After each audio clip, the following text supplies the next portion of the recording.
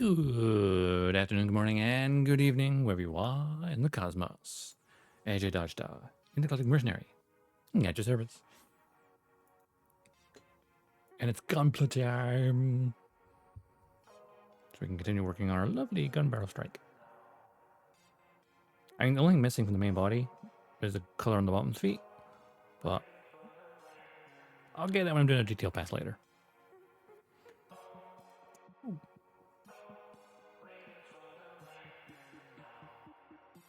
Make sure my audio's balanced.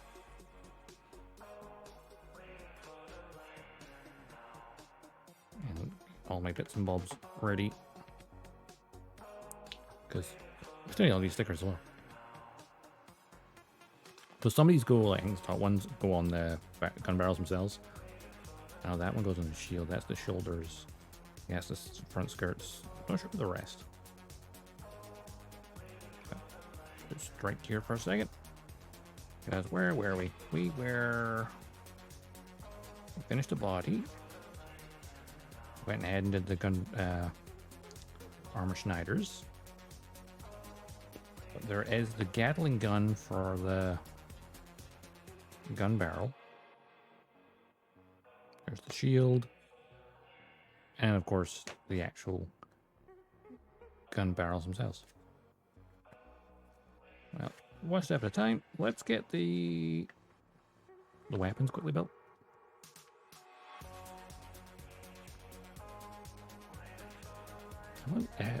Colors washed out there. Oh, there we go.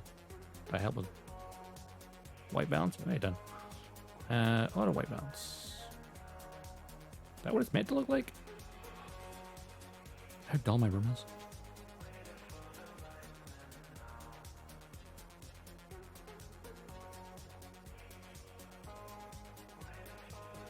Hang on. So auto white balance is on right now. Oh, that's very blue. That's the yellow light. That's pure white. That's blue.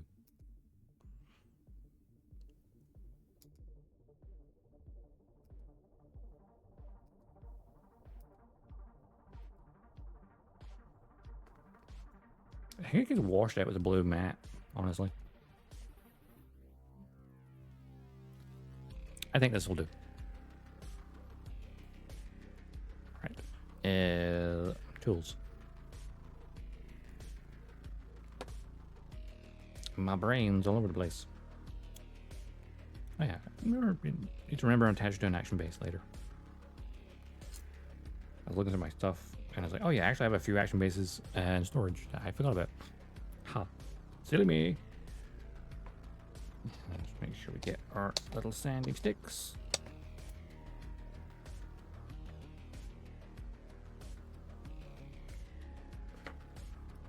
Little sanding sponges. Oh, I forgot my little nub jar. There it is. Plop you there. Just out of sight. Take a wee quick drink of water.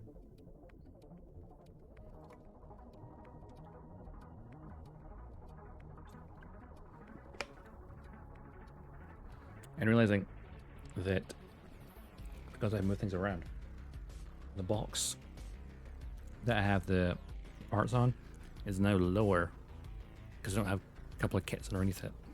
So I moved them. I'm like, ah, yes, everything's now lower. Okay. What do we need? A runner. Well, you know what? The A1 and 2 runners only got one part on it, which we'll need in a moment for that shield anyway, so I'm going to get it now.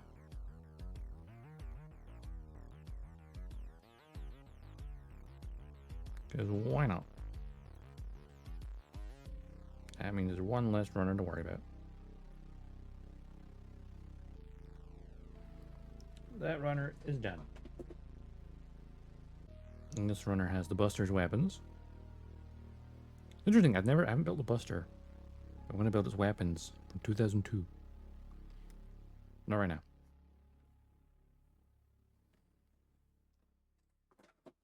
Let's gun barrel parts.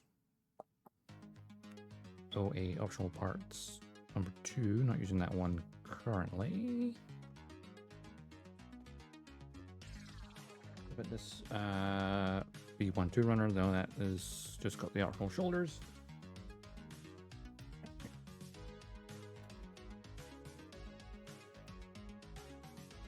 Here's the beam rifles and the shield. Who's what? Let's see.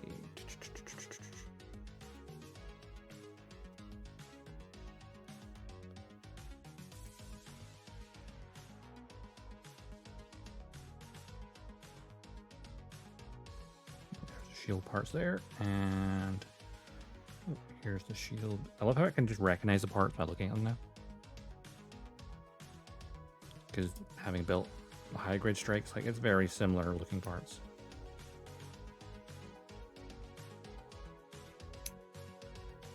So I know those are shield bits, and this is the rifle, which technically is not going to get used in this version, but I'm grabbing it anyway.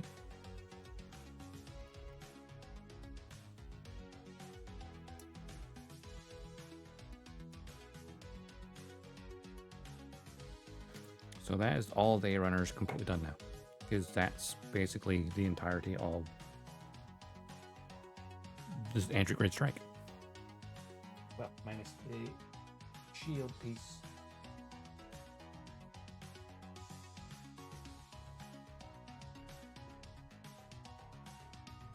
Which I'll get right now.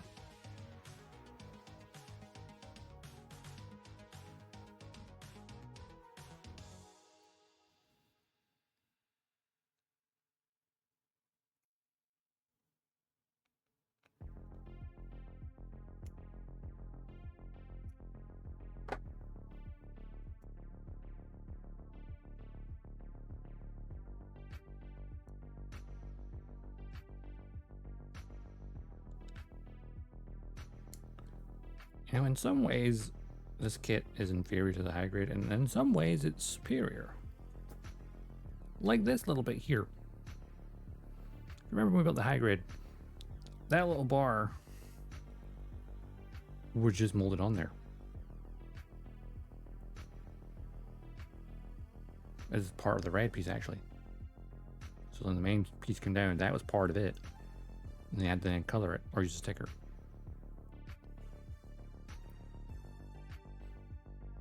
It's funny how times change.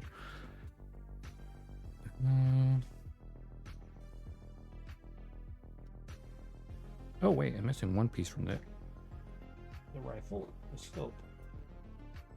I forgot the scope on the beam rifle. It's so small, you can kind of forget about it.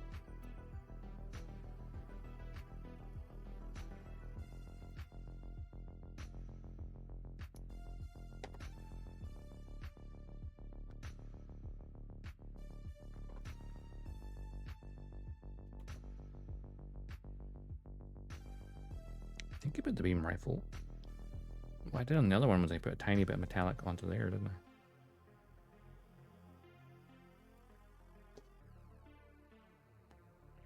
Which in this one's case, I guess I'll use green instead of blue.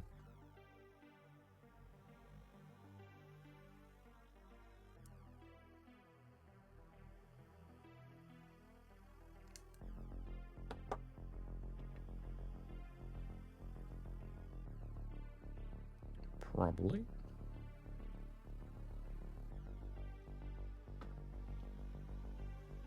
I wonder if they're very cleanly though, which is always good to see.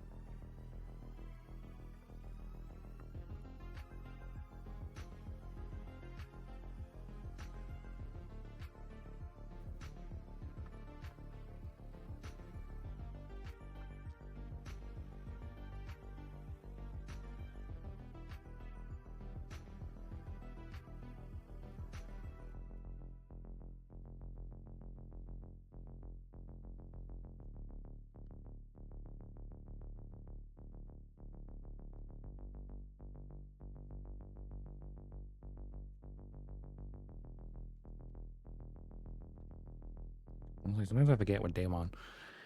It's Thursday, isn't it? Yeah. Thursday the 3rd of October. And good lord, why is it October already? Where's time gone? I think that unfortunate unplanned hiatus at the end of last month, end of August and start of September, really derailed everything. But like this kit would be done if it didn't have that unfortunate hiatus.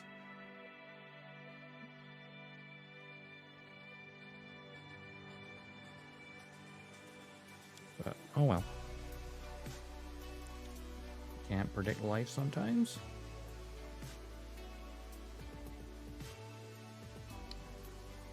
Of course, in the past week, I think I mentioned it on my last stream as well. I have done a bit of tidying, got my old couch in my room, so now I have more space. And of course, yesterday I was like looking at desks, so I could have a more permanent setup where I could have like an L shape, have like the PC part here, and then have just like turn to one side, and boom, there's my build setup. That's the plan anyway.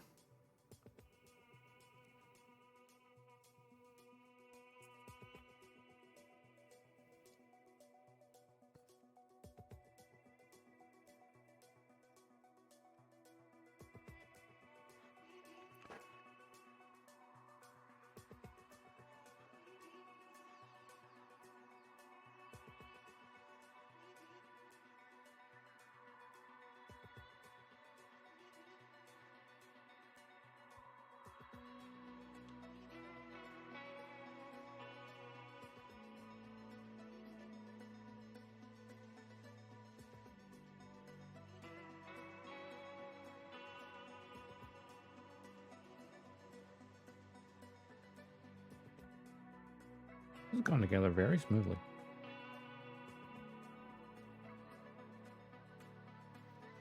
What's the good thing about the entry grades?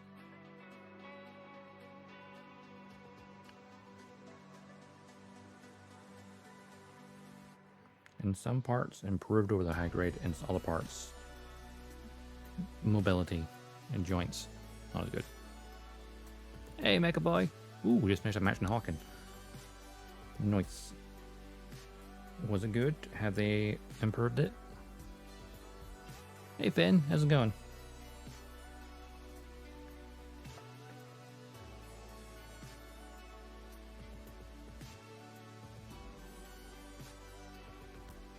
Where's my Gundam? Metallic ones.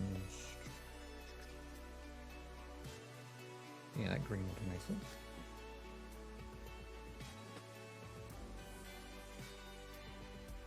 I'm doing good. Yeah, that green metallic. And where did I put that? Oh, it's over there. Hang on a second.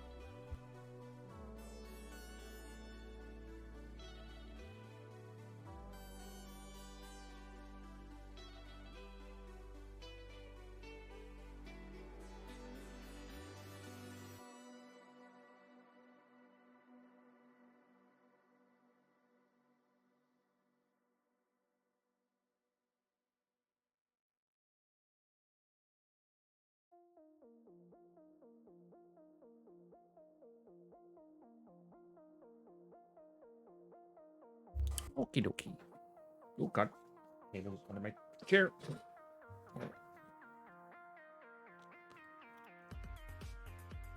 Alright, better now.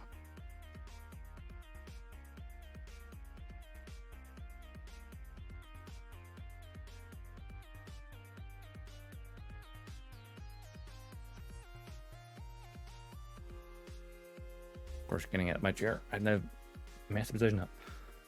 Yeah. Right. I am there for 2 seconds.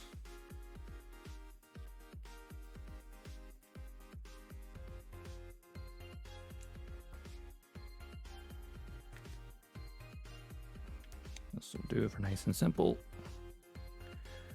Just on the peg where the scope will go.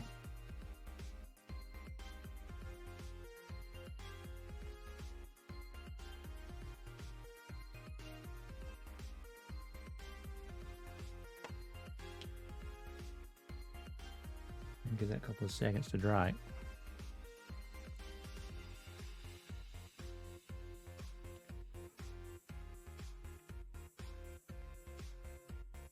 Then get my So I'm going to balance it here with the... And that holds up right. I just popped it inside my like little container with my sanding sticks.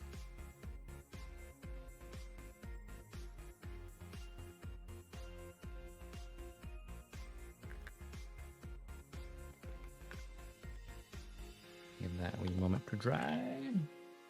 While it does, I can sand the... Oh, yes. The actual scope exterior part, which will be easier if I can grip it.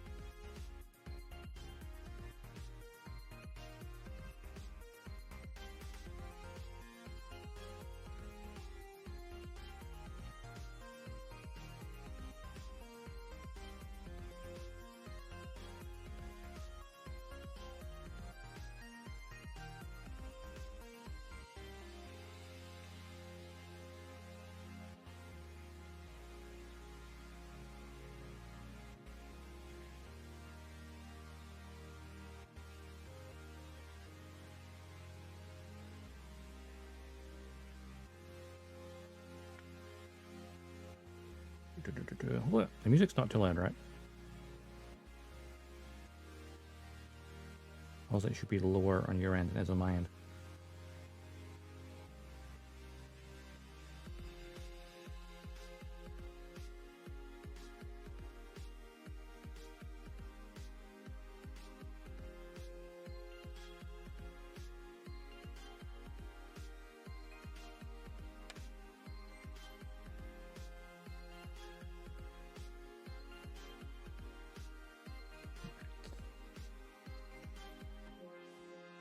Just like that. That is dry. You can take the scope and... So Gundam markers are great. They dry very quickly.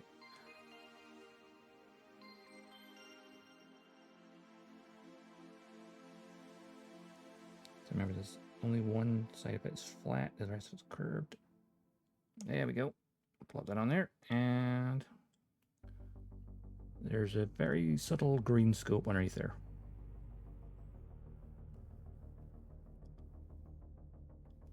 Very subtle. Like, I'm not sure if you can tell it's there, because it was a blue rifle. But it is there. It's just a weird color. The rifle, isn't it?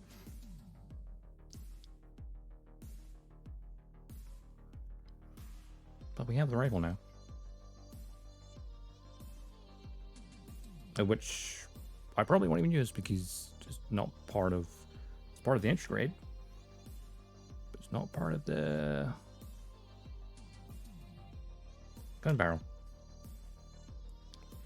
So that will detail... maybe slightly pointless.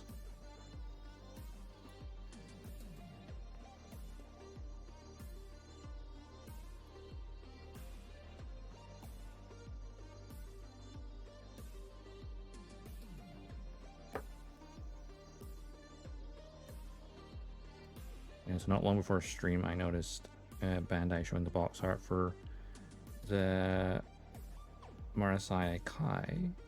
Marasai? No, wait. Marasai? One for Real Flag of Flies.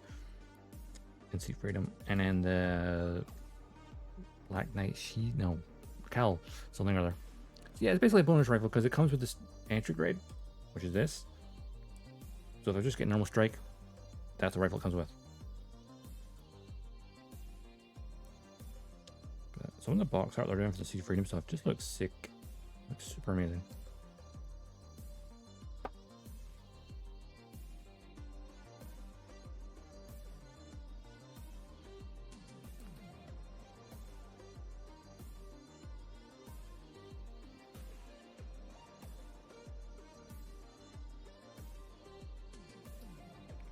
Suppose I could technically have it dual wield. 1 and 2.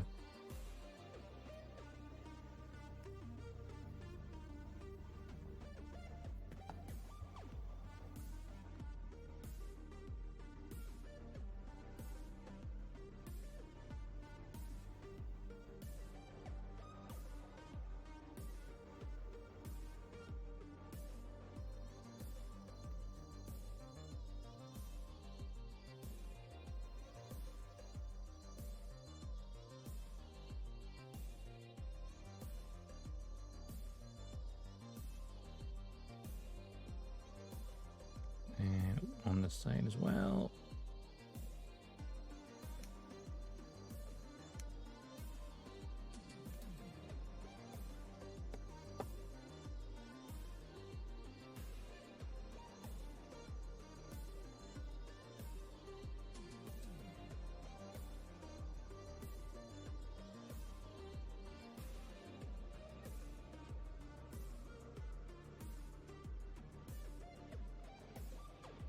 Thinking to myself though, because like some bits of this kit are better than the high grade.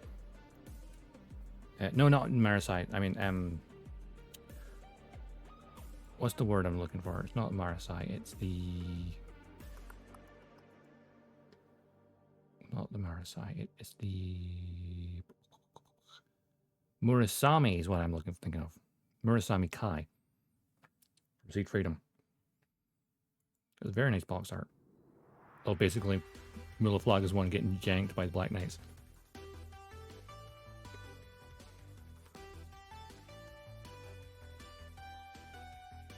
And the Black Knights Calorie one has a very nice box art as well. I need to start building my Seed Freedom kits because I have not touched them yet. But they've got 2 more Destiny kits I want to build first. Mainly the Strike Freedom and Infinite Justice. I haven't built them yet.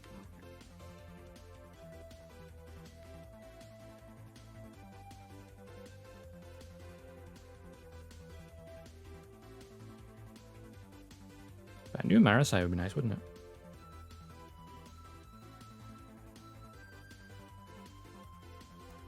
There's lots of like older grunt suit kits, or just older kits in general, which like could do with an updated version. Unfortunately, when it comes to some of those, like look at G Gundam, and how everything outside of Domon's suits are P Bandai stuff. I was like, I guess when things like 30 years old, they're like, nah, no one cares anymore. We're just gonna make a P Bandai.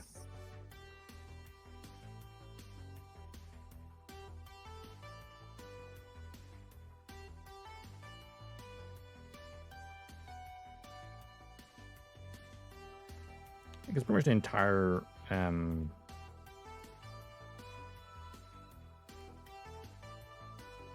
it's just basically the Shining and the God Gundam are like, they have normal kits, but then everything else is pre-Bandai.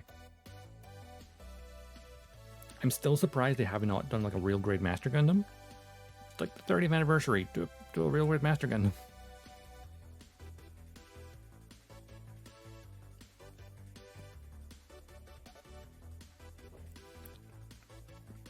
Though funny enough, I'm thinking about other anniversaries, Gundam-wise. The 10th anniversary of Reconquista in G, that's a very hard word to say, is today. And you know what Bandai done to celebrate? Released information of a new high-grade of the G-Self Perfect version, which apparently has some updates to it, and just a high grade. And it's a Gundam base exclusive as well. Because like it's labeled as the movie version. So like an updated version of the G Self high grade. I think it's just like a slight upgrade. Now if they'd done the master grade, that would have caught everyone off surprise and blown people away. Now here's a master grade G Self. Wouldn't that be amazing? Like G-Reckle has become more popular now.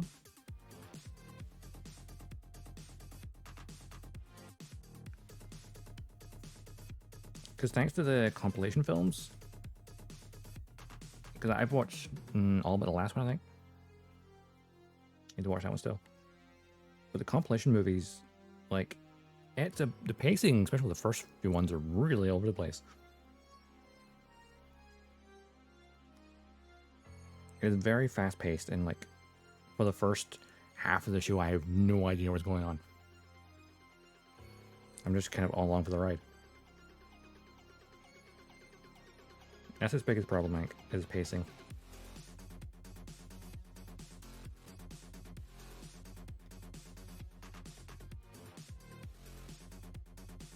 But kind of a fun show.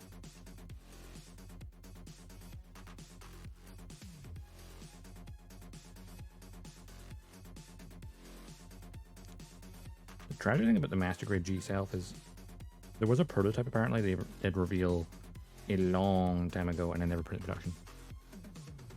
Like just a, you know, sculpted prototype, that was it. Nothing else.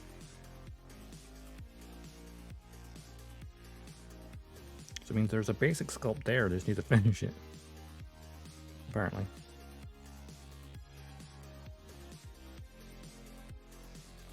I guess Bandai execs are, this show is not popular enough for Master Grade. I basically pulled it. But again, something Bandai's decisions make no sense. Like, I remember a few years back, not even that far back really, they showed off SH Figuarts Kira Yamato and his original pilot suit with a deluxe version that would come with the seat of the strike. And then never put it in production. It was fully colored and everything.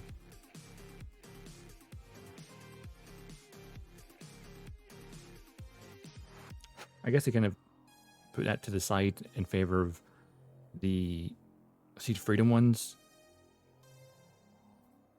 So maybe it may be something put into production eventually. I thought it, you know, maybe just pushed it back for the 20th anniversary, but no, I guess not. Hawkins still back? Is it? I'm gonna have to try it again then.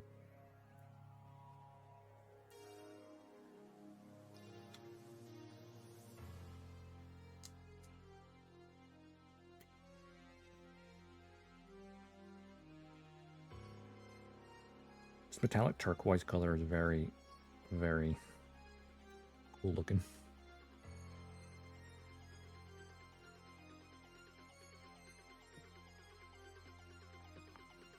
There's plenty of times where Bandai does a thing and then doesn't follow through with it.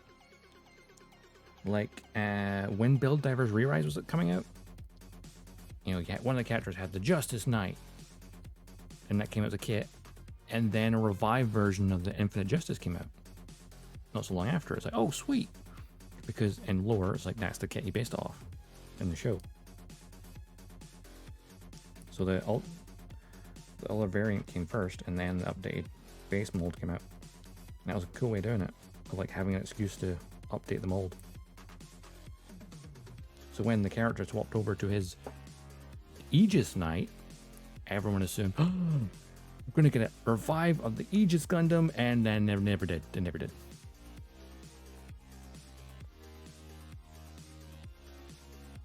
Same for like in the same show. May pilots a wooden pod from Turn A, like a modified version. What the standard wooden pods never come out as a kit.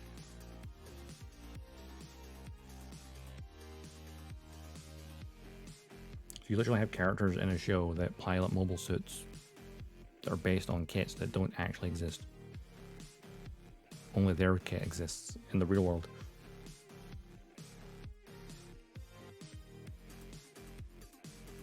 Bizarre sentence.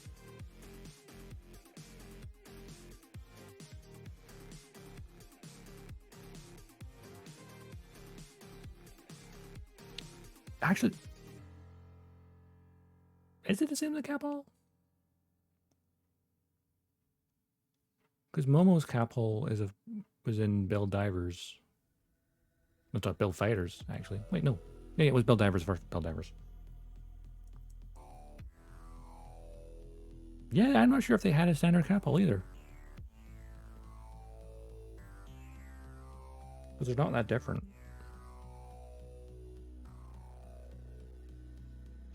It's weird, like how especially Turn A, especially you can get like variant suits in the build series and then never get the default version.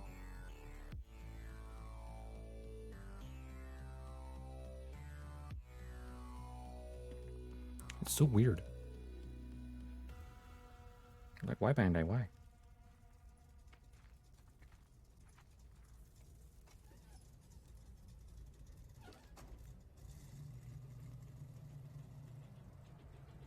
Get rid of that mark's not quite.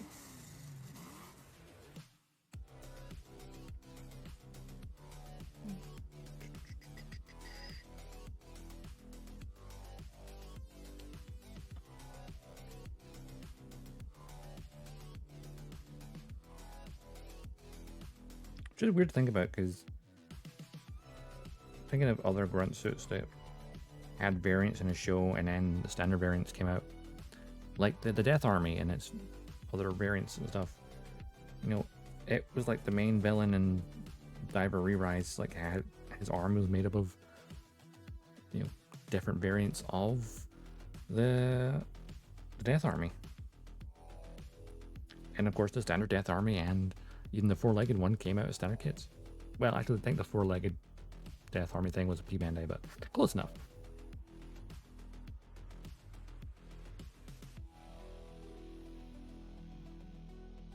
Better than nothing.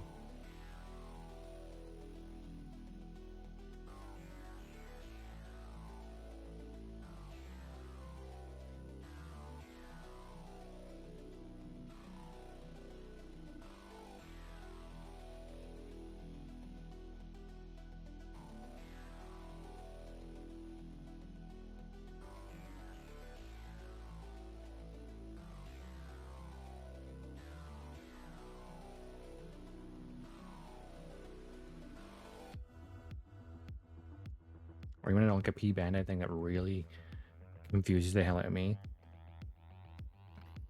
The Strike Dagger. So the mass production unit based off the Strike Gundam and Gundam Seed. Basically, it's the vanilla gem of the Cosmic Era. It's a P-Bandai kit. Because they brought out the Dagger L, which is a variant or descendant of it in the sequel series Destiny. They brought that one out first, so the one it's based off of is the P-Bandai, not the one that came after. Which is just make them both standard kits. Come on. A grunt suit should never be P-Bandai unless it's like a variant that comes with certain weapons. Like the Dark Dagger. That's fair.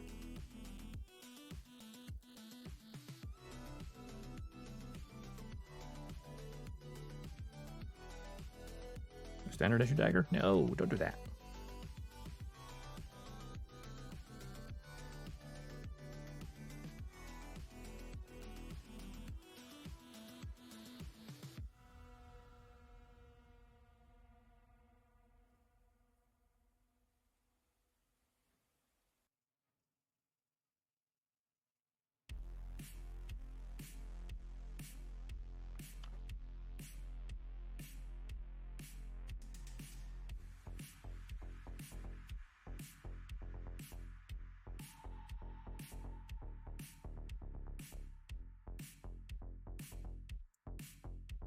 You smell seed kit? Yes, indeed.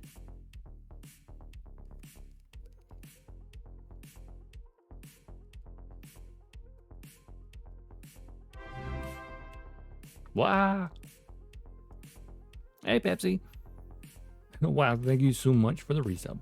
Much appreciated. Wait, 14 months? What?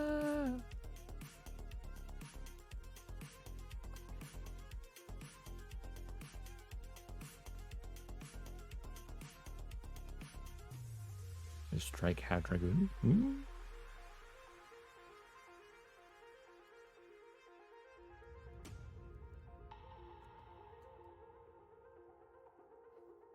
I mean, the Strike Freedom has Dragoons. I suppose the perfect Strike Freedom also has Dragoon. Make sure this is on properly. It's being clear is like, is it on?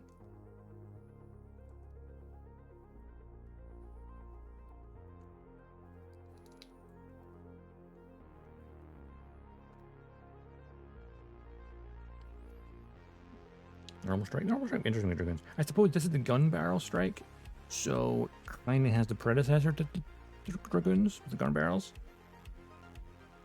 Kind of. Where's the knob on this thing? There it is.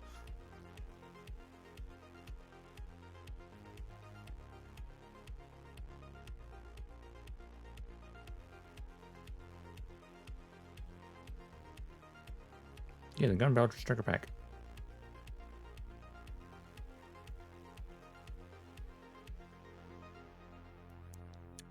Hey, Renok. How you doing? My brain took a second. Like, how do I pronounce it? Again. There's no strike. Yeah, I mean, this is also the Gundam Breaker version. So as the strike, entry grade, and then the Gunbarrel strike. So basically, the Gunbarrel parts will be purple rather than the orange, with like the Mobius 0.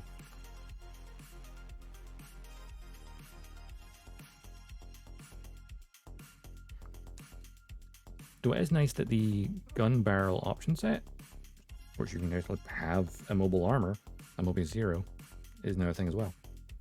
Or will be a thing. Yes, it is a limited kit. It's because I bought the collector's edition of Gundam Breaker.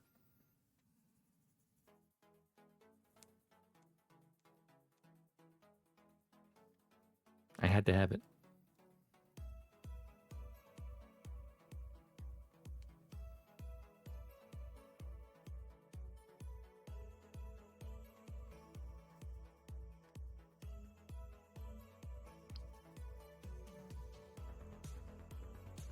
The colors are outlandish and fun.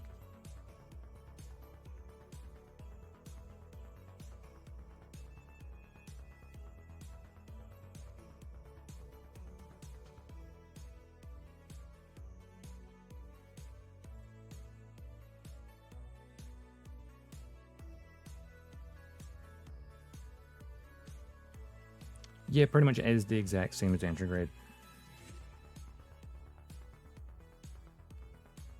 So I've not built the retail version of entry grade, so I don't know how to compare it directly. I built the high grade, but not the entry grade standard one.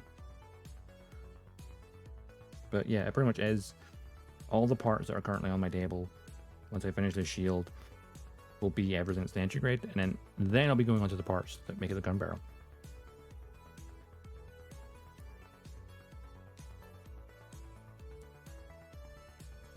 But it does come with extra marking stickers, which is nice. Does not feel like it went on right.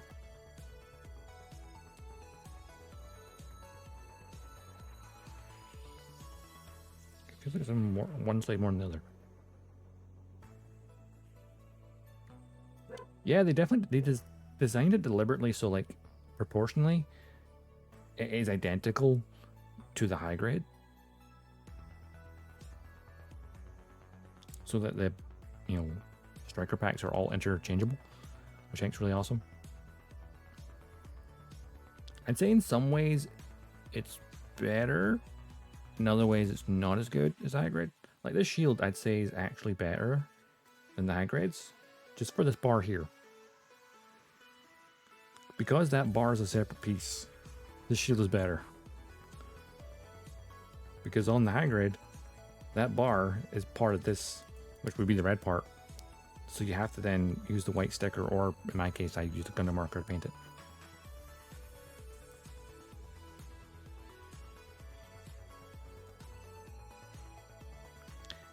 So yeah, apparently I haven't got the thing yet. So the parts of the Gunbarrel aren't exactly the same. It's actually a new runner.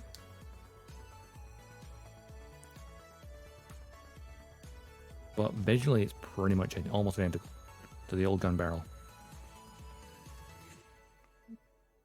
I need to pick up the old 105 dagger if I can, because it'd be nice to compare them.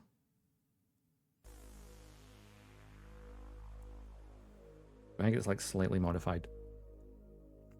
So it's on a new runner as a result. Though of course the Gunbarrel option part will be coming out by itself in the near-ish future. In the original colors. So anyone who wants to make a Gunbarrel strike in standard colors, cool. Get an integrated strike, get a Gunbarrel option set. Boom, done. That'll be an option. I like literally as soon as the game came out, they're like, hey, this is now an option set. We're announcing. No, not yet, but it's coming.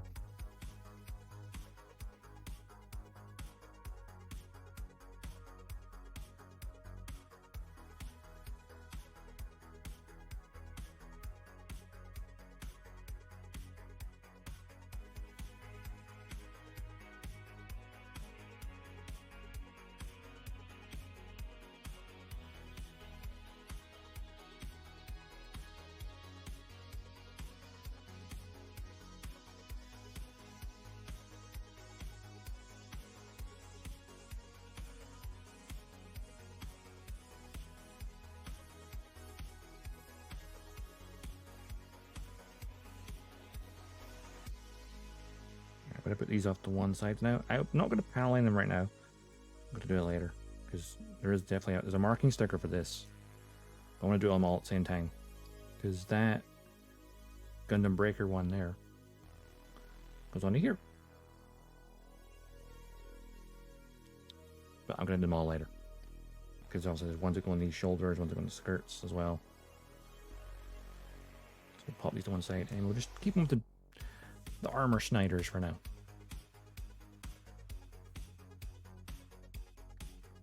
Alright.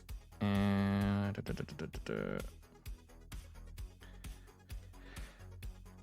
time to start the gun barrels.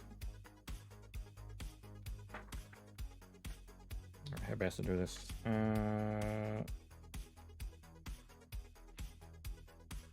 I'll do the little bits at the bottom of this page and then just flip the page.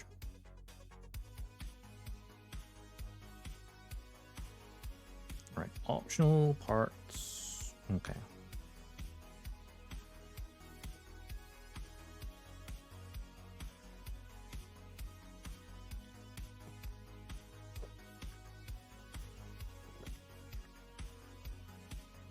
Yep, I've gone a bit away that I'm not using anymore.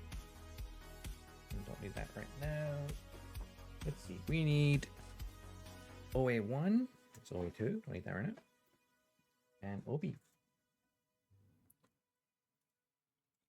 these are the new parts. So also has the Gatling gun. This is 2024 on the gun barrel part runners. So it is almost identical to the original, but it's actually new runners. Probably just so we can have it in a separate option set. And I imagine maybe the gates are in different locations. It'd be interesting to see what the runner of the gun barrel dagger looks like. Like, is it laid out the same way, or is this like they've just done new runners because it's now an option set? But you know, smart.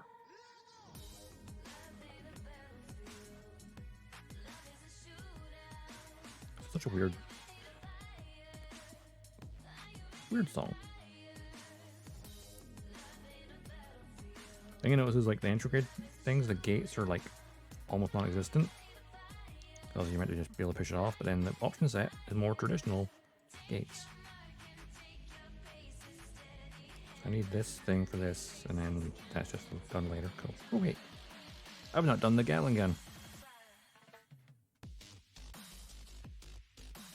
Well, let's get this fan over here, and we'll build the Gatling gun as well.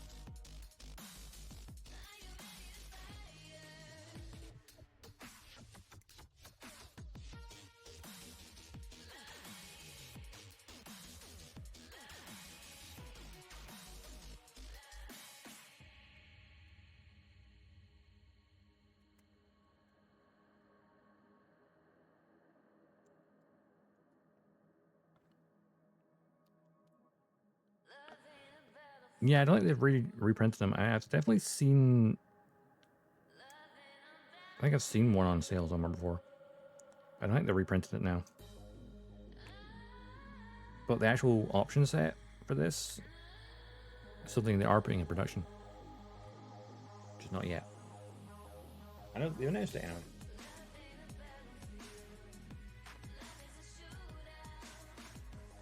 I need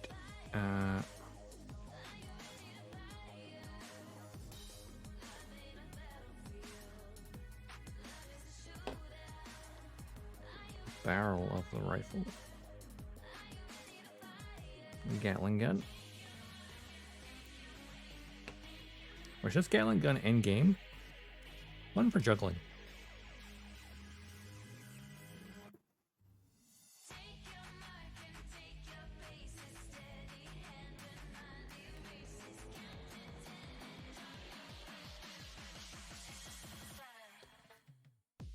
Right, there we go.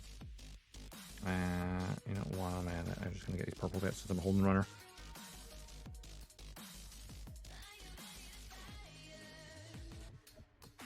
Saves me grabbing it later.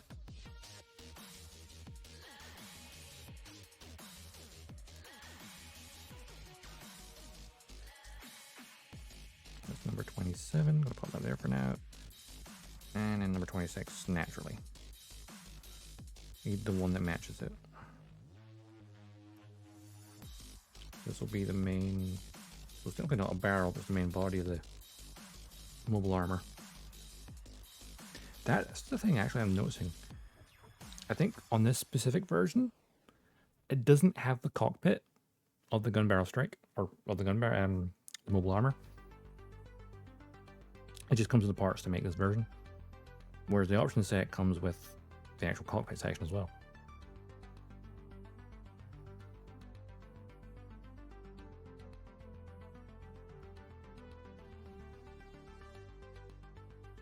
And 24 as well. Where am I looking? Ah, here we go. Ah, the nippers.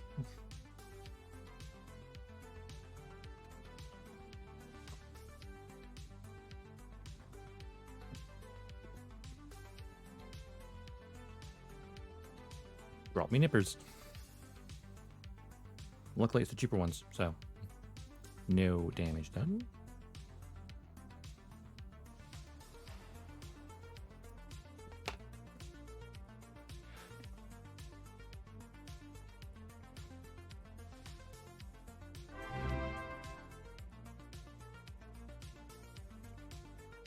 What?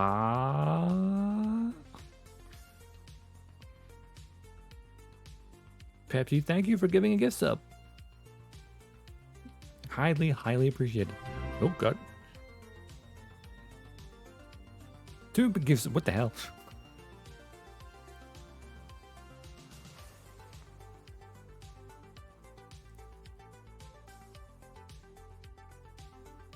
To gift something now, you missed September.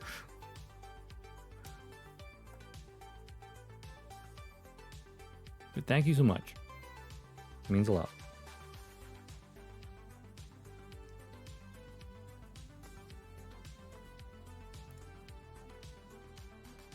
Enjoy the emotes, guys.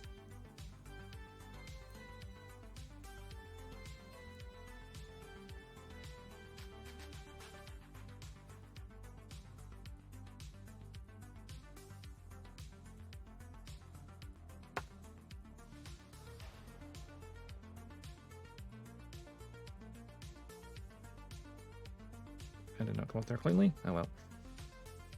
Could be better. Could be worse. And those are the parts I'll need momentarily.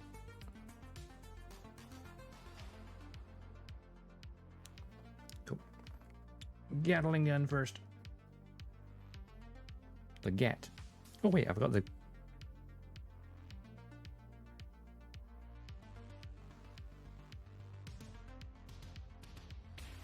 I forgot the handle.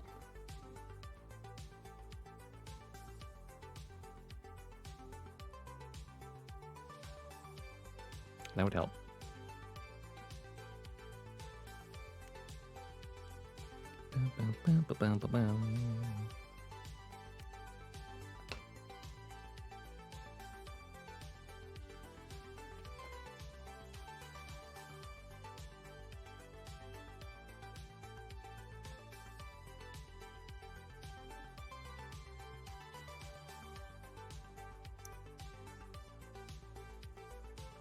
Something I think I will do at some point is when they come up with the actual gun barrel option set, I'm probably going to get one just to have a mobile armor.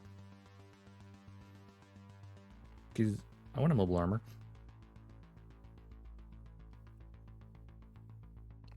I want to have a Mobius Zero.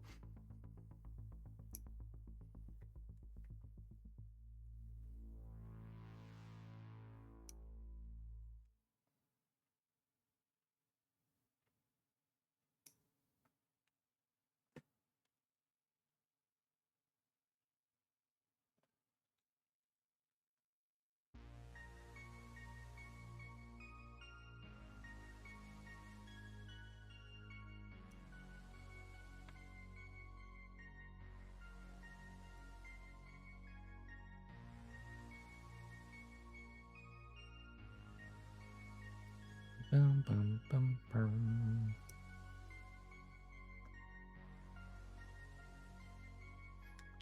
Wait, there's a sneeze coming.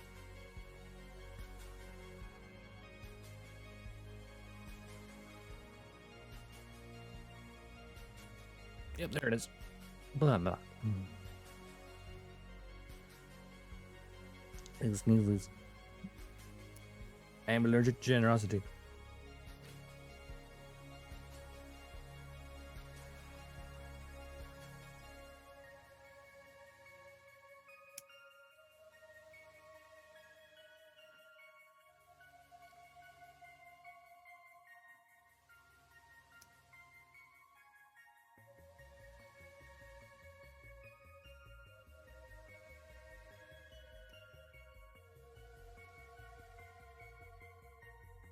Thank you.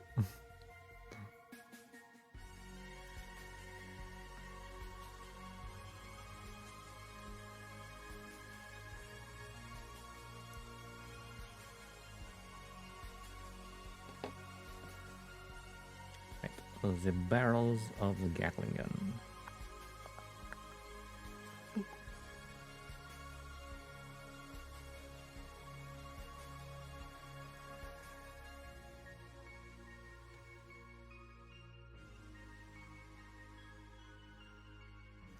Where are the... Okay, pile the barrels because that's the part that'll be more difficult to get through later. What? What? No. No frigging way is our hype train. What? Ben, thank you for the bits.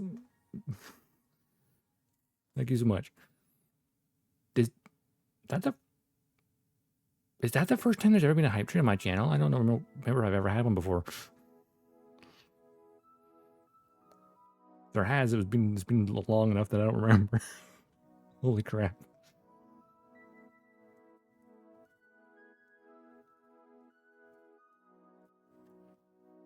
Choo choo.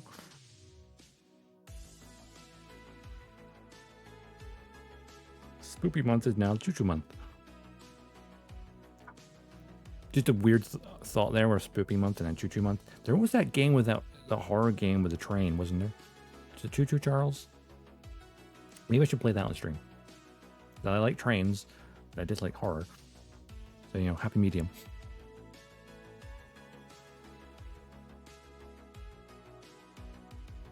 Choo Choo Charles. Yeah, I always saw that. I was like, this is freaky, but because it's a train, it's less terrifying. Because I like trains.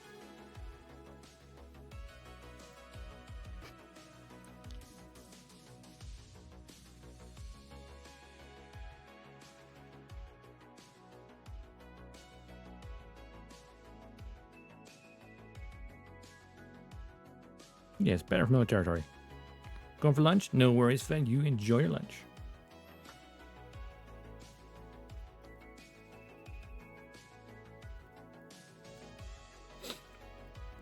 That's just crazy. What? Another 100 bits from Pepsi.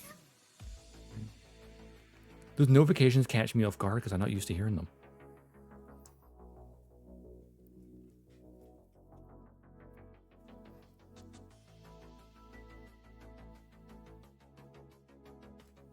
But thank you so much.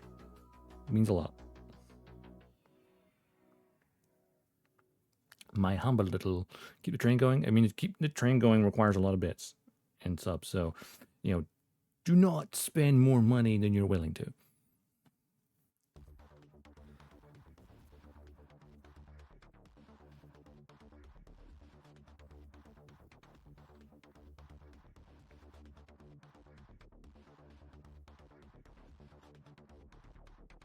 Sort of think like when you see like with larger creators and the amount of money people spend, I'm like, yeah, who has that kind of money just to throw away? I don't get it. Like people who drop like 50 subs or something, I'm like, eh? Huh? How do people afford that? That's insane. I mean, one sub by itself is fairly expensive nowadays.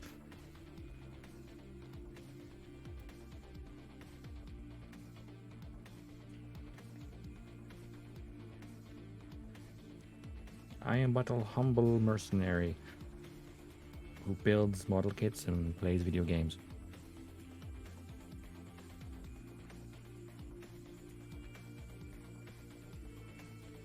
Oh, of course, I'm a mercenary. What's the job? It's clearly the bits mean you're hiring me, right? What's the mercenary job? Who's the target?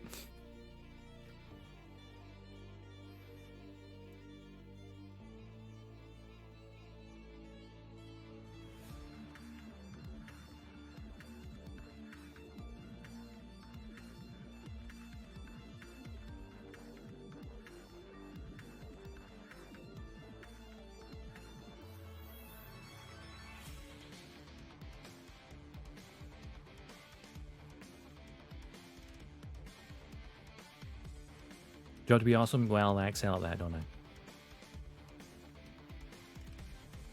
Clearly.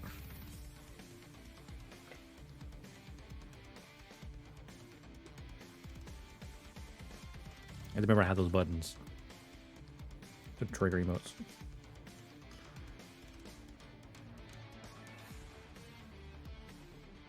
Big sister eye roll? Yep. That'll do it. Just big sister spoiling little brother. Clearly. It's a trap! It is a trap. It's a trap. Big sister giving money. She must want something. I kid.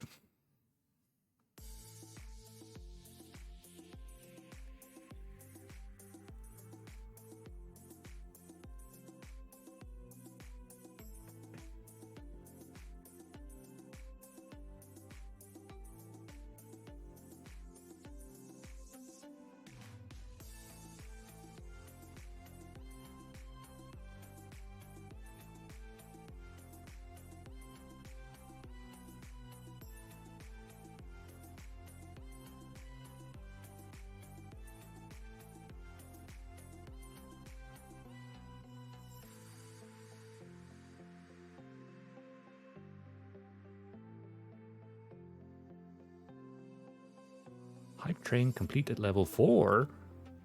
Oh, no, sorry, level 1. I read the 44% afterwards.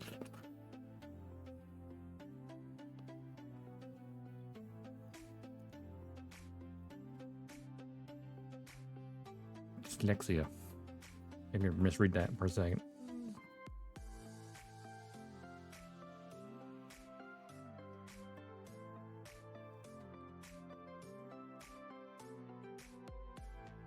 That's crazy.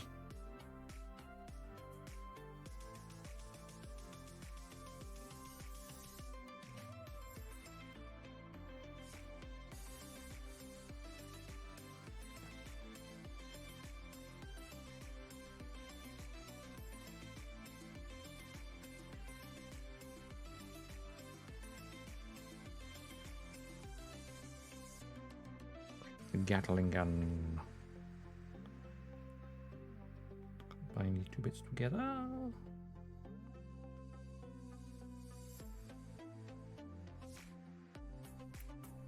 Oops.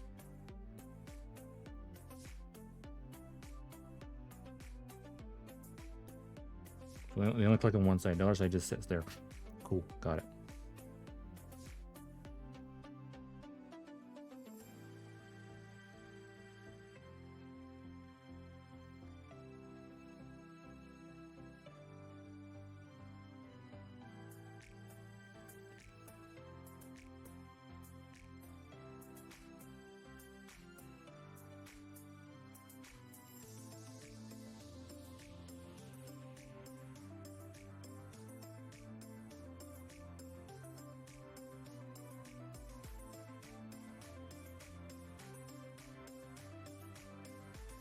Then, if I need any of the marks in this part, I have not. That back part will wait till last because it's together. So it'll just be these front bits here and on top of the barrel. Yeah, cool. And this feels so thin and flimsy.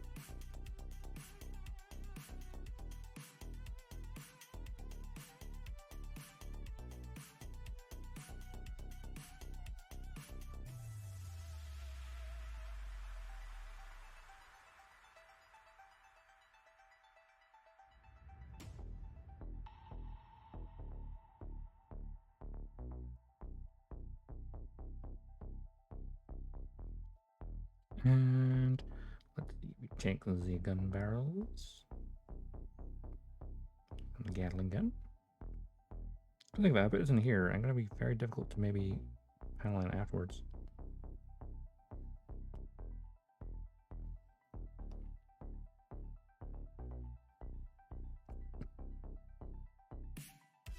That should be fine.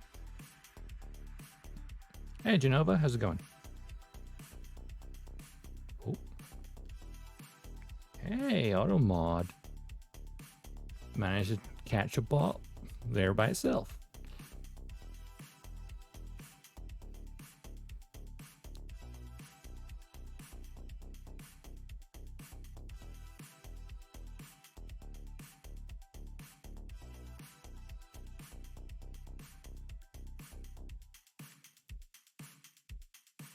Well done, Automod. I finally caught a ball. Trying your best not to add catch to backlog. Yeah, I feel that. I resisted. I saw like Hobby Frontline had few Bandai versions of the Jan Strom and Gelgu Jaeger, and I was like, not Gelgu Jaeger, Gelgu Manus. I managed to avoid. Autobot makes think of Transformers. I said Automod, but yeah. Autobot is Transformers. And yeah, finally, Transformers 1 will be out next week. It's so dumb that we had to wait so much longer for it. Like, it's already been out for like nearly 3 weeks in America. It's bizarre.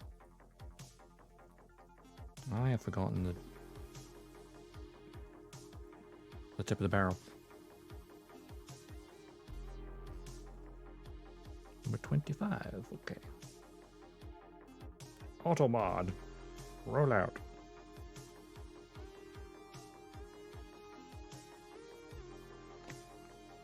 Also, I don't know what Paramount was thinking with Transformers 1. Like, why is it being like sporadically dropped? Like comes out in America and then like every week afterwards, like drops in a different country. It's so weird. Emotional damage. Yep. I hear the movie is too. You see Optimus and Megatron go from best friends to worst enemies. It's gonna be hard. The website you order from is running a 2+1 free sale. Ooh, 2 for 1. Or sorry, buy 2 get 1 free. Yeah, okay. Or about 4 kits a month. Oh, I hate it when that happens. I've done that as well, where like you get something and then they, like I've got something from Gunbarrel UK before, and then like the following weekend it's like, we're taking our discount code from 10% to 15%. I'm like,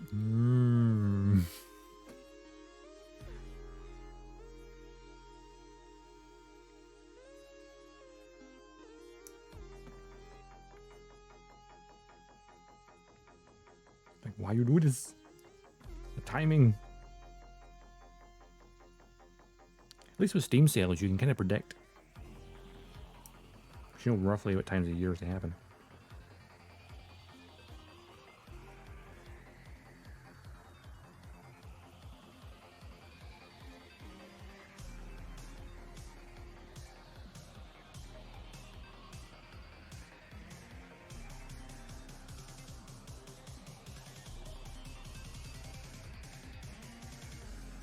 Next with RG God Gundam, they don't have it in stock. So good. That's good. It means you can wait until it comes out. Bide your time.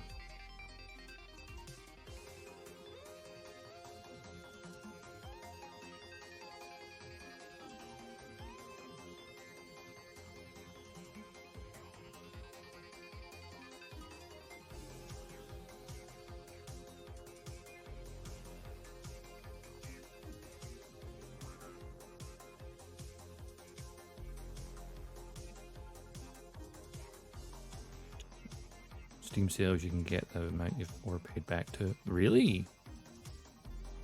So like, if you bought something in sale on Steam and then, or before sale and then the sale was the next day? I didn't know that was a thing. I just thought it was like, hey, tough luck.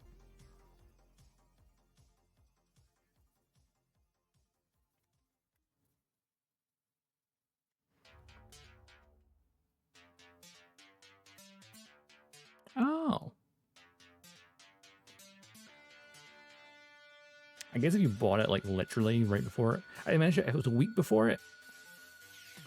Seems way too customer friendly. It's almost scary. Yeah, I know there's a lot of people like when the whole PlayStation account linking thing with Helldivers. Yeah, people who've been playing the game for 50 hours and like, yeah, here's a refund because Sony's being a dick.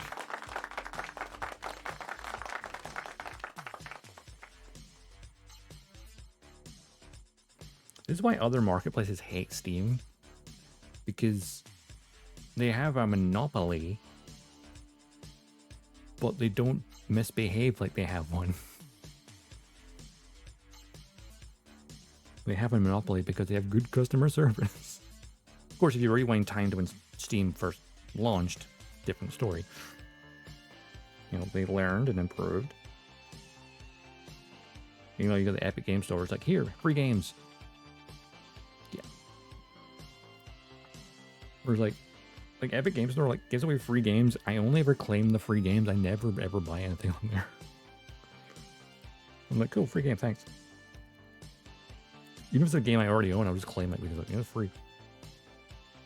So I have a library of just free games on Epic because trying to buy exclusivity is, yeah, it's so weird. Because all you're doing is you're hurting your own sales.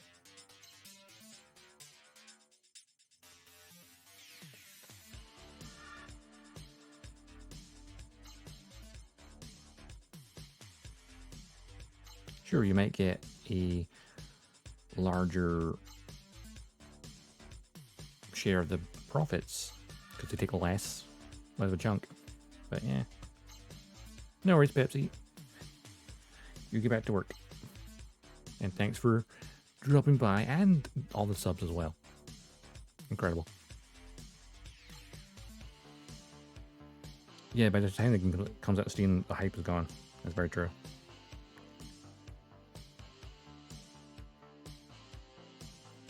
I think it's the same with anything when it's a timed exclusive. By the time it comes out on somewhere else. Oh, I'm supposed to get the insta profit of like being given cash.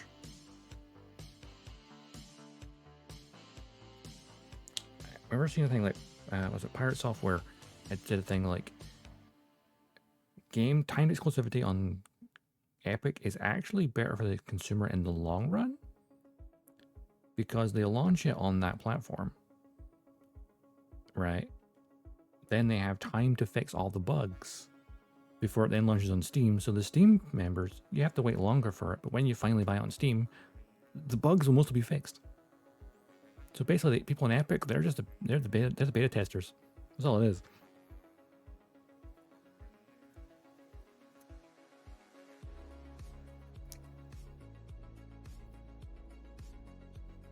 Apparently there's been a bunch of games that came out on Epic first, and then when they came out on Steam, they were received better because they were now functional. You know, with all their DLC and all that, everything. It's an interesting way to look at it.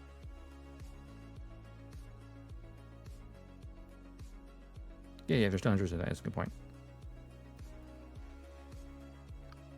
I mean, if a game comes out and it's available on Epic and console, but not on Steam, I'm gonna go buy the console version.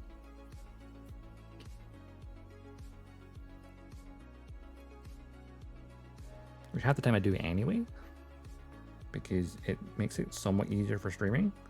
Because especially for like higher end graphic games, it's a lot easier to run it on my Xbox and then have the PC focus on the stream, than have the PC having to run the stream and the game. But that varies from game to game.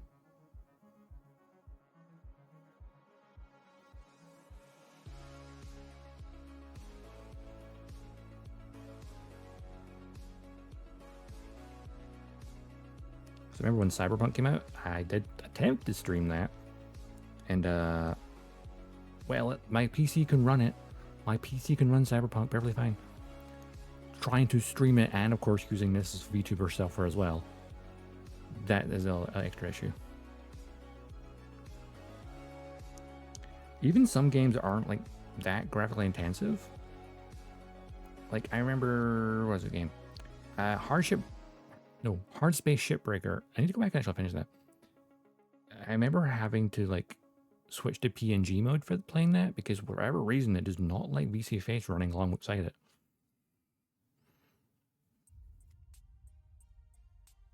Of course, I could just buy the Xbox version now instead and just restart.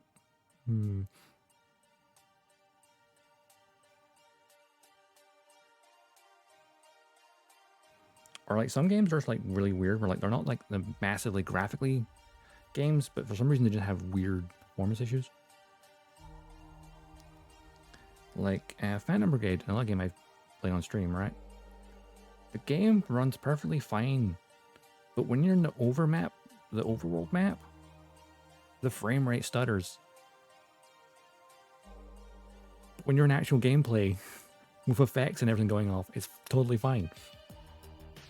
But when you're in the overhead map, you're in the map view, it stutters. Same for Mecha Break. When the beta was out for that, when I was doing gameplay, no issues. But in the menus, it would cause my model to stutter. Does not like PC face apparently. But only in the menus, which is really weird. Stream was struggling to run HoloCure with YouTube Studio running. Ah, yeah. I feel like HoloCure, they'd want to make sure it's as friendly with VTuber software as possible, given, you know, the context of it. Yeah, the performance in the menus are, that's probably my biggest gripe about that game, is the menus. For some reason, they use too much resources just on menus, but gameplay is fine. Really weird.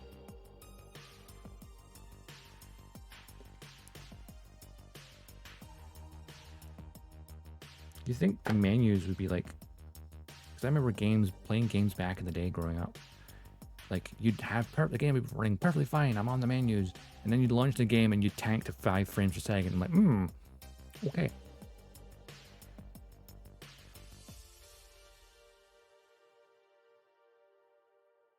I remember playing Star Trek Bridge Commander way back in the day. I remember having to turn off subtitles just to save some frames. My PC back then was trash.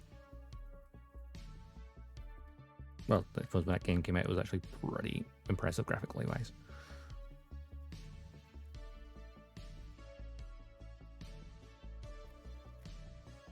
Of course, as a kid, you don't understand PC components very well. You're just like, console work, PC don't work.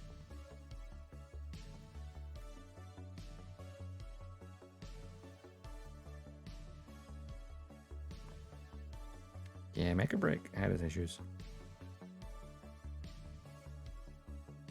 What was funny, like the second, because like the Mecha Break had its network test the same time as Gundam Breaker 4 had its second open network test. Which game did I play more? Gundam Breaker.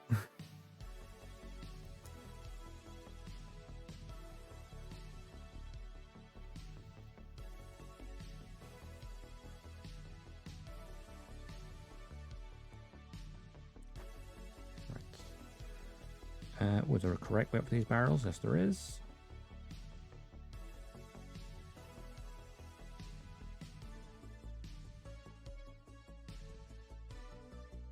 There we go. I think I sanded this already, didn't I? Did I? No, I didn't. Yeah, honestly, I'm kind of the same. I like it, but I feel like when it comes to competitive multiplayer games, I'm not as into them as I used to be. I don't know. It depends on their like monetization model. Because obviously Gundam Evolution is probably the closest example, really. I really liked that, especially at launch. That was great. I mean, I had some issues, but it just didn't have a good enough plan to stay afloat. So the player base kept dwindling and dwindling and dwindling. Even someone like me who loved the game eventually was like, I got bored. Well enough, like I played it for months and months and months, slowly playing it less and less and less. The one season I thought, I'm going to take a break this season.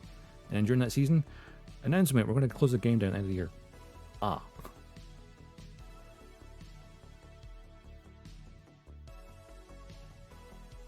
That's the thing, is like any online game is like, if I feel like I need to play it like it's a chore, then it's gonna, it takes the fun out of it. And I think Gundam Evo became a chore for me. You didn't get to play Gundam Evo because microtransactions living. Ah, Belgium, yes, microtransactions are banned there because of the loot boxes and stuff.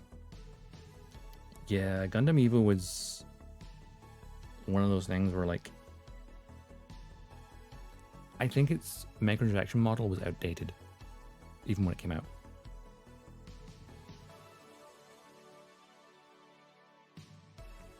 I feel like the hero shooter genre in general kind of in decline.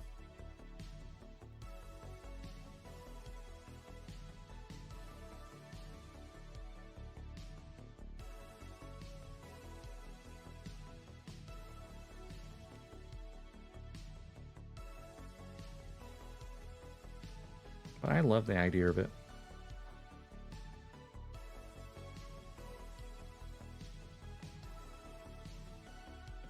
There's definitely things that could have been. Yeah, there's still like private servers and stuff. Overwatch kills. Overwatch was the genre for the longest time. Like Overwatch 2, I've not even touched it. Because I was like, you know what, I'm going to wait until they add the single player story part. Or the cooperative story. And last time I heard anything about that, they decided to axe the entire single player part. I was like, okay, cool. I'm never going to play your game ever again. The part I was looking forward to, you decided to just cancel it. I'm wondering now, with Blizzard, Activision Blizzard now being owned by Microsoft and by Xbox, I'm wondering how things might change in the future, which we'll see. If they make any different decisions.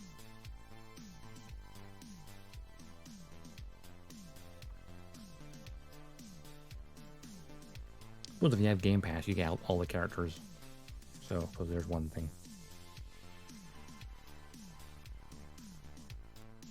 Okay, there is in Gatling gun, which on the mobile armor will be upside down, or right way up rather, and it's like upside down for this. Cool. There is weapons, which hopefully aren't off screen much. Actually, they kind of are.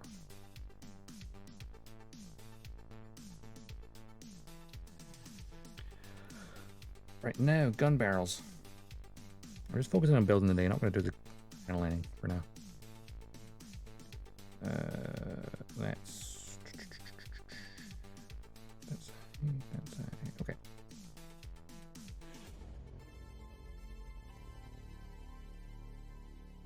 Oh yeah, absolutely. Like, to just not release the single player thing. Essentially, they could have just kept updating Overwatch. Eventually.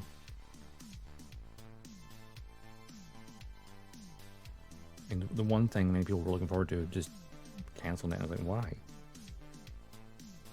Makes no sense to me, but whatever.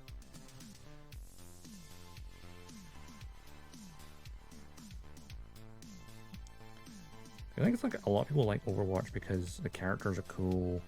They have cool lore. They're fun to play. So when you were given the opportunity to, oh cool, we can have a story mode with these people, sweet, and then you canceled it.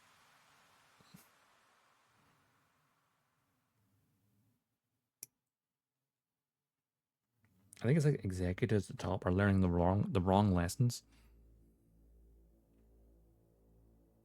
I'm thinking this part of the game makes us lots of money. Let's just focus on that, and then, yeah. The only thing they did was make it 5v5 also is a thing that put me off because I am a tank main. I don't want to be the only tank in the game on a team. Like, I like having another tank to kind of It makes the tank's job even more stressful. It's like, hey, you like being a tank? Cool, now you're the only tank.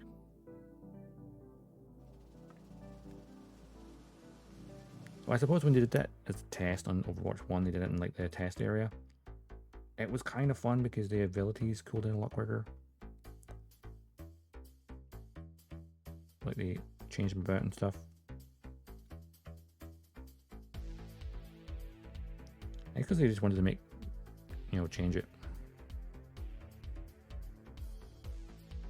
That's been the tanks has 24/7. Yep, that sounds about right.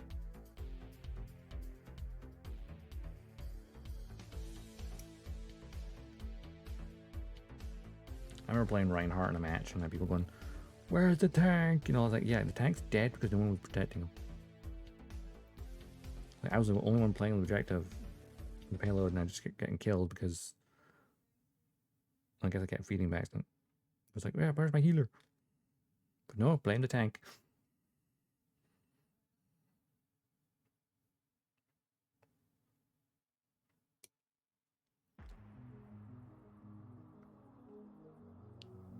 Anyways, Mecha Boy, you have a great day. Or good evening. It's evening for you, isn't it?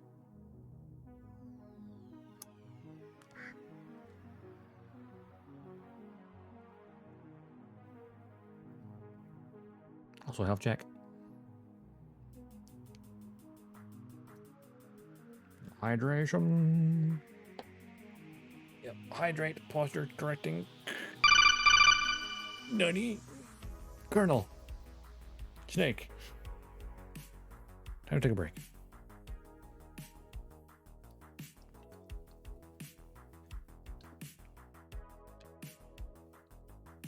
Yeah. Messed up the sequence? Yeah, a little bit.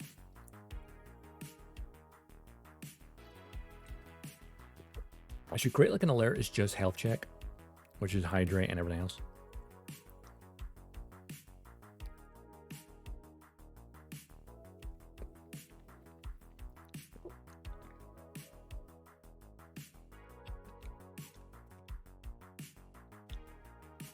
I think I might try it, Hawken. Might? I may try it out. I was just trying it ages ago, but if it's meant to be better, I'll give it a shot at some point. Maybe do it on stream as well. I'll find a time to pop on the stream at some point in the future. Perhaps.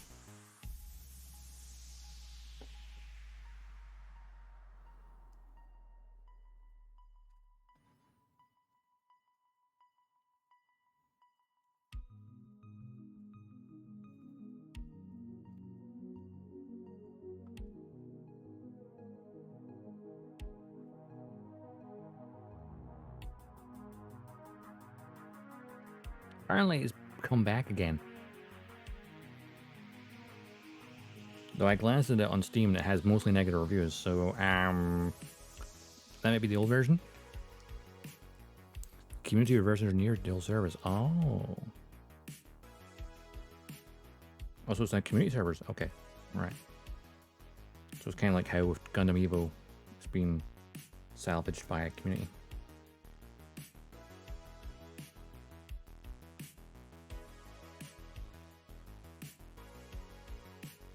I might check it out. I don't know. No promises.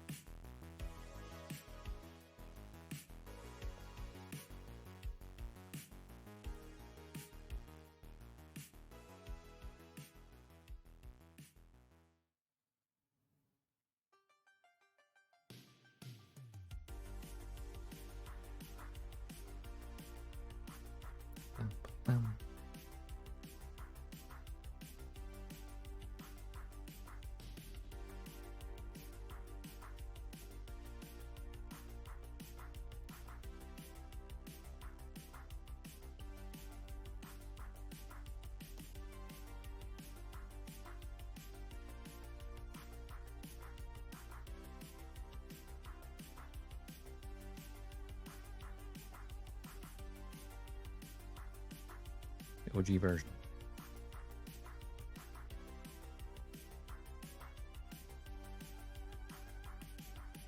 trying to play it way back in the day. It just never clicked for me.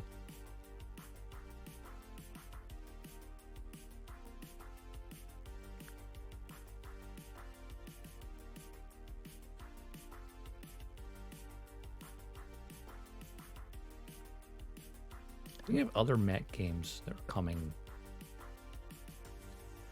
There's that Sin Duality Echoes of something or other. There's meant to be a PvPvE, which seems interesting.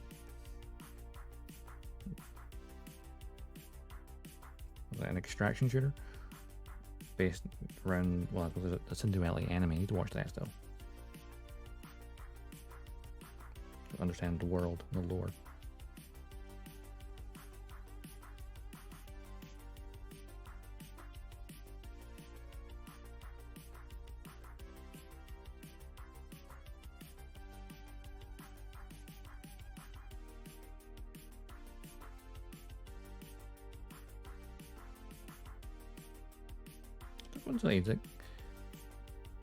The mecha genres kind of had a good resurgence, I think.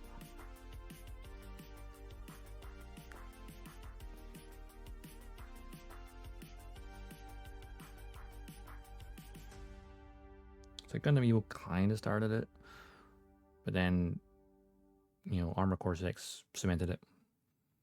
Sin Duality looks fun, grinding to build a bathroom and trying to... Yeah, I've seen that clip. I'm like, ah, okay.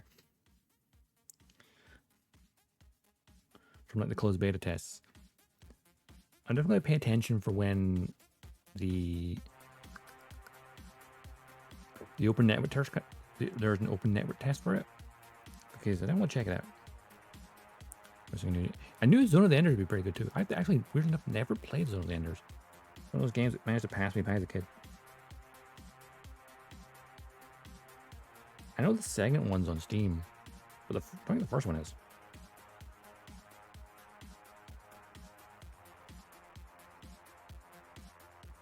One of the things to play for the longest time.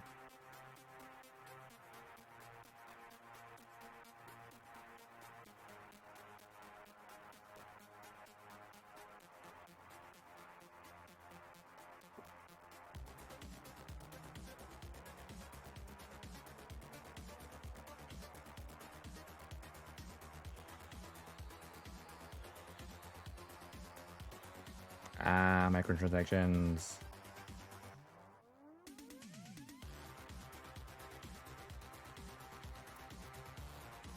The world needs to agree on what we're doing with microtransactions, because right now it seems unfair that some countries can't get access to games at all.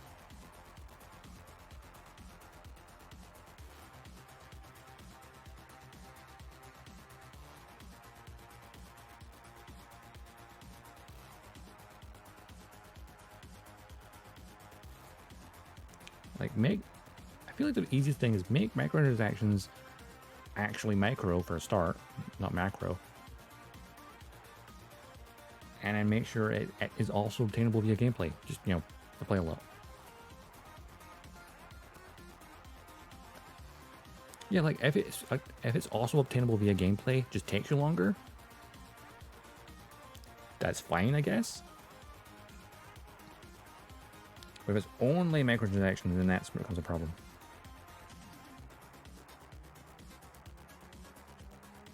But I suppose maybe the publisher like, yeah, it's not worth having it if we can't make money from you. Well, I thought with Belgium's law, it was specifically loot boxes. It's not lead by RNG. Yeah, get rid of the RNG stuff, because I'm pretty sure people would still be happy to buy cosmetics. Like, hey, that's what I'd rather just, here's a cosmetic store. No loot box bullshit. Just here's a cosmetic store. And actually have them reasonably priced. Not that here, hey, spend 20 quid on this one outfit. Like, no.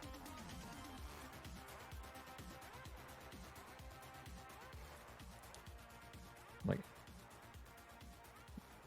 I feel like if most cosmetic skins in games were half the price they are, they'd probably sell more of it.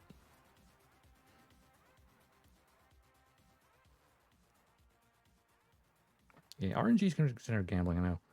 I know there was like a commission for like information for like here in the UK, like that they were looking into it, but obviously it's one of those things where it's like things been done, there's been things published, but nothing's ever been done with it yet.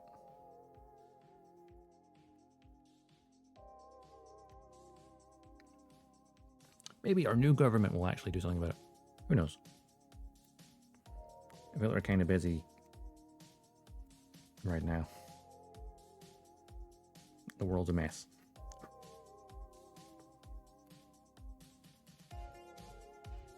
That is also true, unfortunately.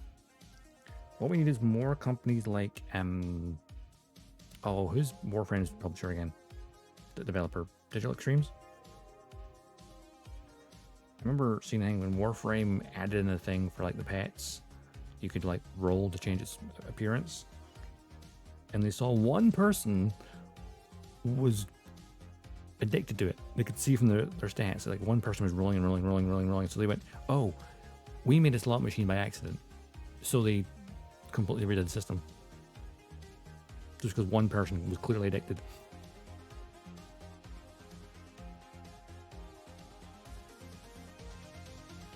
I think that takes proper. Of course, if you're an independent studio and don't have a publisher breathing in your neck, you can, change things.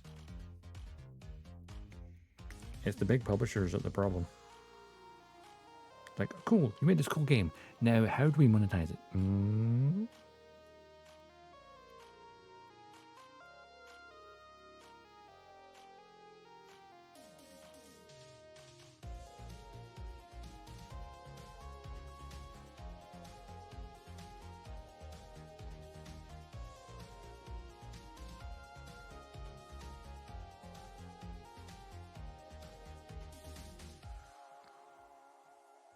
Yep. I'm pretty sure most people who make games, most devs, they just want to make a fun game. But as the higher ups are like, no, money.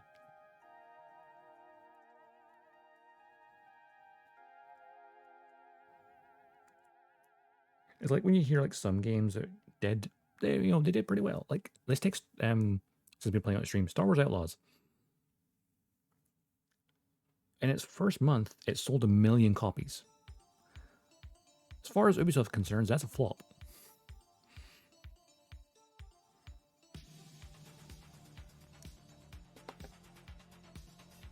So in Ubisoft's eyes, Outlaws, despite selling 1 million copies, is a flop. Or is underperformed.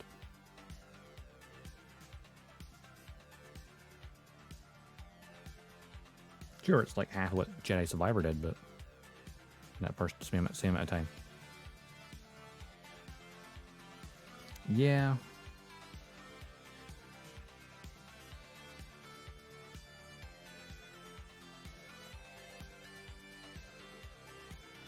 Every game has to be a mashup cash cow nowadays.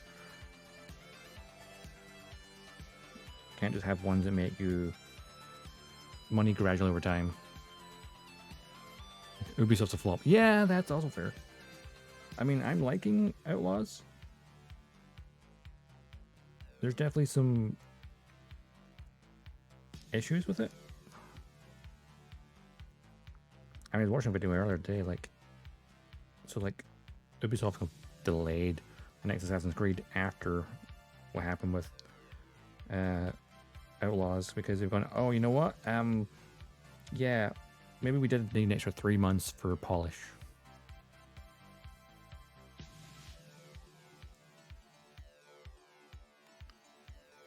Because at least Outlaws, okay, I think today they've got an update for bug fix and stuff. And then in a couple of weeks, got another update planned. But it's like the middle of November, like the second half of November, when they had the first DLC, when it's getting the first significant improvements to stealth.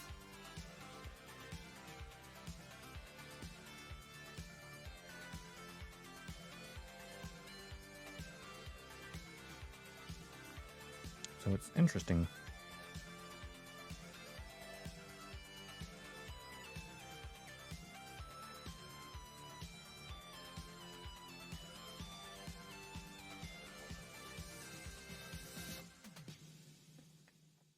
Yeah, I mean, I think they basically came up straight away. It's like, hey, we need to press pause, reflect. Because also they're canceling the press test. That's because they realize, you know what, the game is not ready for the press to see it. Hopefully they learn a lesson from this. Yeah, because I like Outlaws. I hope it continues to get updates and stuff. And they fixed a few things that are wrong. I mean, the biggest bug I've had is I went into an Imperial outpost on the first planet.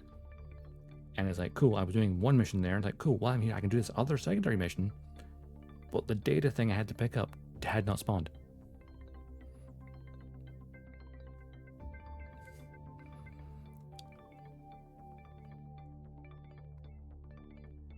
Yeah, that's a very good point.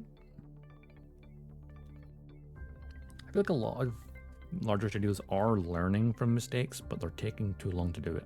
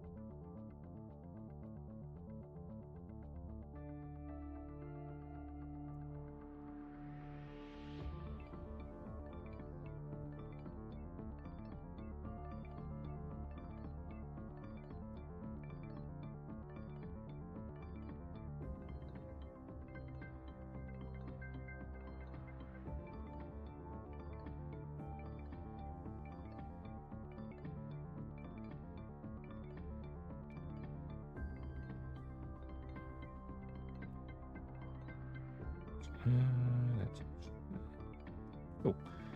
Let's see. This part goes into here. Blow this out of it first.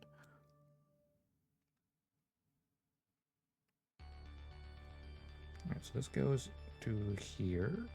Yep. Oh, no.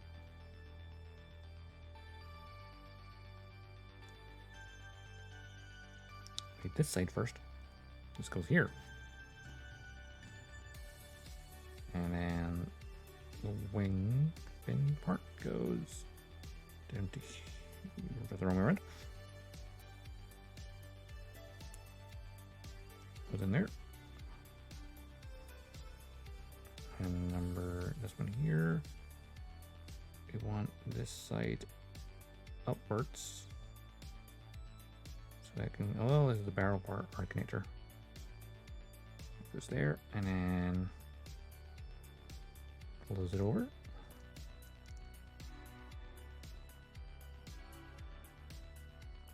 I think that's the center part of, yeah, that's this bit down here. Okay. Now let's flip the page.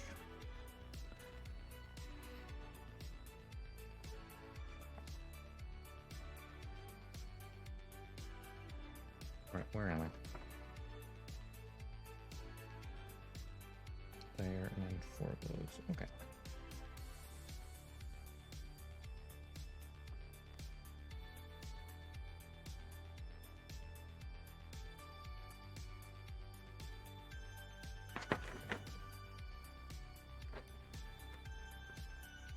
I need to prioritize getting that new desk because there's so little space. I think I posted it on Twitter yet. No, that's where the data were last night. I can't remember. I was looking at desks, and I'm like, cool, I like this desk. I want it in this color though. And it's like, no, we don't make it in that color. Like, why not? Why not, IKEA? You make your shelves in exact the other color.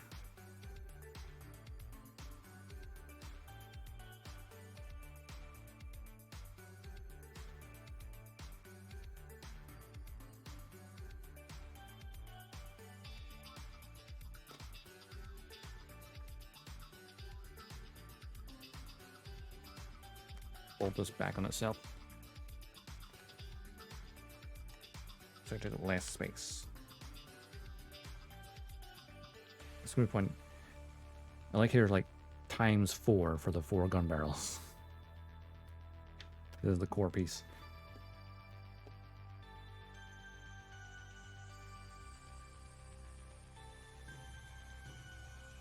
So where this part now? Need the top piece, which has where barrel's attached to. Yep.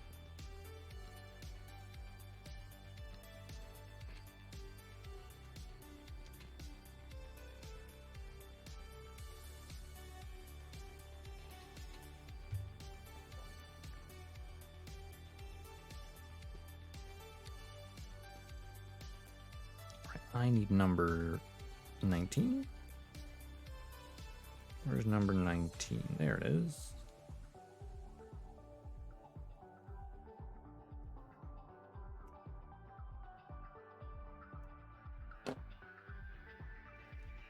Number 28. It's a big old thruster.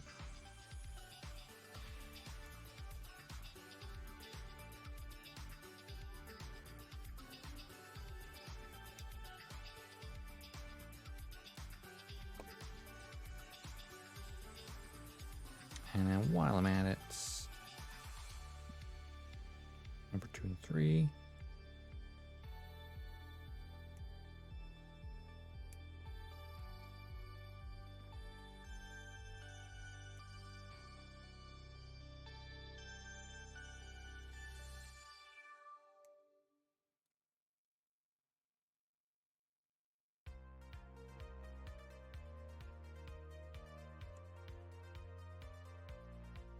And number 21. That'll be the port to plug it in the backpack. I think.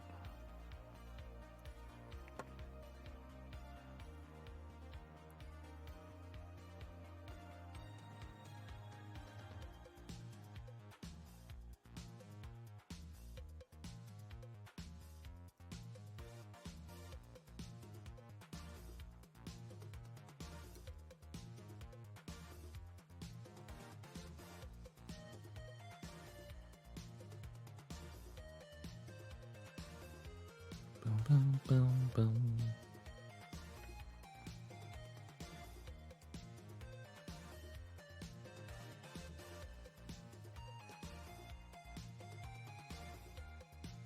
This is a lot of surface detail.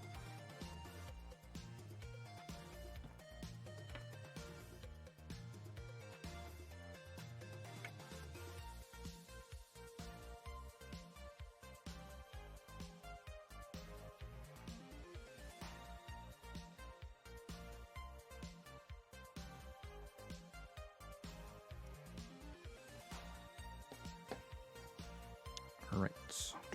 Do.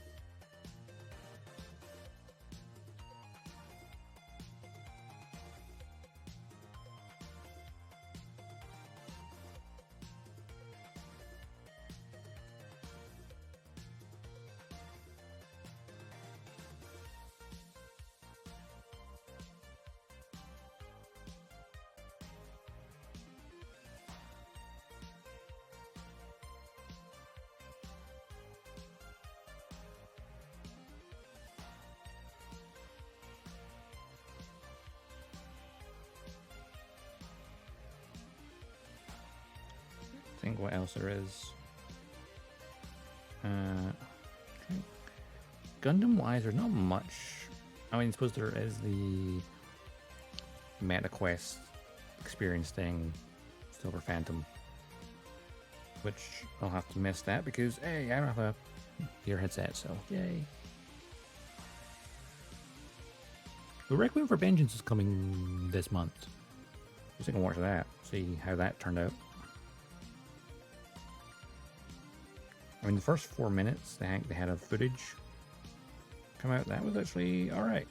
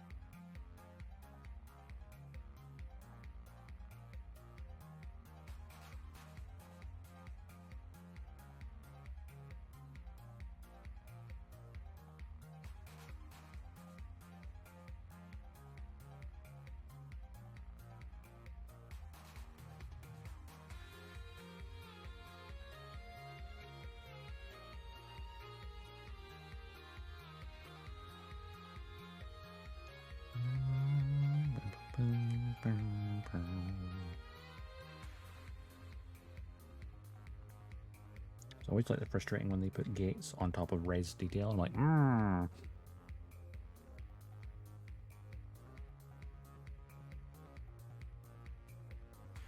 Be careful where I'm standing. Be gentle with it.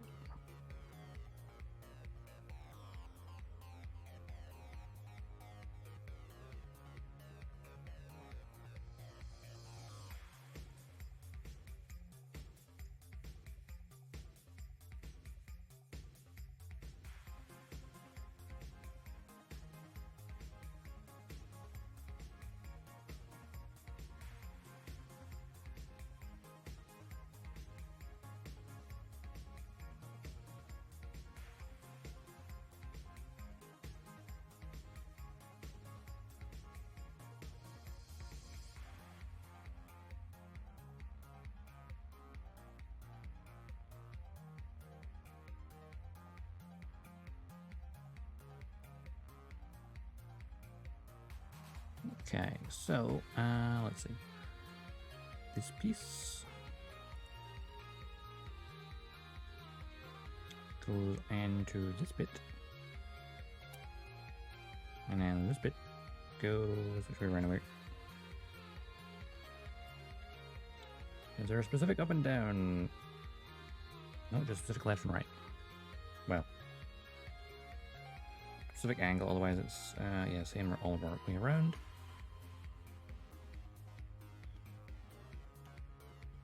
Oh, it's gonna be a bugger to paneling later.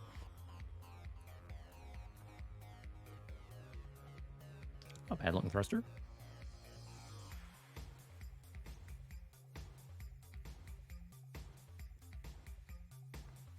And these two bits and then that part. Cool.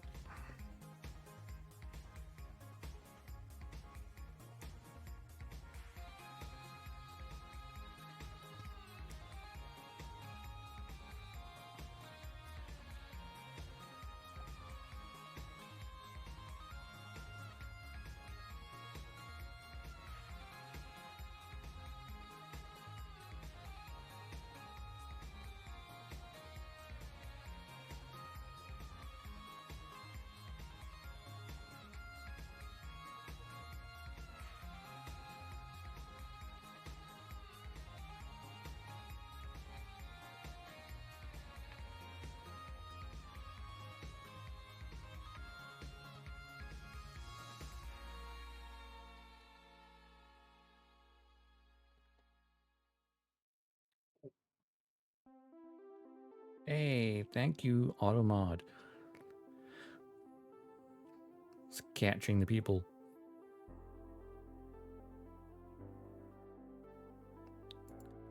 Catching those bot accounts. I love it. It shows me a bot says possible harasser restricted.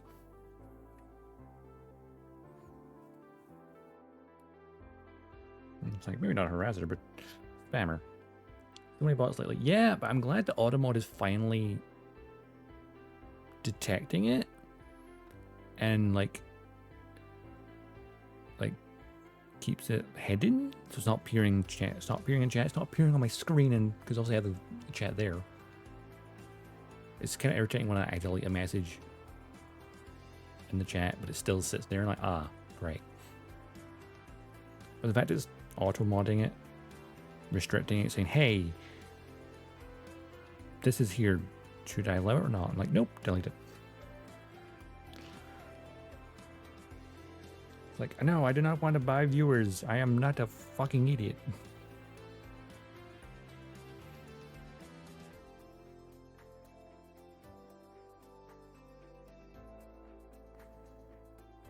Reporting for duty. Hey, Tom Reforce, thanks for the follow. Welcome to the stream.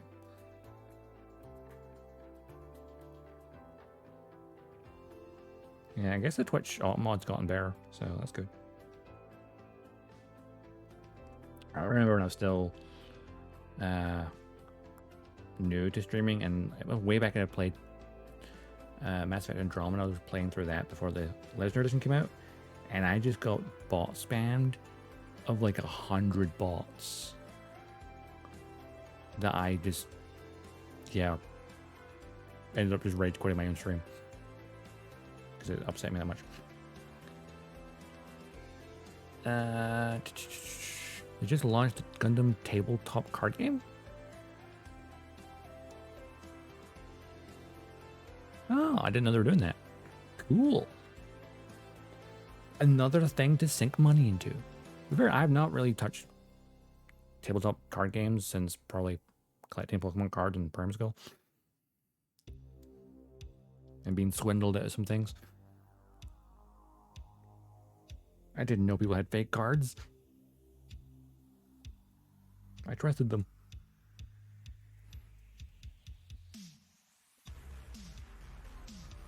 No, if the cards look pretty, I mean, I might try and collect. I mean, Gundam cards? Yeah, sure. I might try and collect these if I can. I'm pulling it up.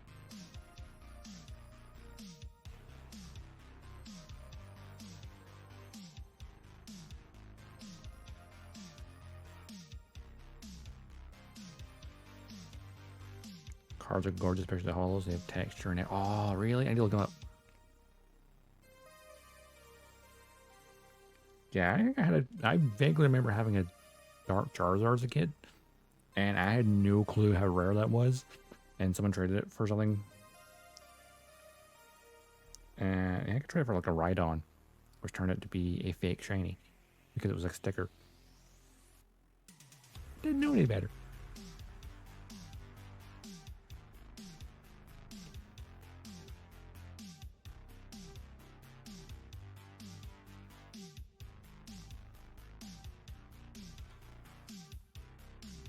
I want to take a look at these cards because they sound nice and definitely way too probably waste more money.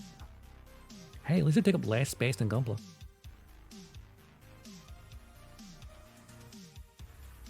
I guess. Some Bandai Twitter. Oh, we look.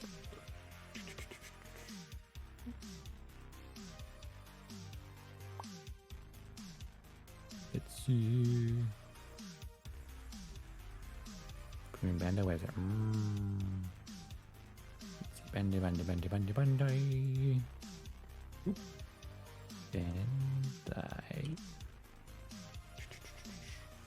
We got Bandai Spirits because that's usually the Gunpla. No.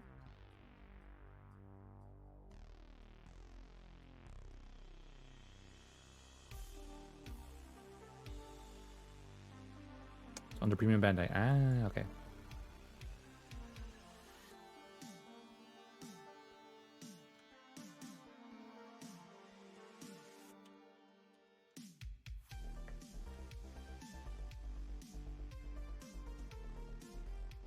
Oh, there you go. Gundam Card Game Edition Beta is here.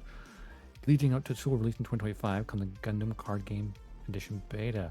So I guess the beta ones, yeah, P Bandai, the rare. And it'll be in like normal stores later for the full release, probably. That makes sense. How do we look? Make sure that is muted. $70 for the beta edition of the card game. Not to mention I can't even buy from P Bandai because United Kingdom, P Bandai does not exist. Well, some say P Bandai doesn't exist in Europe. Technically, it does, only in France, which is not Europe. That's one country. Disney Mr. Packs. That's not bad.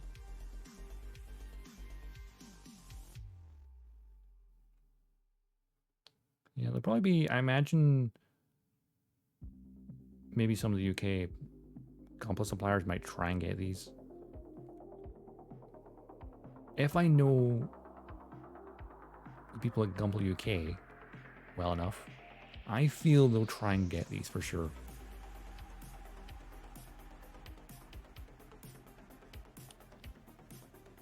Because I know V likes to open card packs on their streams, so that'll be one more thing for them to do.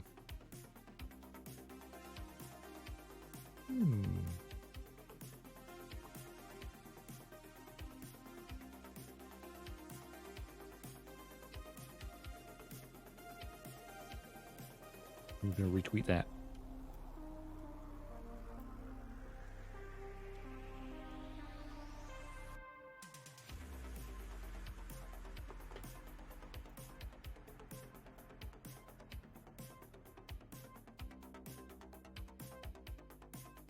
A Gundam card game? Oh no, my wallet!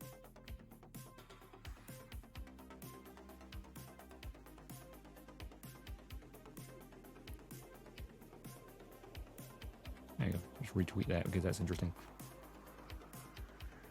Back to task at hand. No worries, Nova. Enjoy lurking. Awesome for beta stamp, block icon. Ooh. See, if I could get my hands on it for a reasonable price, which is unlikely. I don't know. Wait and see. When it comes to card games, I'd be collecting the pretty cards. I don't care about playing the game too much. I'll just be honest. 90% of people who buy cards just want the pretty pictures.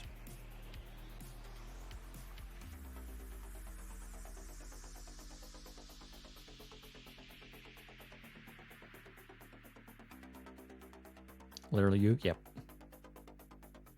The thing is, the Pokemon card game as a kid, I barely knew how to play it. I just wanted the cards. Cool, Pokemon Magic the Gathering. You know what? I think is if eventually you get bored of it, or because like I know with some of the Pokemon, I remember with Pokemon cards, I remember having a wee book I got years later that showed the value of different cards at the time, and I was like, oh, I should have kept that.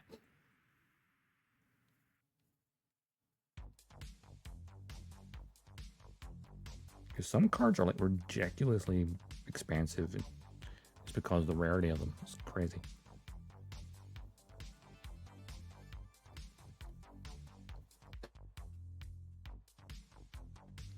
PSA 6 start charge for 280. Nice.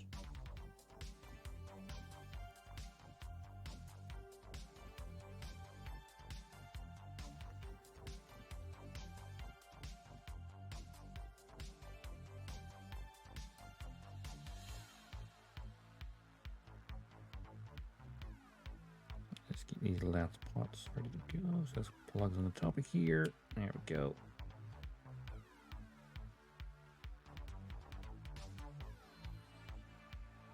That just goes like that. Okay.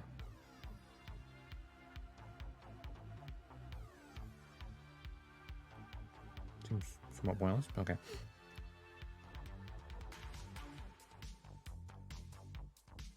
All right, where's the nubs on this part? Really, metallic injected parts seem to. The nubs always look better. They don't whiten as much. Just darken more.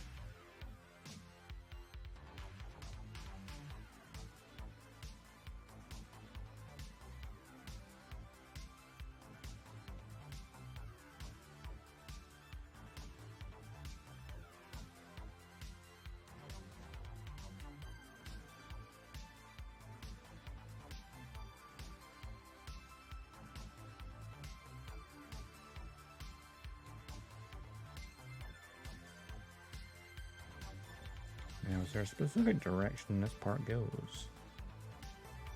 Let's see. Blah, blah, blah, blah, blah.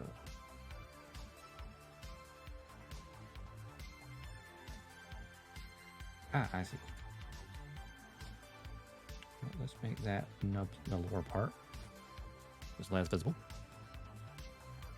And pop this into here like so. That click in place, or it seems to go very far. Oh, I had it wrong way around. Ha! Empty. That's why I didn't click in place. There we go. Those little pegs stop it rotating. So that is the center part of the backpack, which would plug right into here, I believe.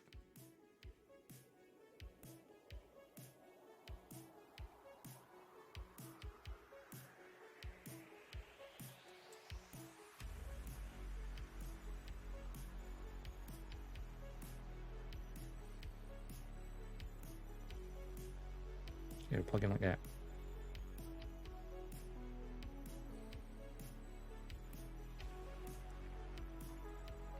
Oh dear, that part's dead in there. Oh, good.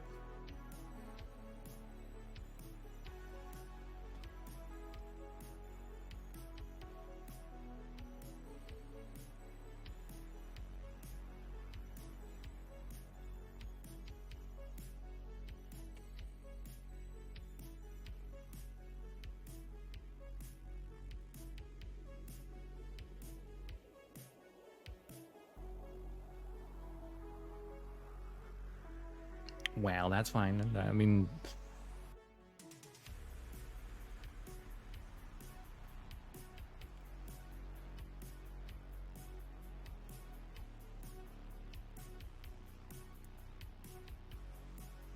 shit, careful. I don't damage the part trying to get out of there.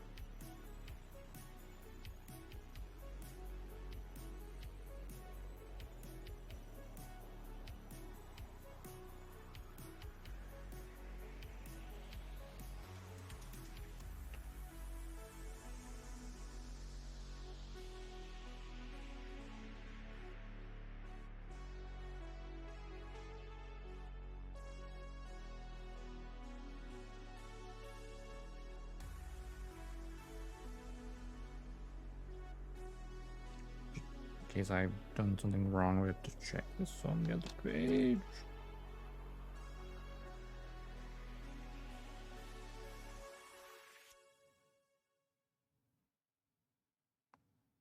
Yeah, that peg does go in there, but...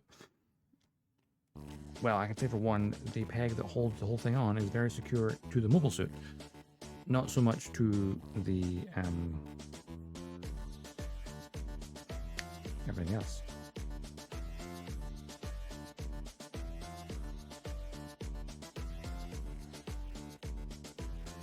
Yeah, so the peg is stuck in there and that will just have to be like that now.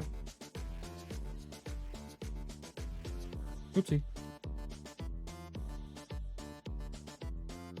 It's fine, doesn't matter. Totally fine. Alright, on to the 4 gun barrels themselves. Wow, is it 3 o'clock already? What the hell?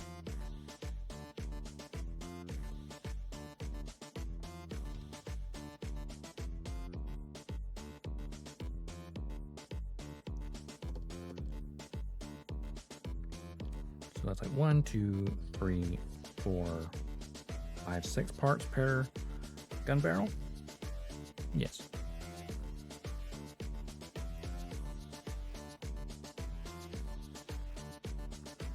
Number 14 and 13.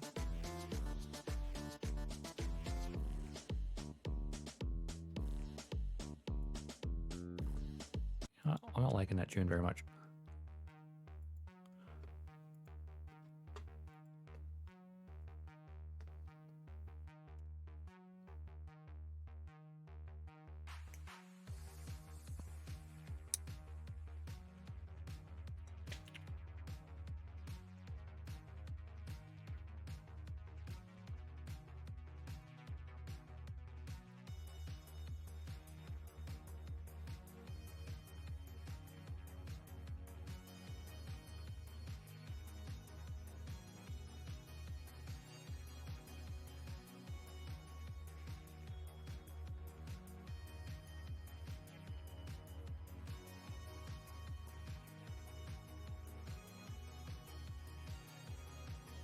You know what?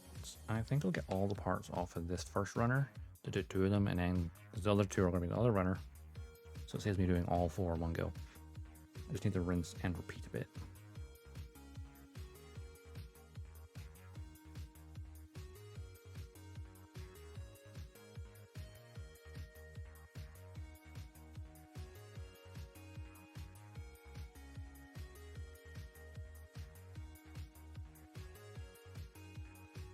Also means less parts on the desk.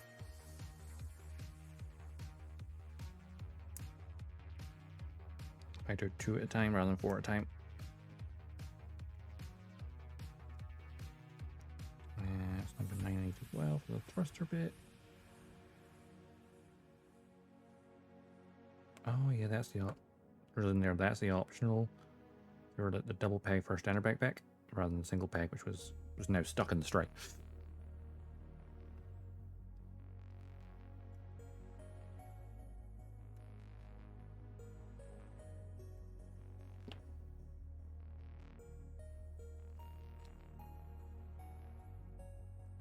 It's a good thing I'm only ever going to use it with this particular apple set, huh? And number 12 with a thruster.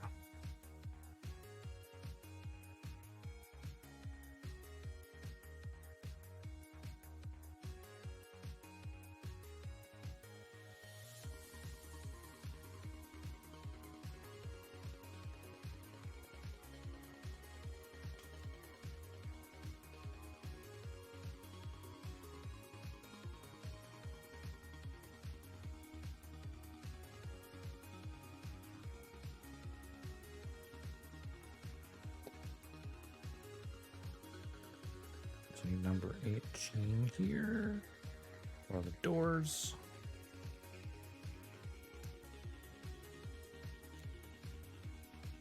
Or the hatches, you can call them, I guess.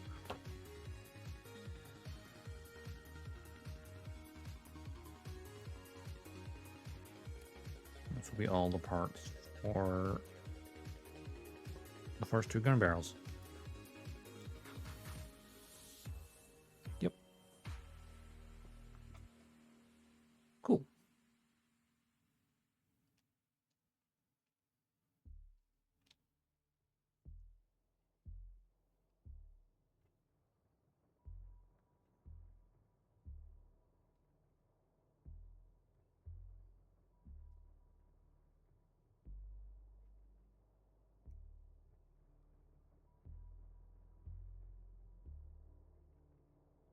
Plus side, these internal parts for the front of the barrels will be nice because I won't have to really worry about any marks because where the nubs are will be hidden.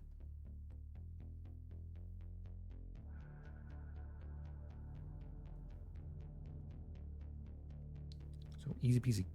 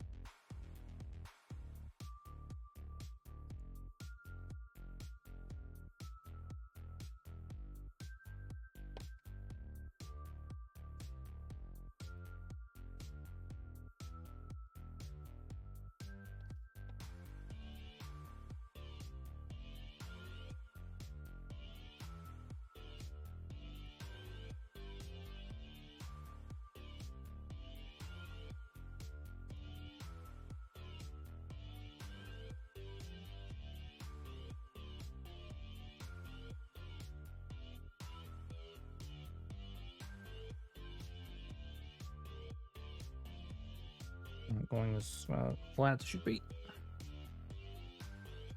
Just trying to get it, because there's another piece of detail in the way. I can't get the blades as close as I want to. That'll have to do.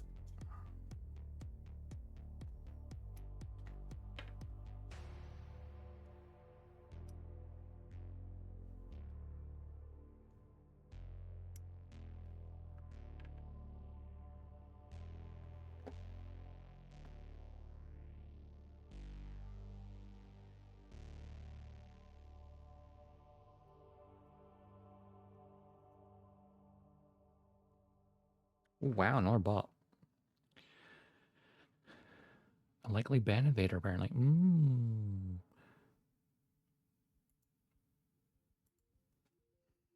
I like it as like Automod's giving me like reason, like, hey, this one's sus. What do we want to do? Drop the hammer.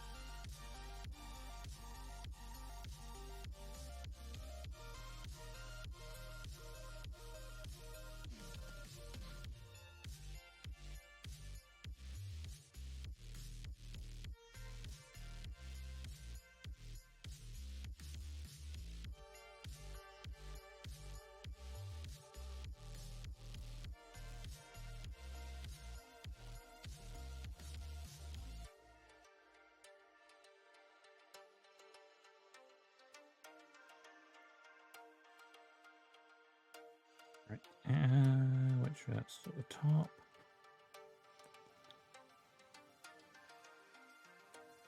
And this is the side. And I'll do all the filing now because these parts together.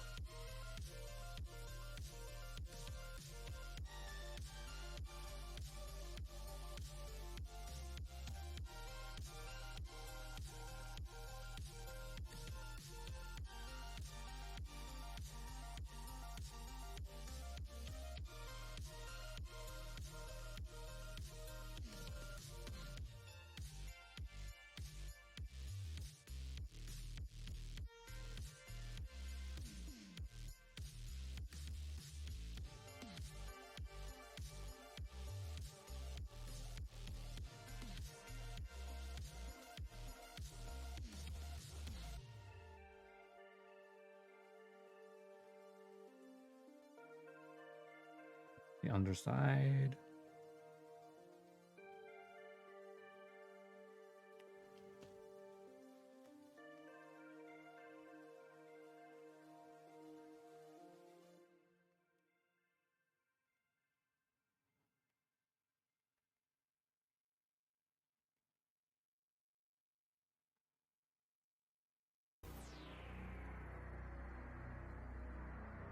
There's one of those.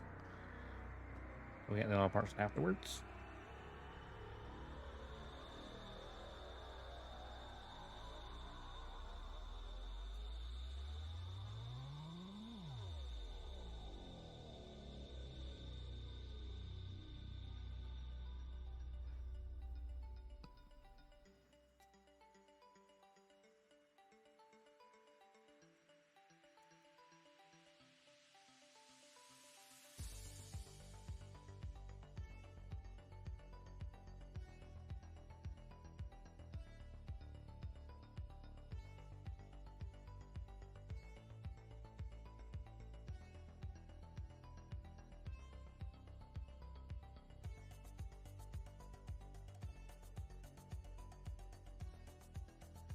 That bit goes into there.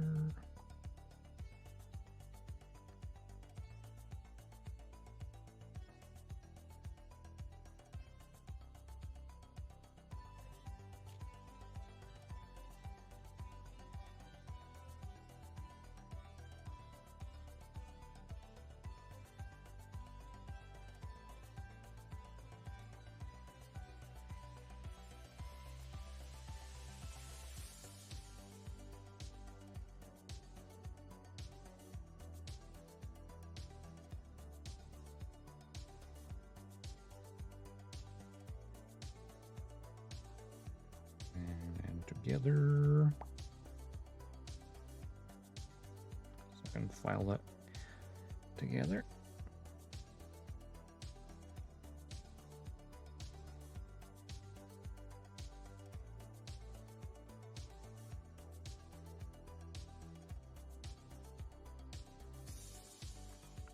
I do like the purple color of the barrels. It's really nice.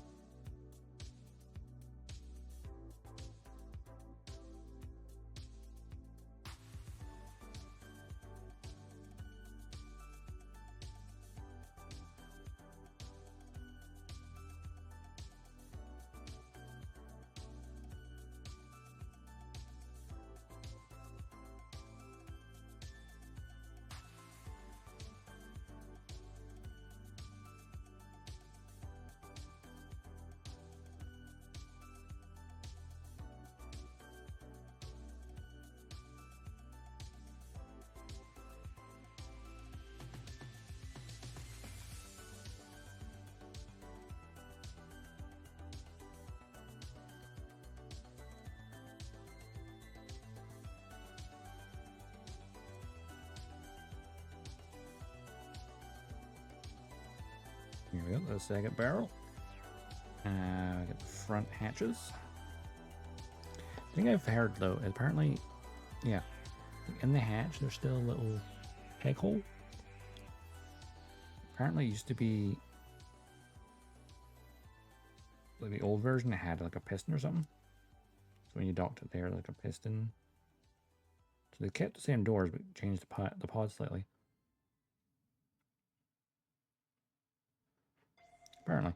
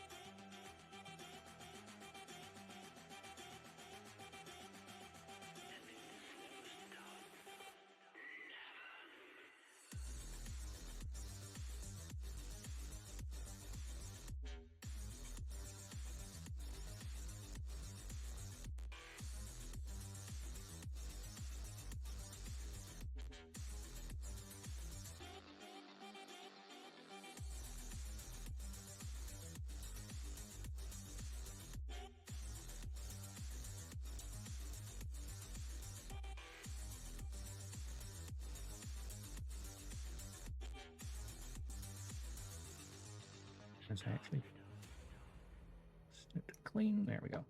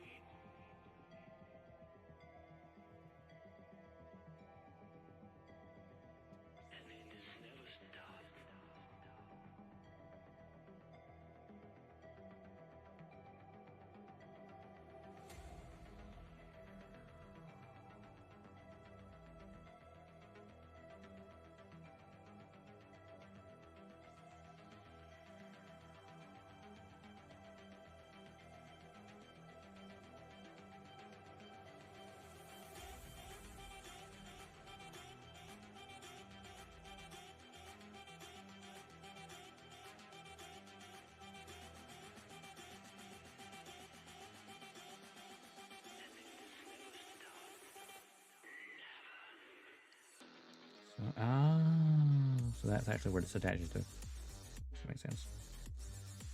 So that little peg stick on top, kind of weird. So that's where it would latch on when it's open. Which I mean, it must mean there is barrels somewhere, which obviously aren't somewhere attaching currently. We're just building them in the closed state.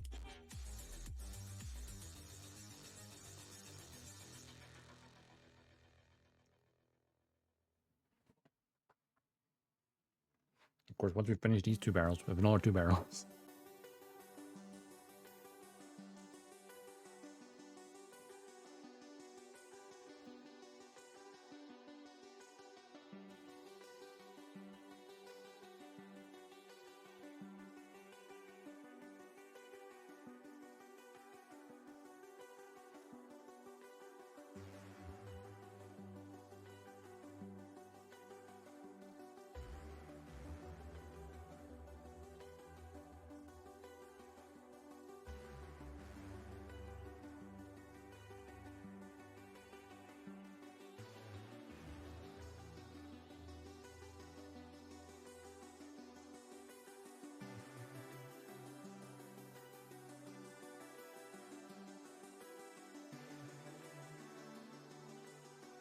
Oh, I'm an egg.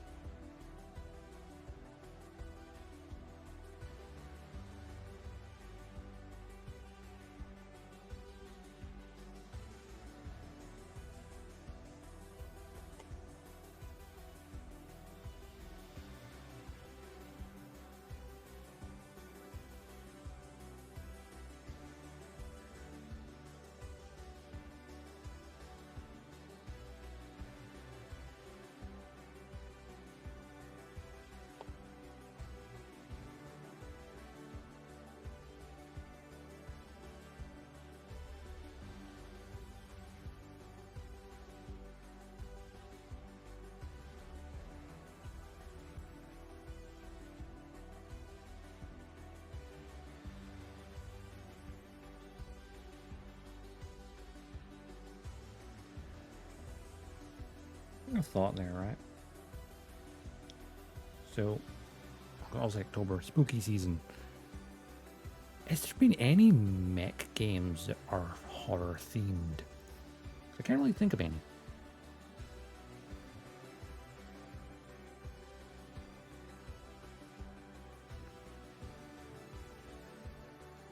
And the closest thing I think is that Choo Choo Charles, because it kills a mechanized spider train. So it's like, it's kind of a mech horror film.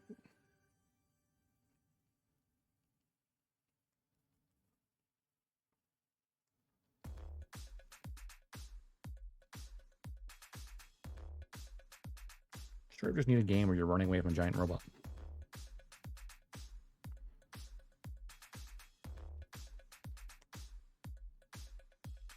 You know what? Play Gears of War. I mean, it's not Mecha, but it's the first one especially is very horror.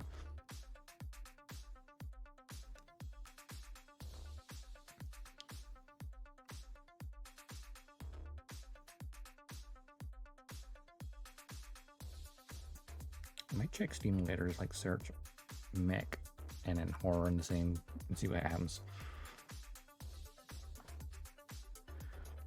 Alright, I need these and cool.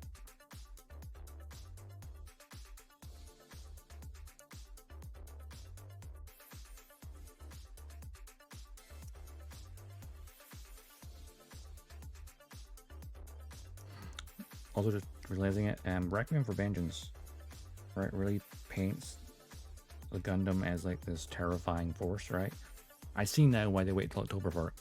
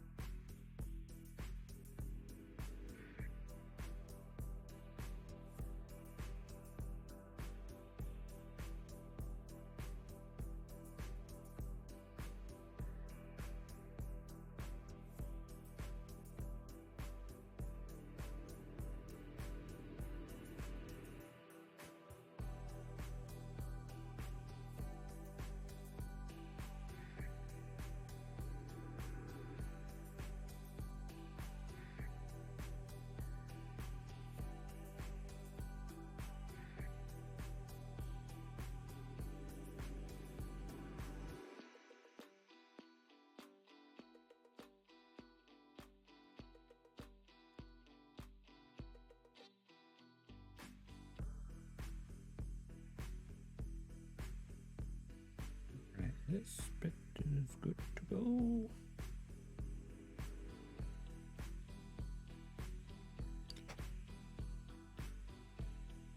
That way around.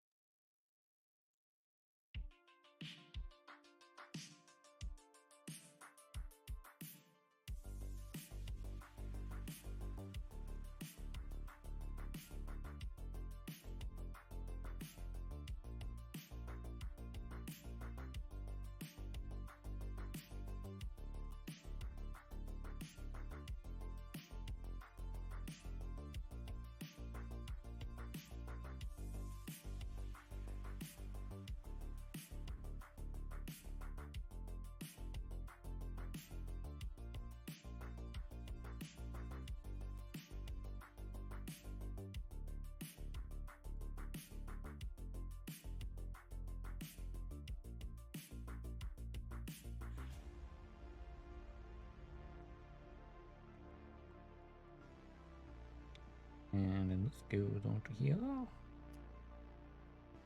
And the little centerpieces of the thrusters. There's a little Gatling gun there on the screen.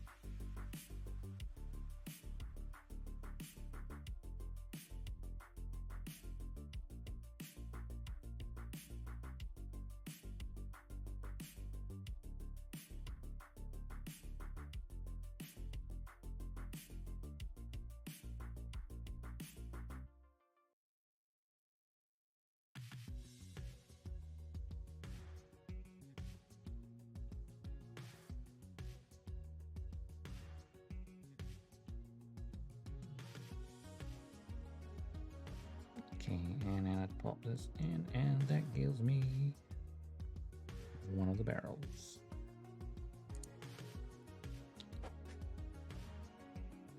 Unless this is in the correct way, I'm holding it the wrong way, that's why. There we go, there's a gun barrel.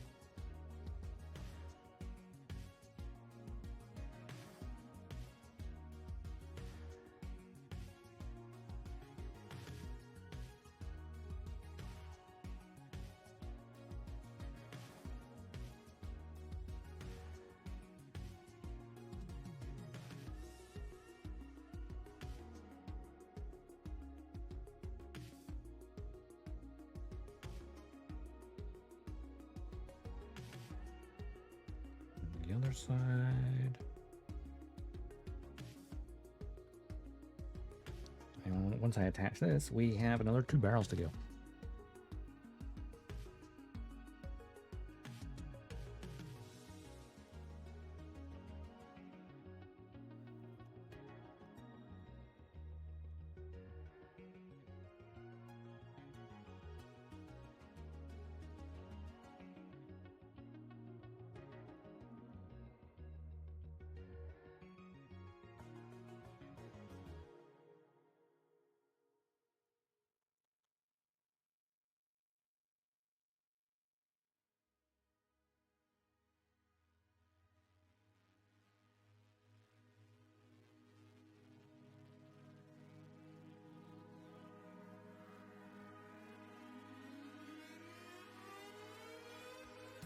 There we go, we got 2 gun barrels.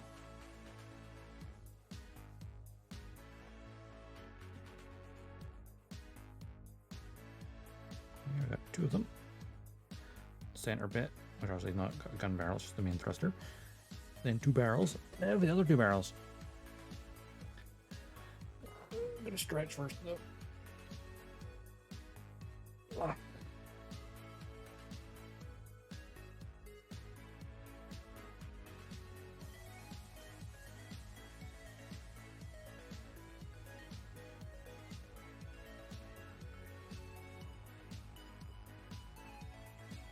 Ooh, excuse me.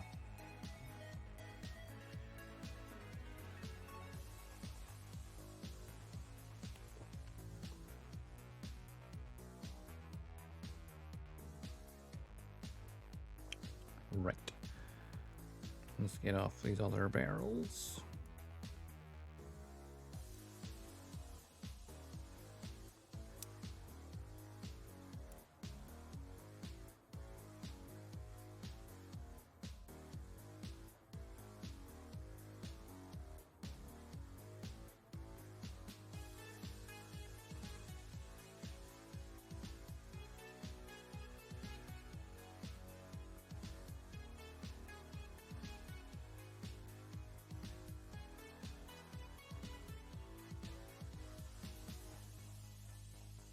All exterior parts.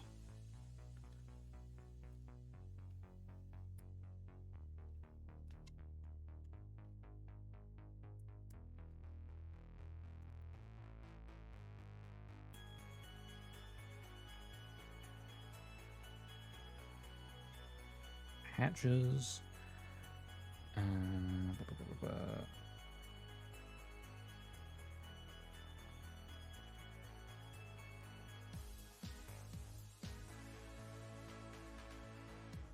interior sections.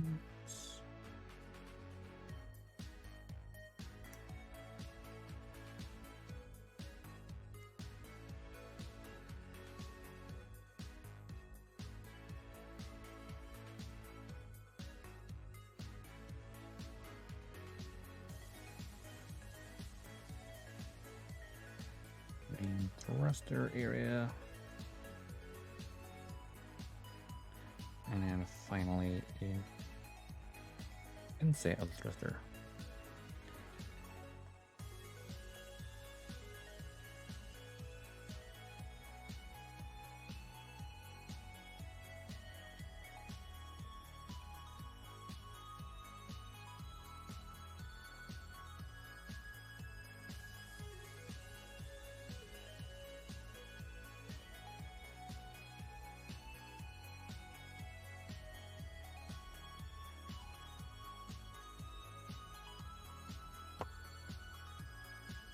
That should be all the bits for the thruster, not thruster, for the gun barrel.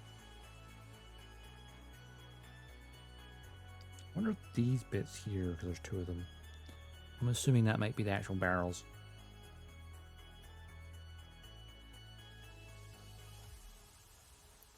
Again, they wouldn't fit. I don't know where they are then. Because we don't have actual barrels.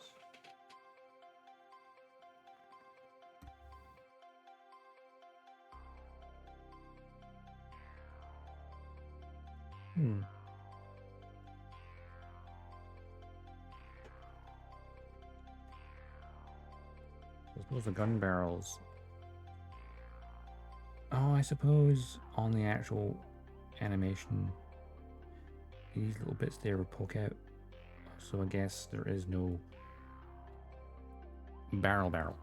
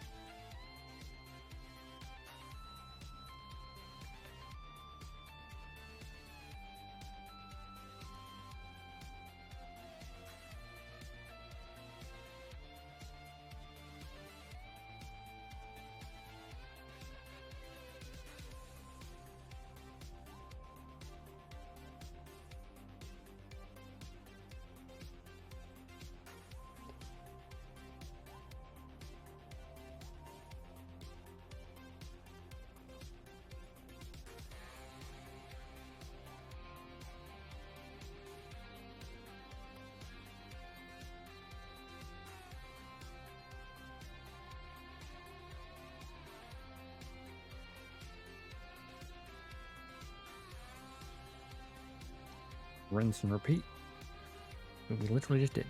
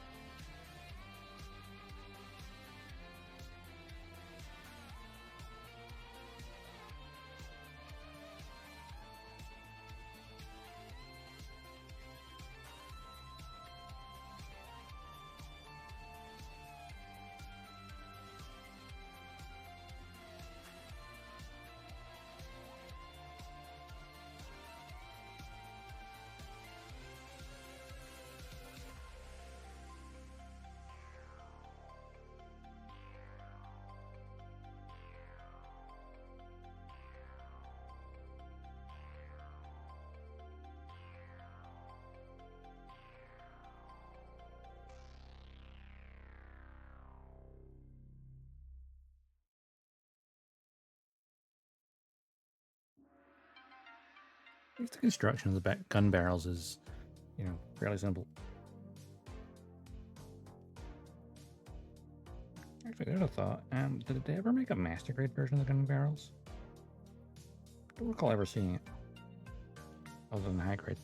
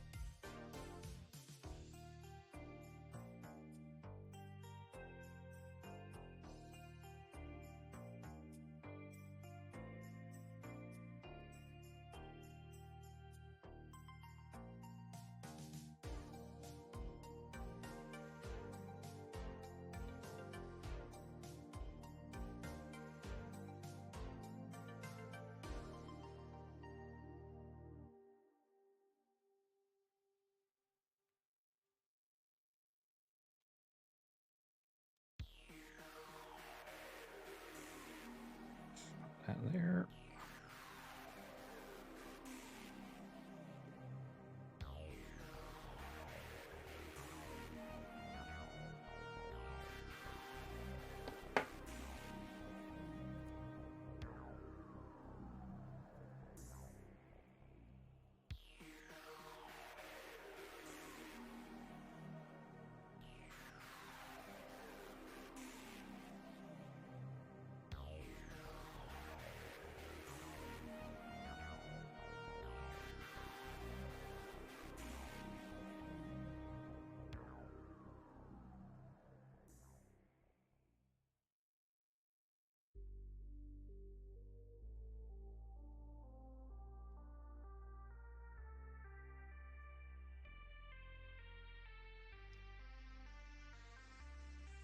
Put them together.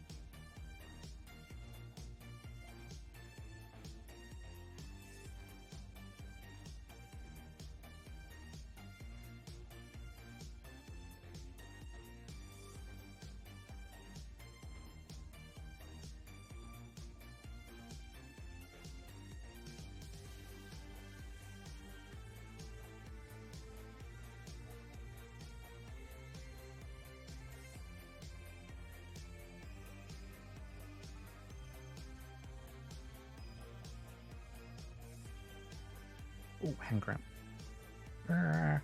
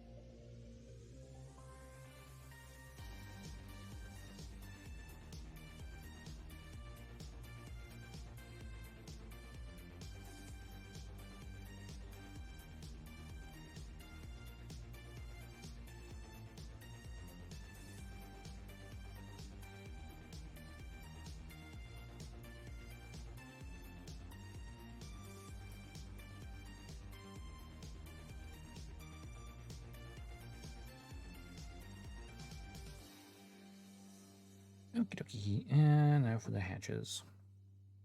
Hey, 16 times a second. How's it going?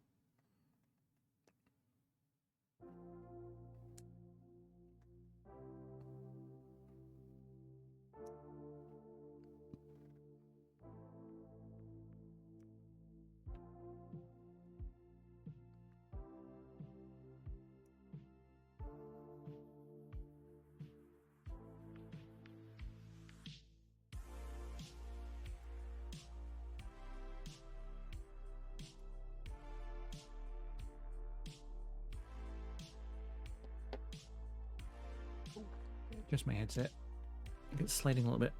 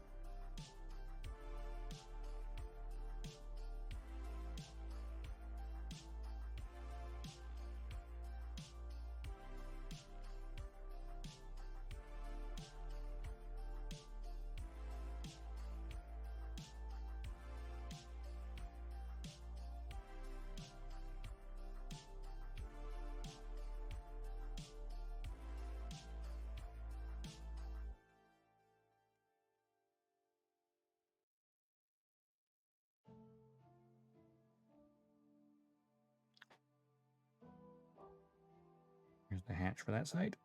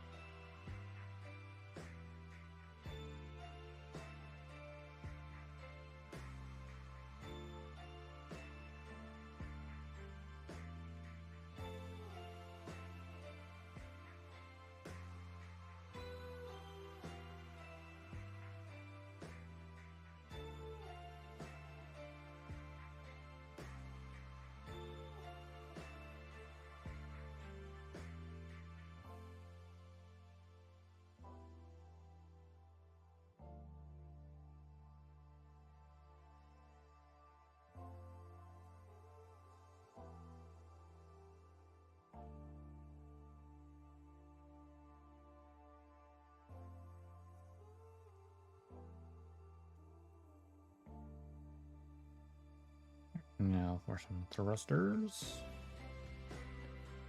Blah.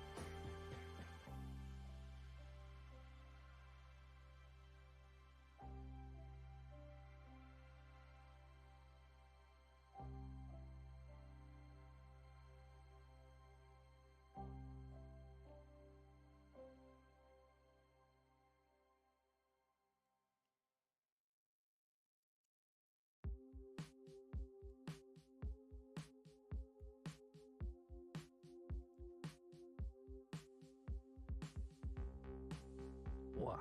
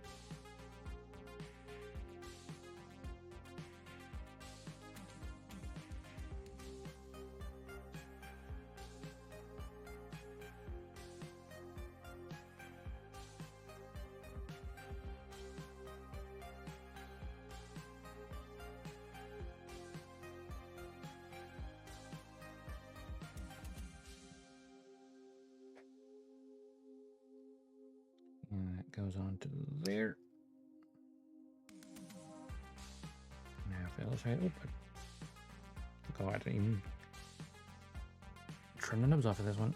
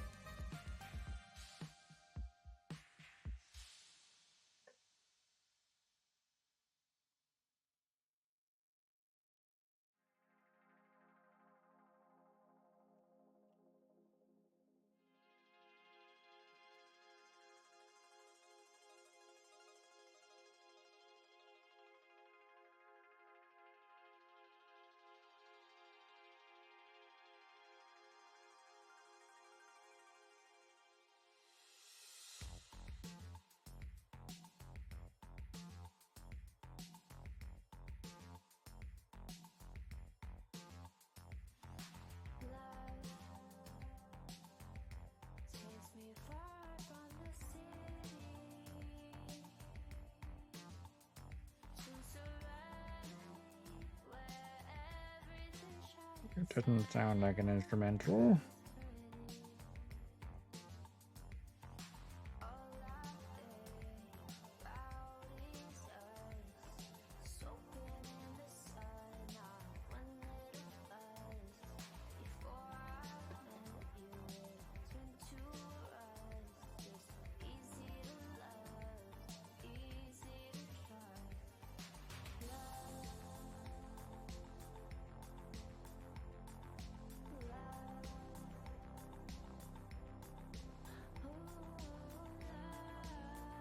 suppose maybe Pretzel considers that an instrumental because the vocals are very low.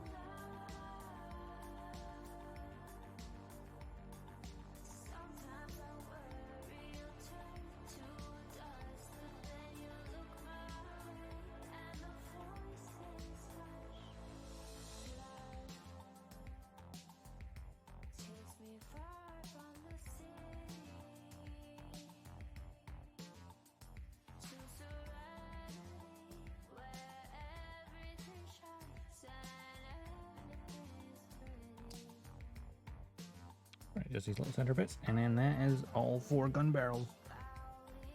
Almost done.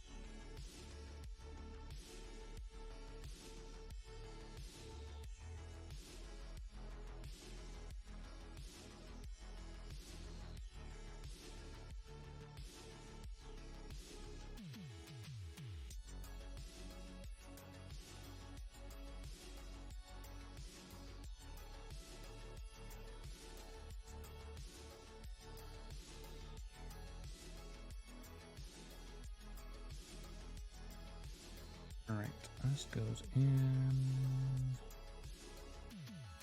That away. That one felt more loose than the previous ones did. But not loose, like it's gonna fall out. With less resistance.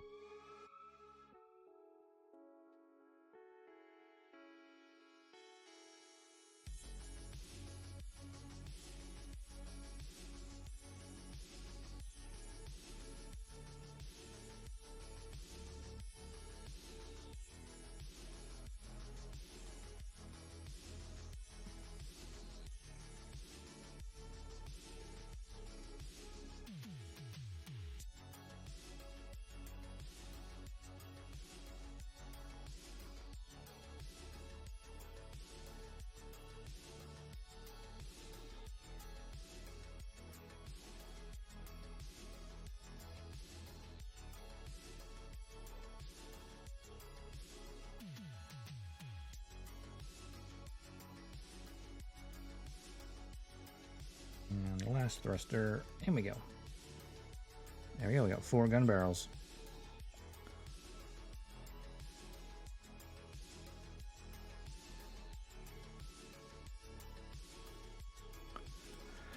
All the parts. Right. Next up, we have the cannons from the Buster Gundam.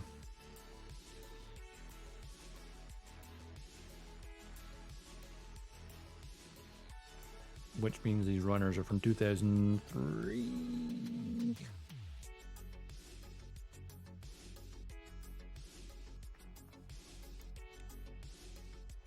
Yeah, runner C is from 2002. 2002 runner. That's the Buster's weapons, which are quite large.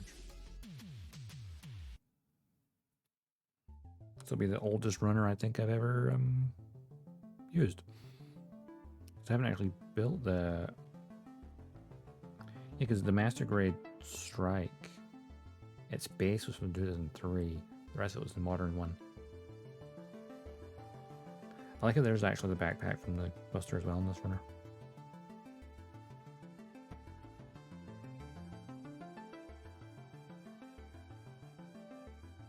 It's very shiny, this plastic. Alright, what we need for the first one is number 7. The plastic still stuck on the nipper. So we need number 7.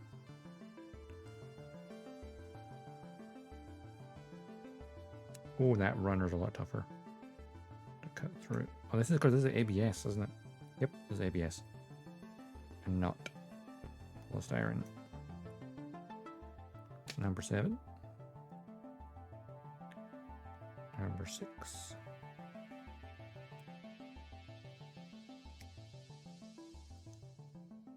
Much bigger gates though, which is kind of nice. 6, 7, 1. What are the handles?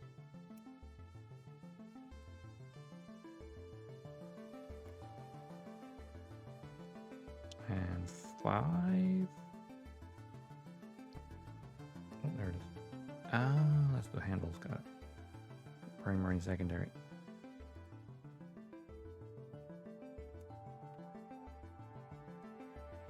And then 8 and 9 for the ends of the barrel.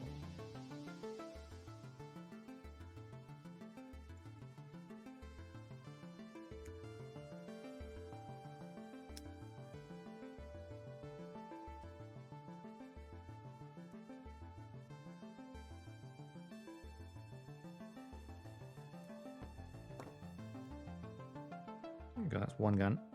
Get that one done first. Or get the rest of the parts.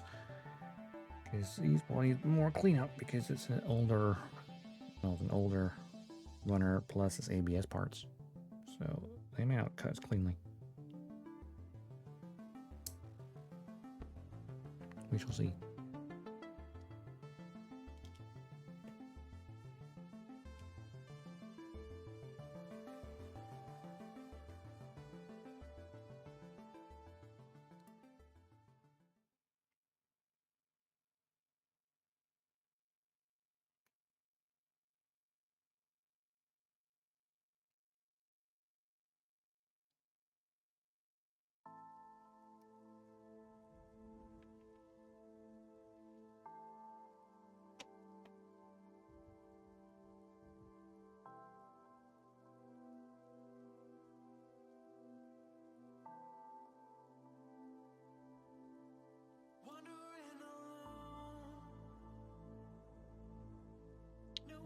On the area where it's all audio or vocals now, even though it's set it to instrumental only.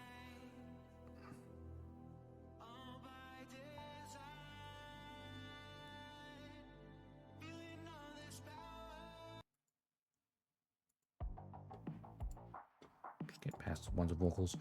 I didn't ask for vocals.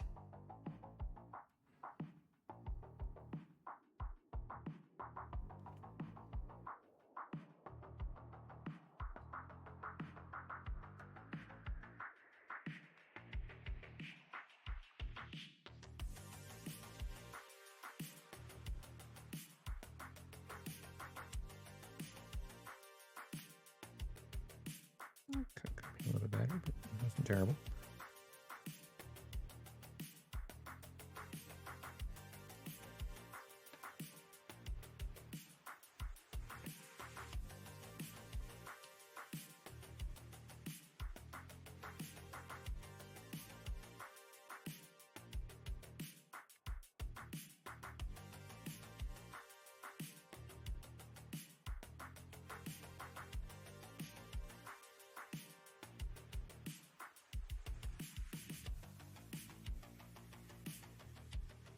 Well, this one's on.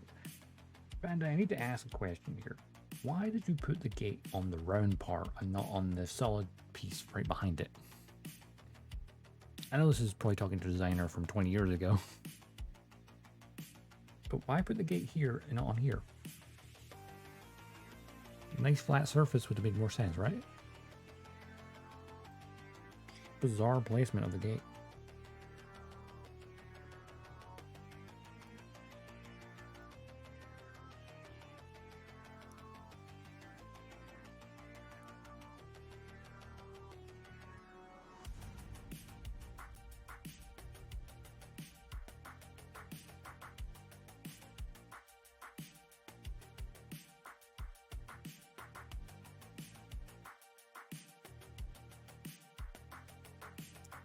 Like everywhere else is on a nice flat surface. For that one gate. Very weird.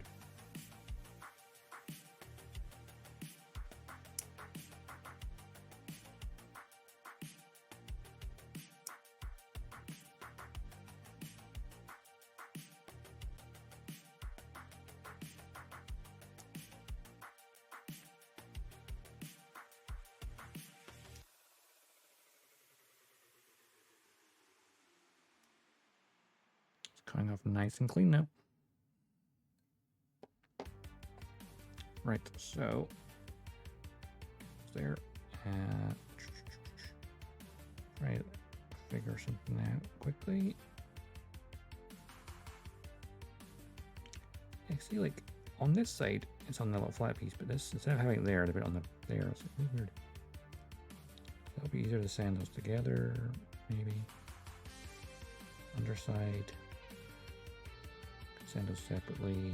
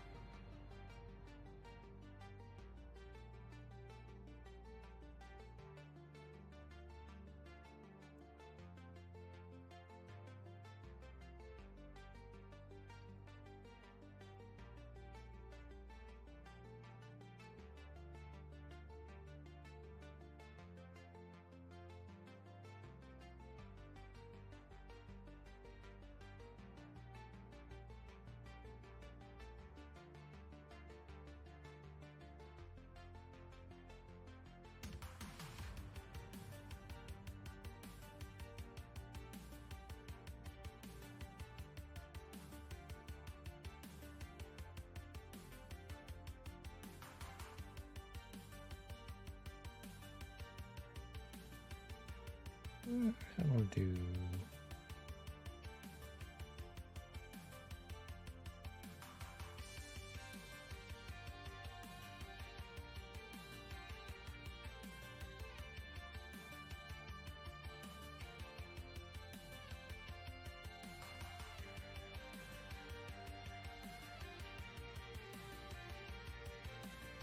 Am I holding the right part? No, that's the other part. Okay. That's the lower part I'm holding right now. That was the upper part I was holding. Yeah.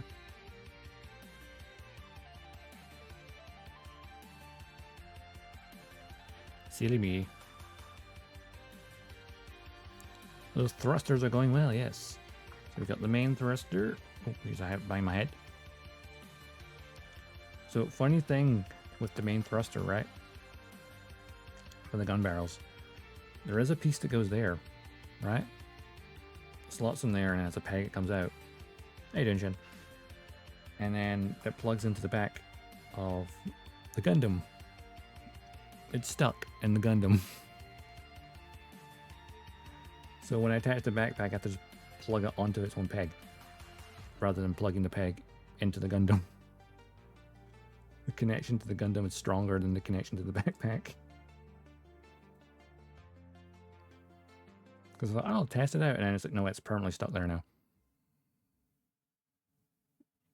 So this Gundam will never use any other striker pack. It is only ever going to use this one. So that's unfortunate, unless I can pull it out somehow. Or if I get some pliers and just yank it. But at least we know it's a tight fit. We just know it's not going to go anywhere. Right?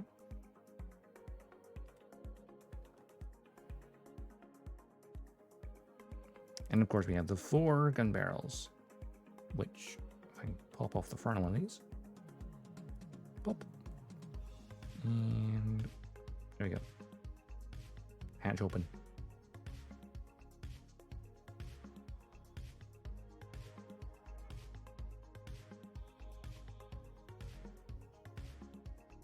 But unfortunately, no actual barrels to like poke out. Because obviously on the gun barrels in the anime, the tiny little circles you see there, if you can see them, would extend outwards in the anime for shooting purposes. But nope, not in this one. I wonder if they've ever made a master grade version of this. Or, you know, the gun barrels. Don't think they have. But Bandai should make a master grade of the Mobius Zero just for that one purpose. To 1, have the Mobius Zero, and 2, have that as an option.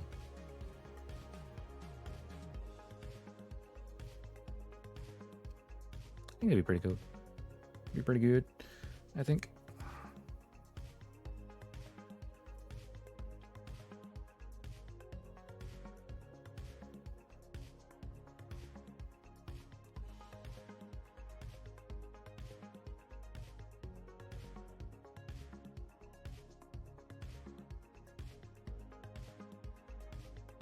Right now I'm building the rifles, which are from the Buster Gundam, so the runner's from 2002.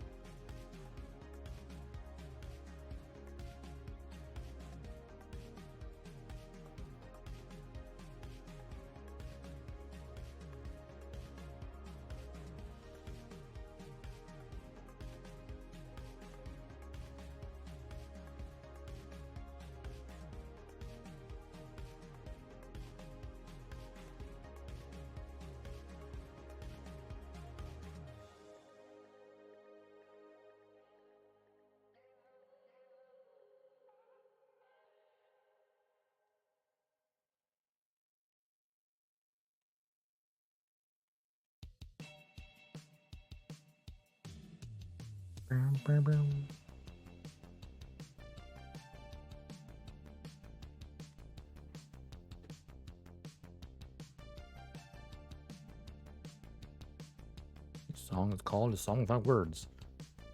There better be no words.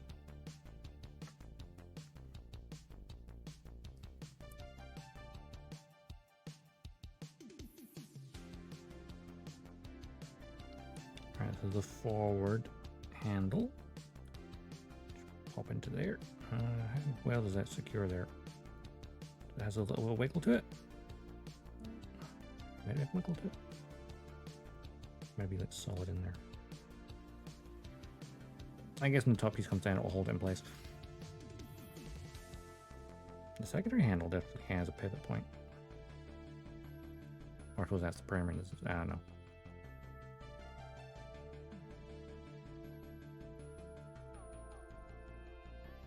So many gun barrels.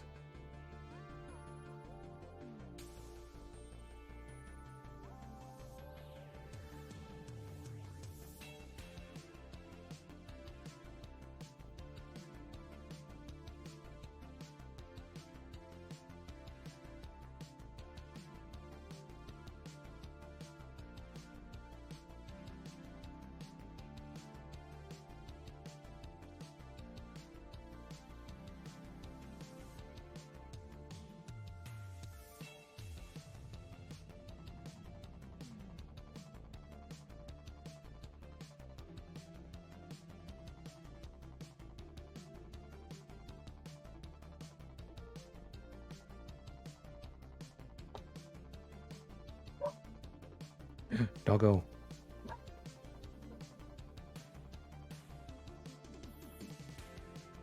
Oh, this handle has the trigger, so this is the trigger finger one. Okay.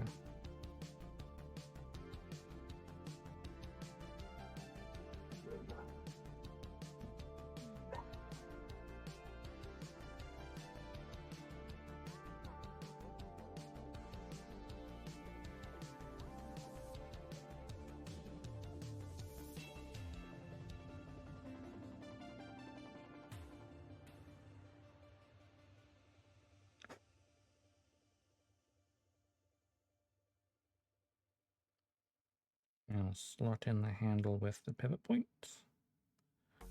And then upper side, which I don't think I need to file anything separately. Oh, I'll end this little bit here.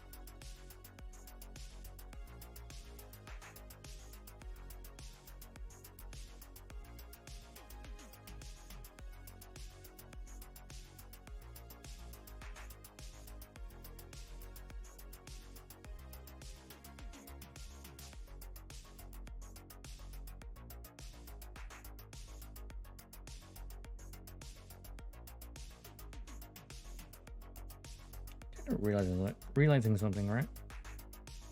Obviously these are weapons from the Buster, but in the Buster they're not one solid color.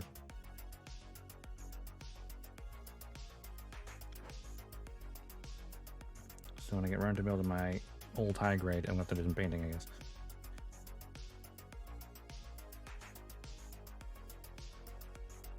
Oh, wait. Damn it. I missed something.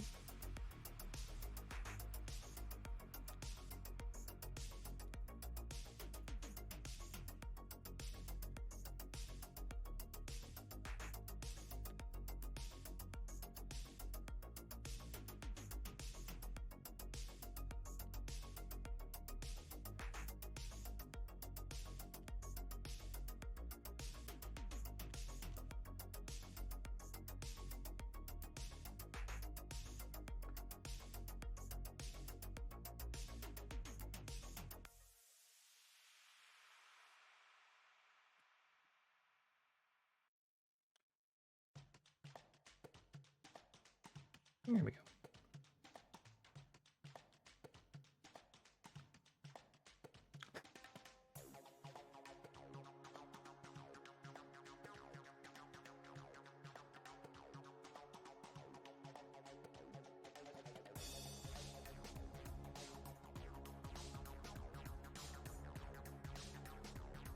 one handle it can fold it.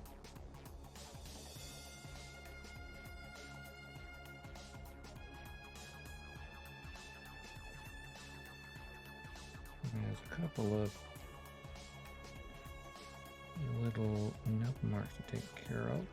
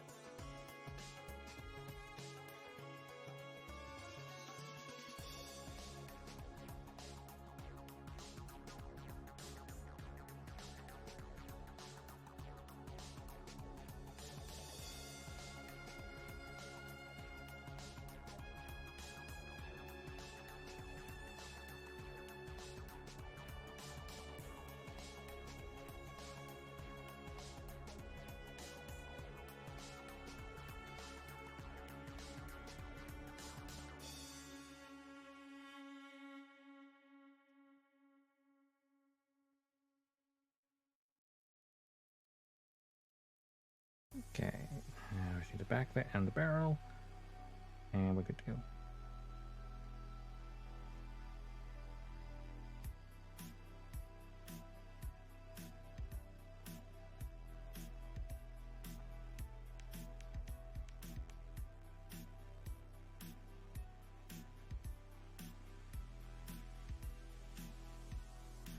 And I'll be on to the other gun.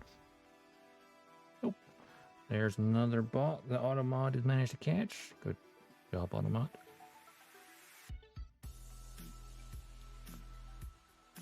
Automod been on the roll today.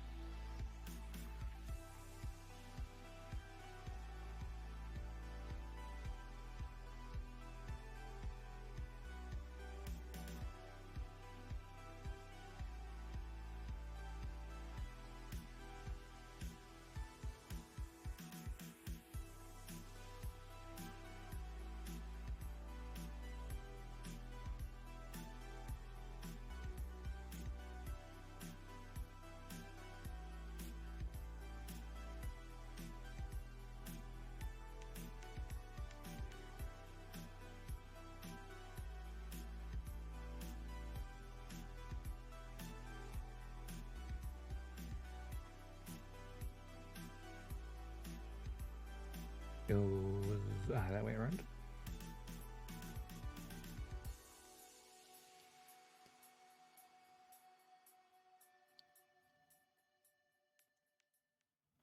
And then the barrel.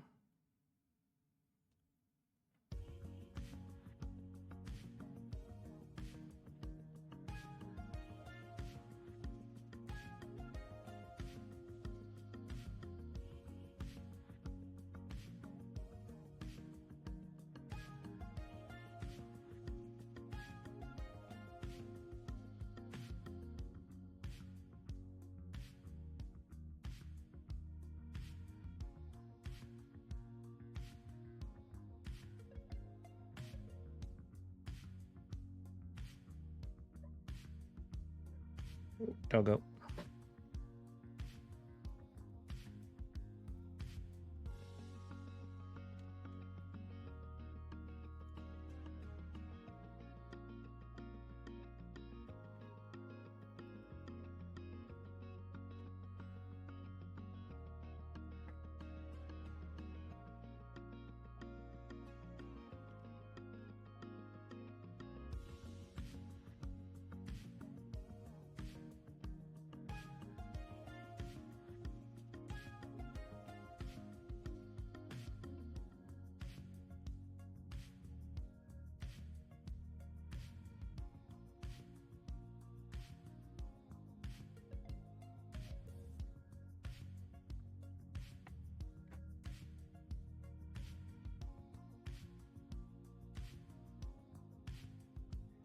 There we go. There's one rifle.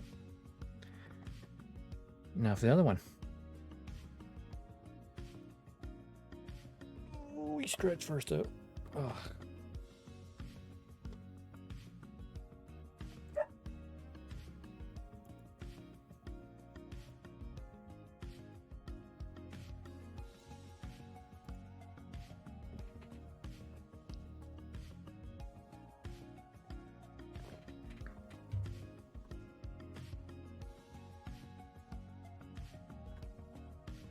Time for deja vu for a slightly different shape weapon.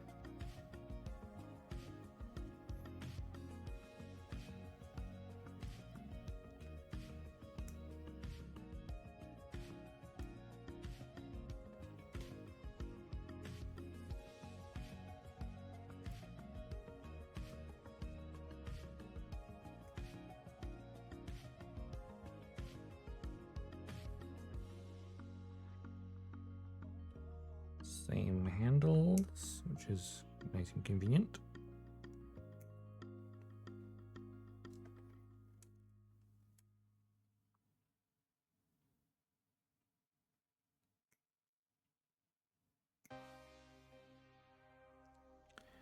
And only one barrel tip, nothing on the back of it. C19.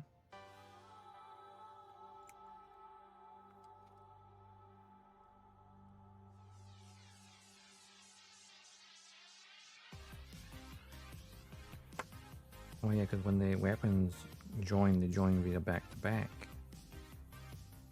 So that, yeah, okay. And there'll be all these little bits at the bottom for like supporting arms. Go, go, go.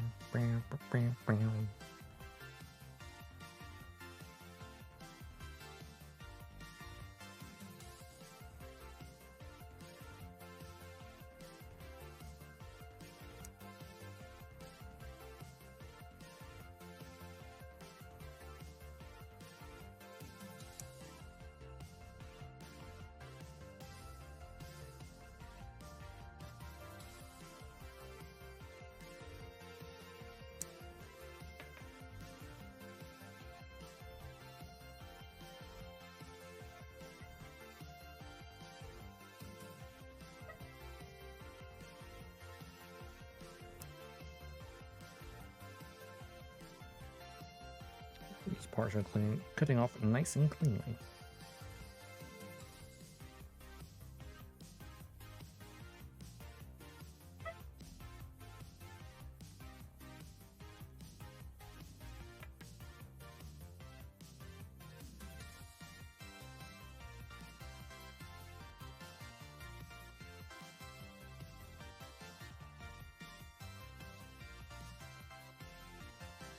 I said that, and then this next part didn't cut off cleanly because it's next to a slight ridge.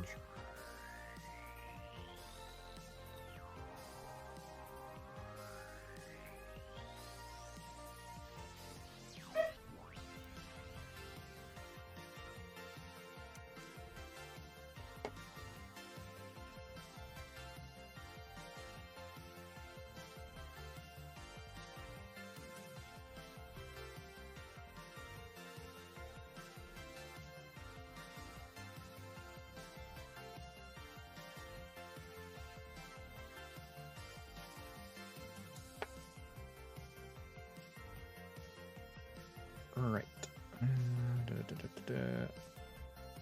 So that can be, let's see, what part can be filled together and what part can be done separately. End bit together for sure. Those together, those together. Okay. I think, yeah, everything on this can be done together. Cool. It's just the, oops. Got it. Just the legs. Yeah. The handles poke at the bottom. Need to get first.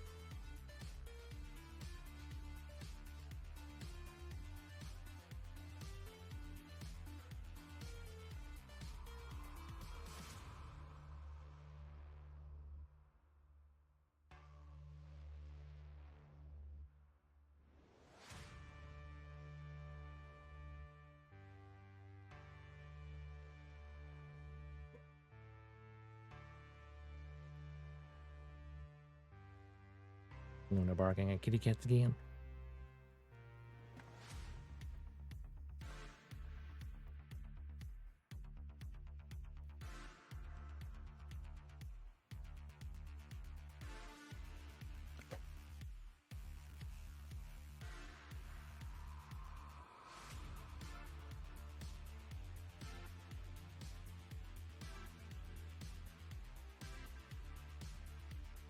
One handle. That barrel away.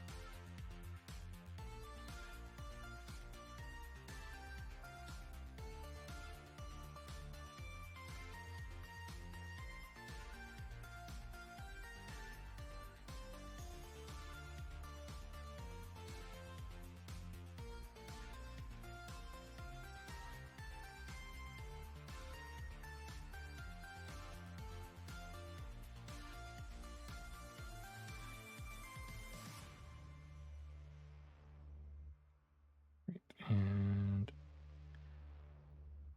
the handle, it has a pivot point. There we go. Then the top piece of the barrel.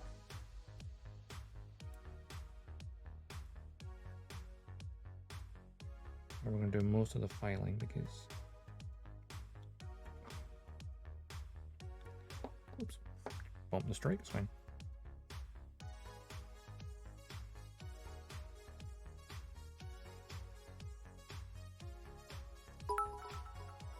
Oh. Hi, Finn. Thanks so much for the bits. And welcome back.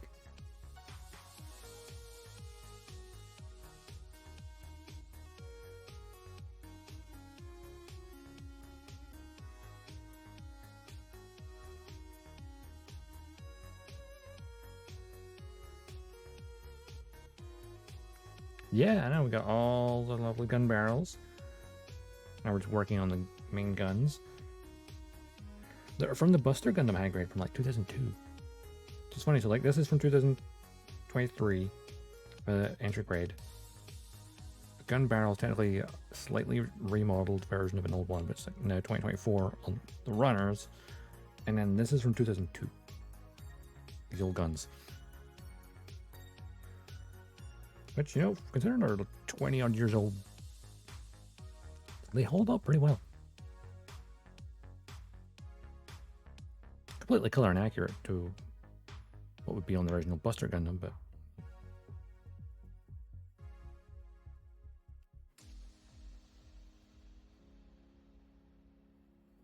accurate to what we have for here.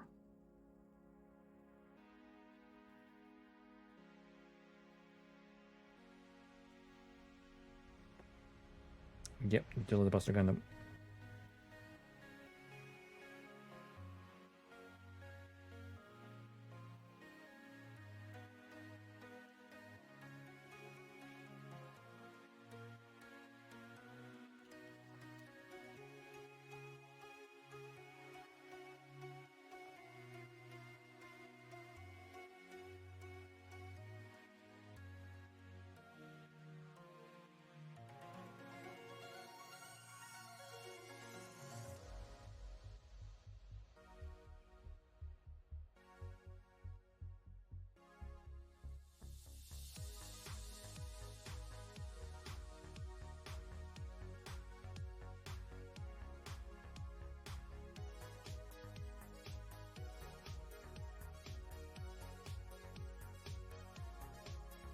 Filing this was going to be a bit more pain because the barrel comes along and it has a raised part of the barrel right after it, so it made it more difficult to get and cut it. So it's not as flat to begin with.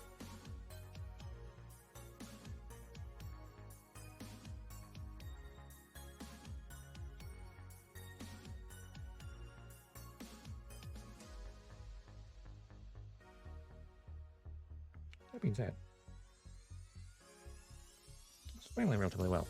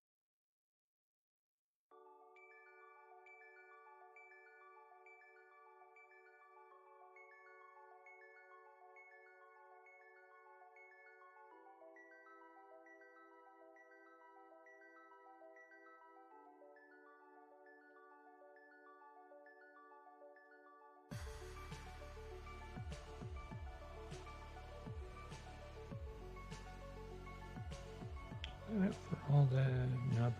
Oh, in the back. Yeah, remember that.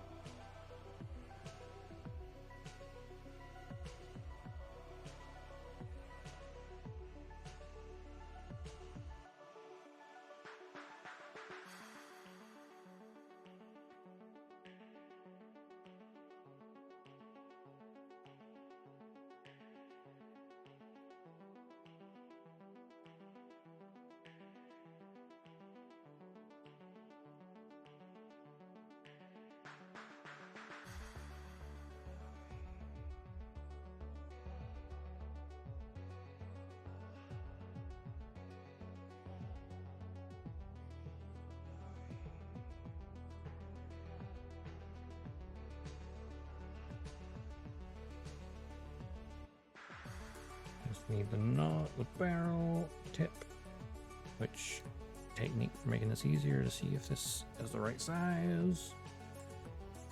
It's not on that end. Ah, but it is another end though. Oh.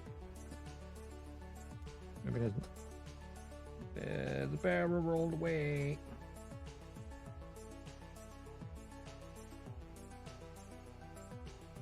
Maybe on the ground now. Shit. Phone.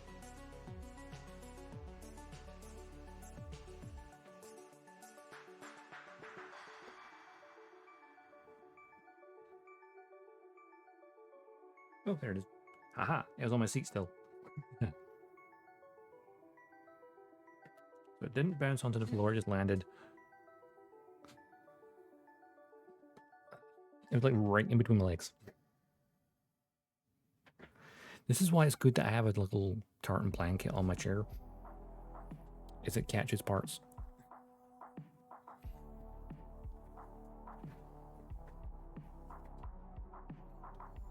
Of course, my butt is really warm right now.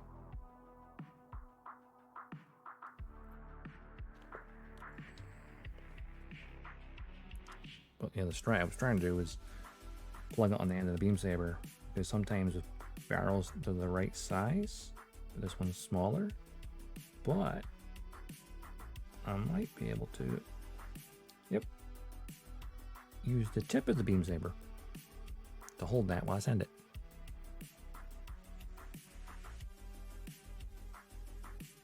Make it easier to hold, in theory.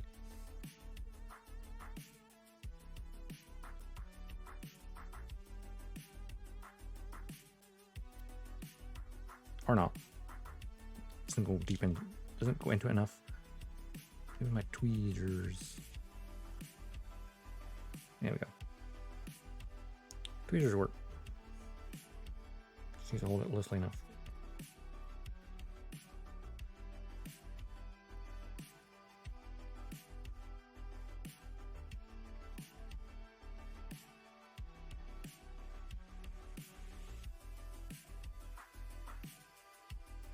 I always find this with like barrels of weapons and beam saber handles. If the beam saber blade works, well, especially for beam sabers, the blade will work. But barrels, it's hit and miss. If you can grab onto it anyway, all the better.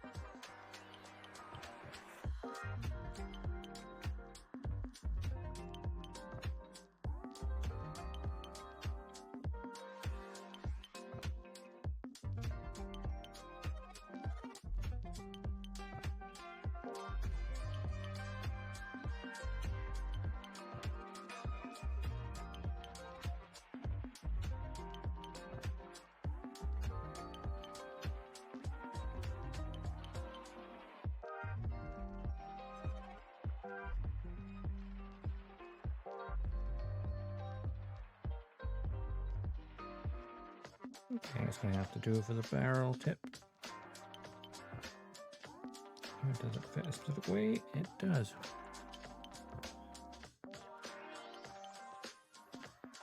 Alright.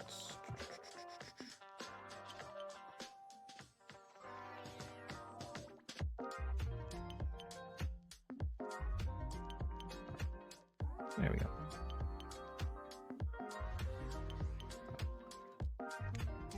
Those are barrels. There's, of course, if you go boom, boom, make yourself an even bigger weapon. How that goes?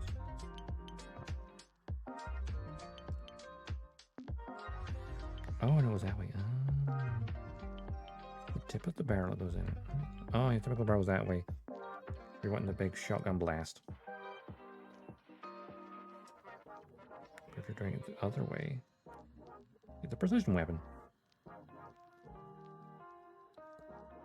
That's how I butt the butt for a second. No.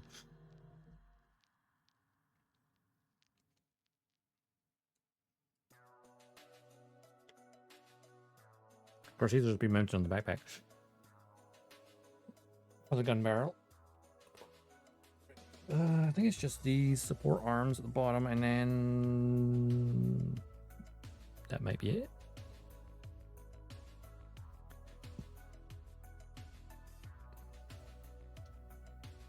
In terms of building, anyway, I still have to do all the panel lining and marking stickers, and I was going to paint part of the underside of the feet the same metal color of the frame, because there's like no color down there at all. Much like I did on the high grade.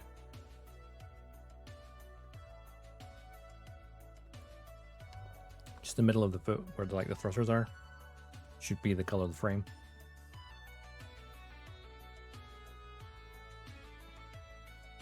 So we have a fun challenge to mix that color up.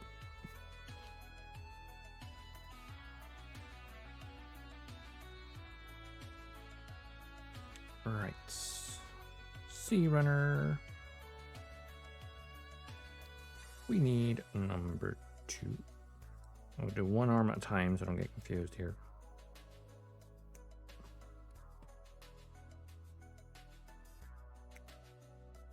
Number 2.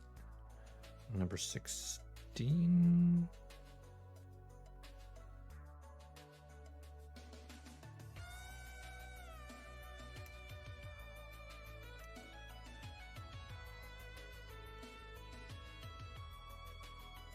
Number 12.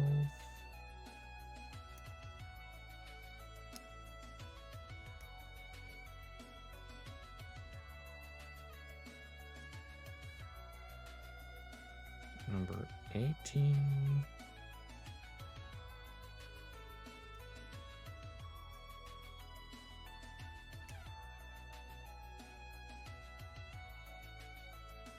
Number 20.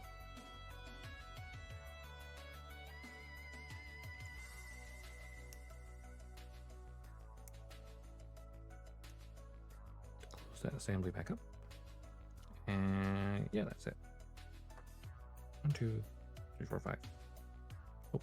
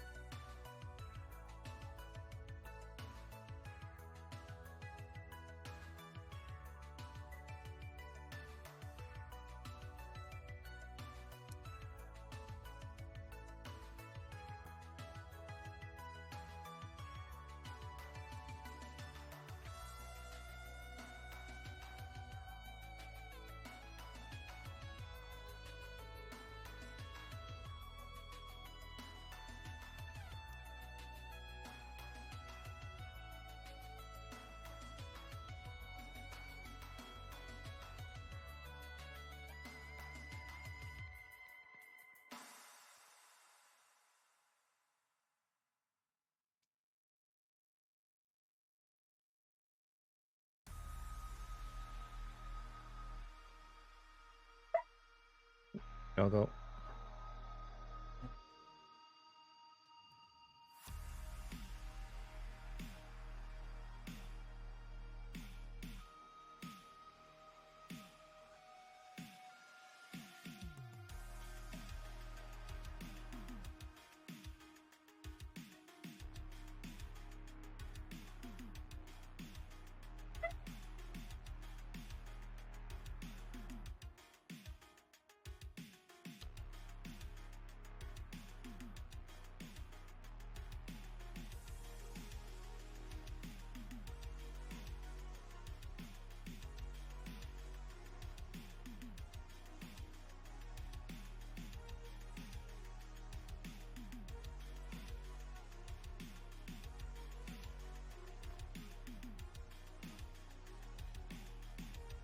I'll say these parts are cutting off very cleanly. That I might have to sand them, honestly.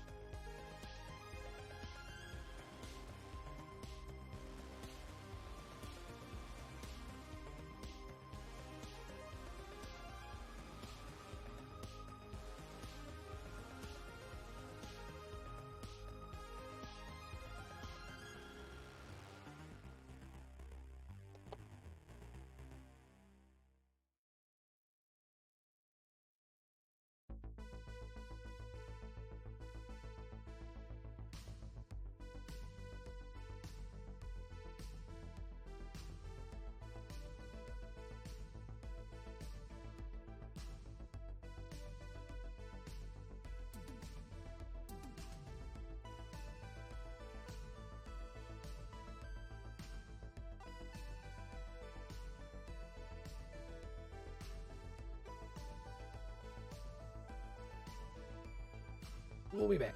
Ow. Almost my setup is not the best for my positioning.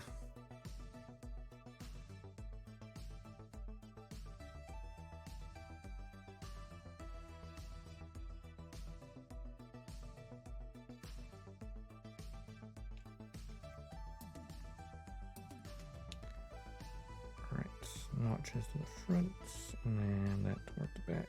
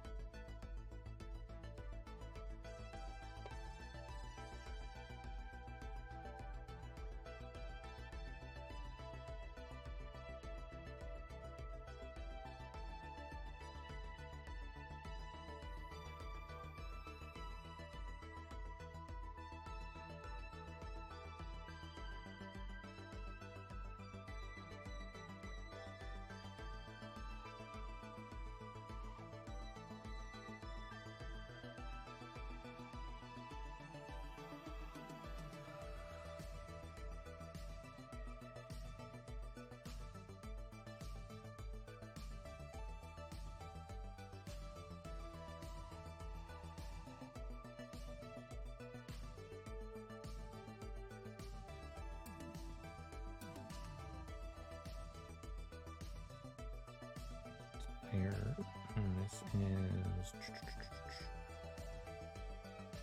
is slight trim.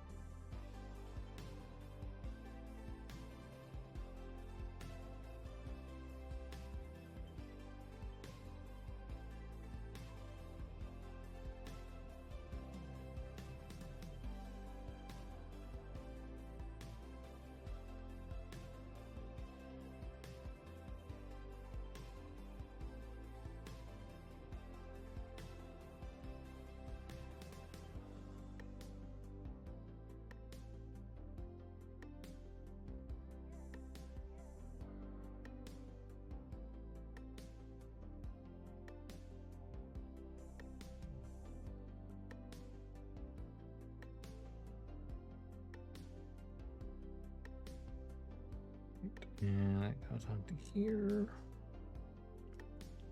And clean up this bit a little bit. Got too much up.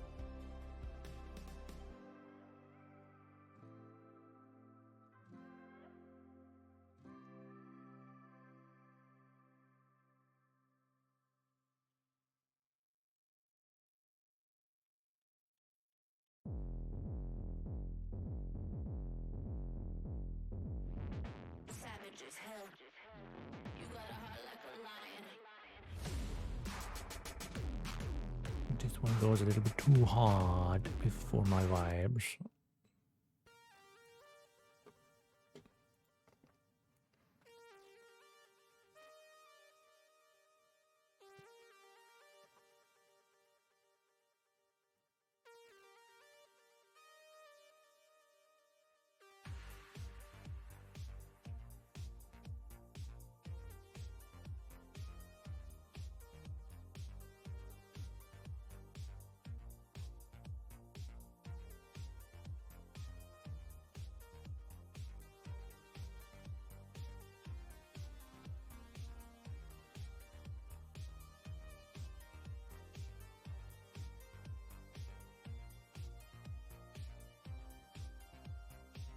And this goes.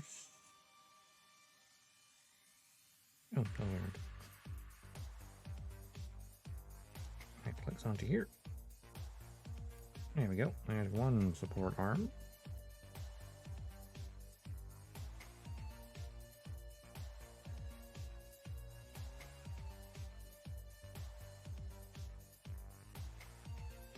Probably the right side one, I think. Or no, left side.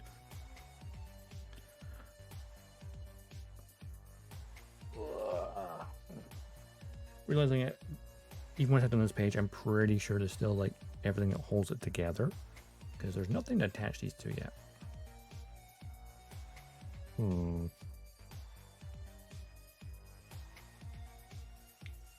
no, yeah, the other page has a bunch of stuff as well. Ha. Damn, yeah, we're at half 5. Let's just take a glance at the other page for a second. Actually, no, I want to get this done before I do it. That way we can kind of, if we need to have a stopping point, without having to worry about doubling back.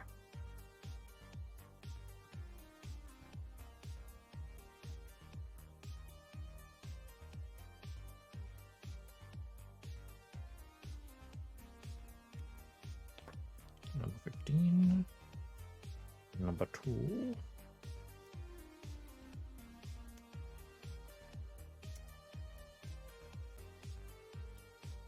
Number 17.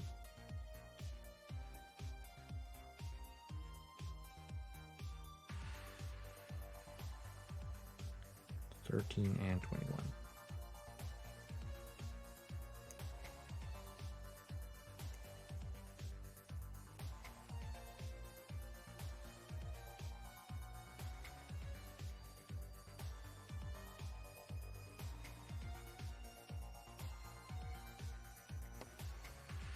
I'm pretty sure the only parts that are left on here are actually the parts that make the backpack of the Buster.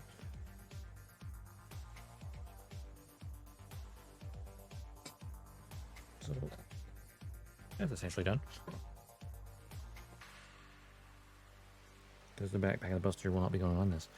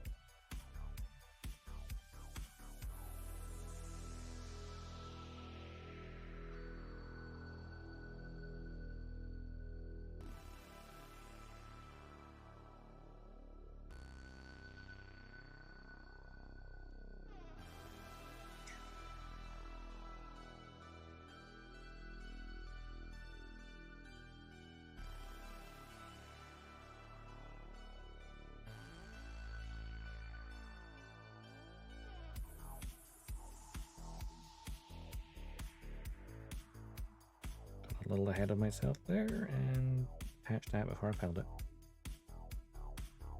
Yeah, it's fine though.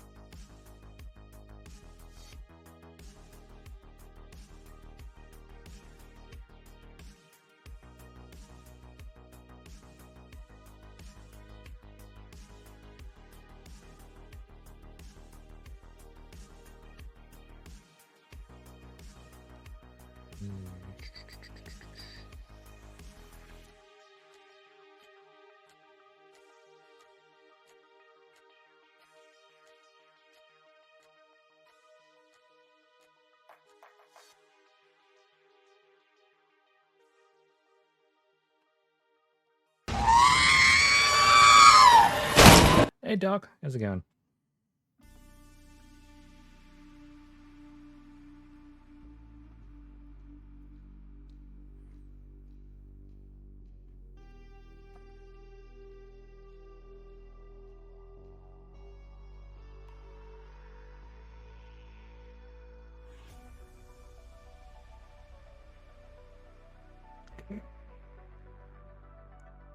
Yeah, that one can catch you off guard.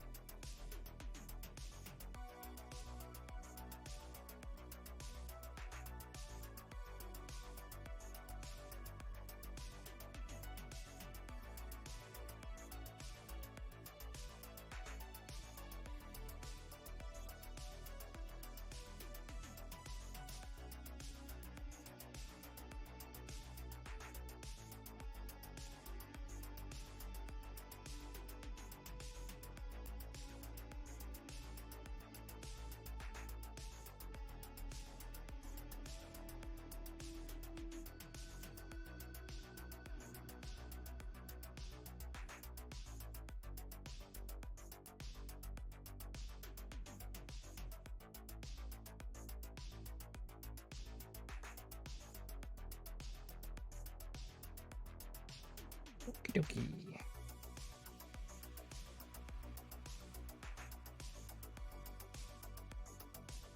Put that there and put that into there. There we go. Little support arms. I need to turn the page now.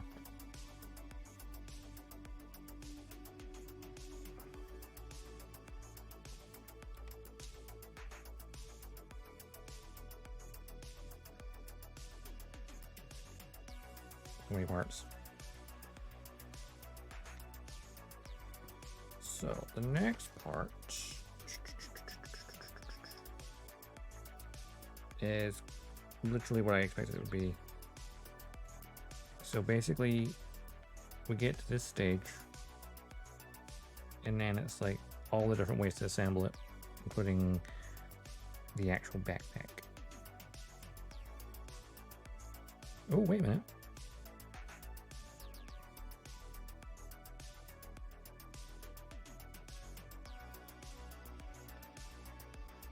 I'd need 4 pegs.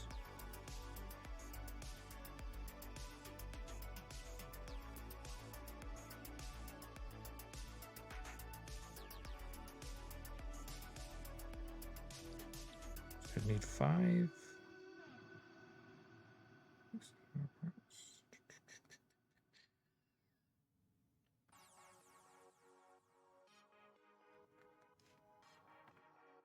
Well, what time we have? I think I might have enough time to finish this off.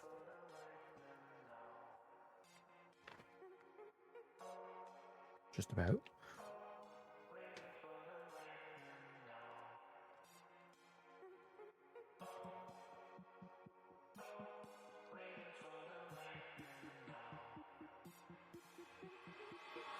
Maybe.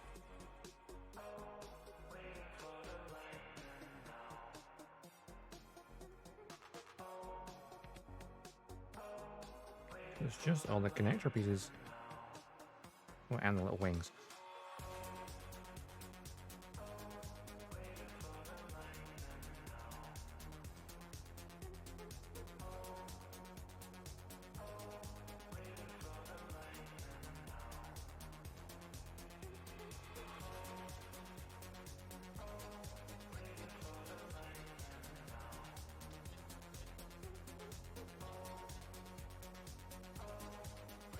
Wait, come on, come here. Here, come away. There.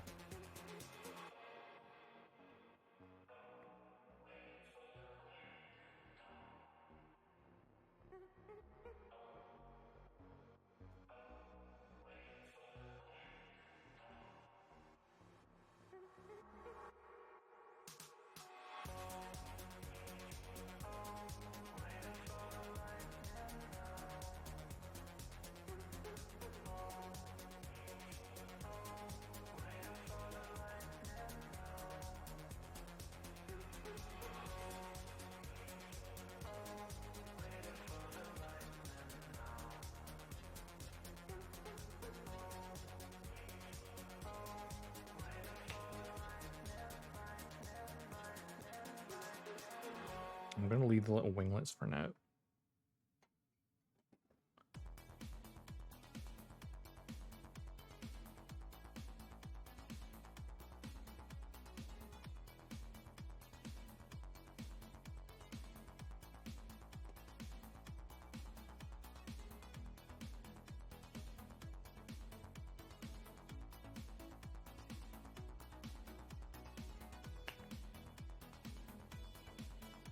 I don't think these two parts are even used in this variant right now.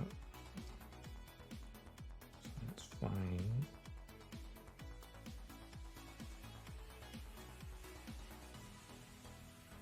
I'm probably get it for them.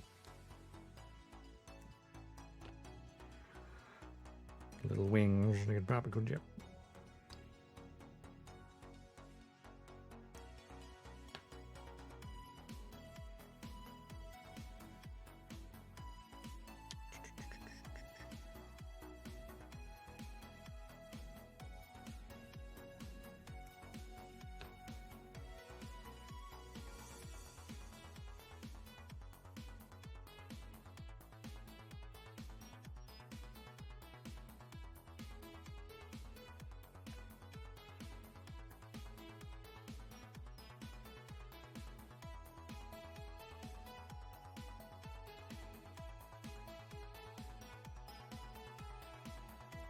The advantage of these mostly just being pegs is I don't need to bother with the sanding because the peg part will be kind of hidden. Or because right now I can't be bothered as well.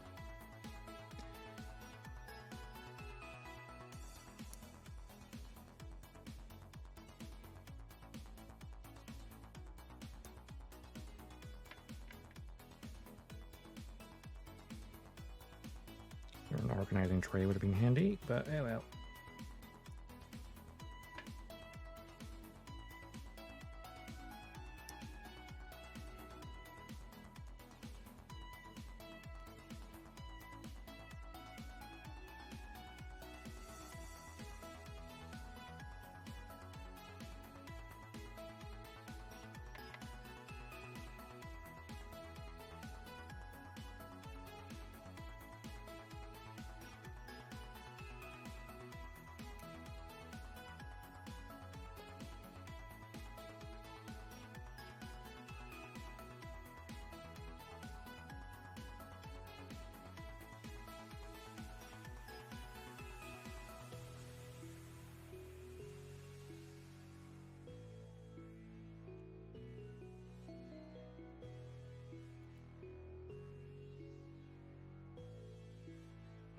I had to catch that.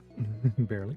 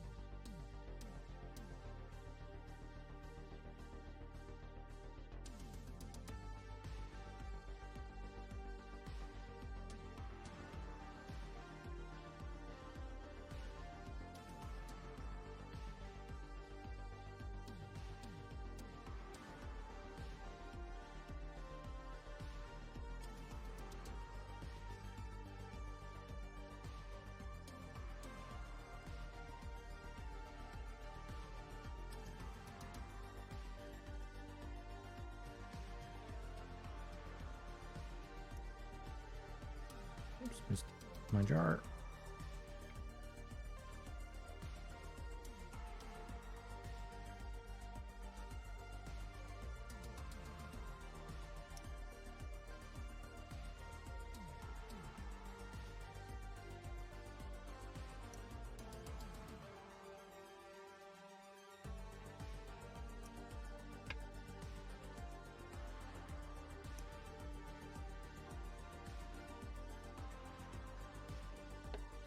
Right, and so what we do is we have skipping the winglets for now. So we put G onto these upper sections, creating kind of an upper wing. Then that is this side. That is this side. And our gun barrels.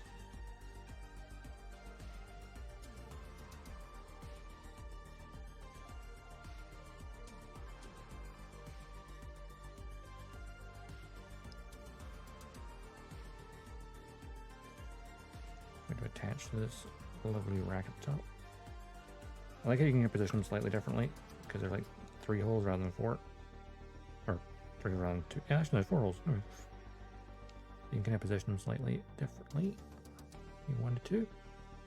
And then this big blast one. Oh, that's the right way around. Oh, there we go. Like maybe attaching this to the arm would have been smarter first.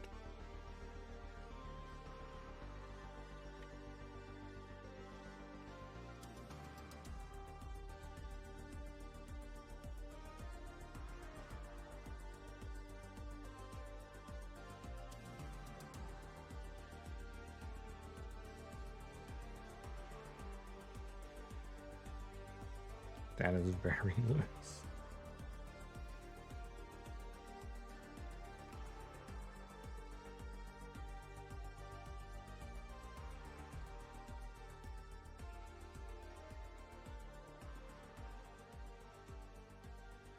And that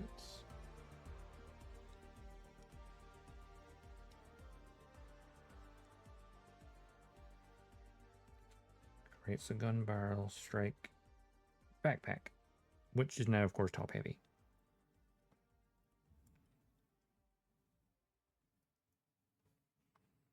Bend the knees a bit, and the torso. Give it a bit of an ab crunch.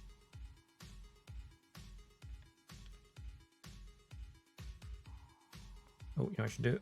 Pop that blade out of that hand. Pop the Gatling gun into this one.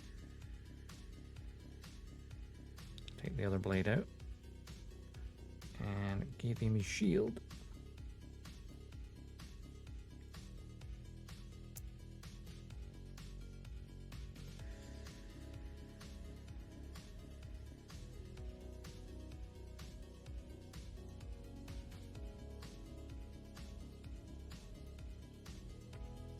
Still have a couple of extra bits because also there is variants, and there's the winglet. I'm gonna get those little winglets because it's the only part that's missing. I might not tidy them up properly, but I'm getting them. At least from this first configuration, anyway. There's multiple configurations, which I'll go through the rest of them next time when I'm, detailing.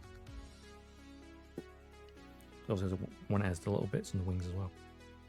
Little ankle ones. So this is configuration A that we're going for right now.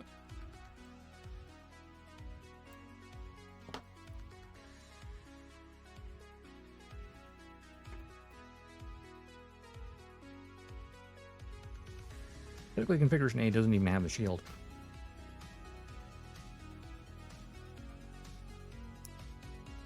I'm just using it because I can. I need to reach past this right now. It's because I need to wrap it up, but I don't want to plop these on.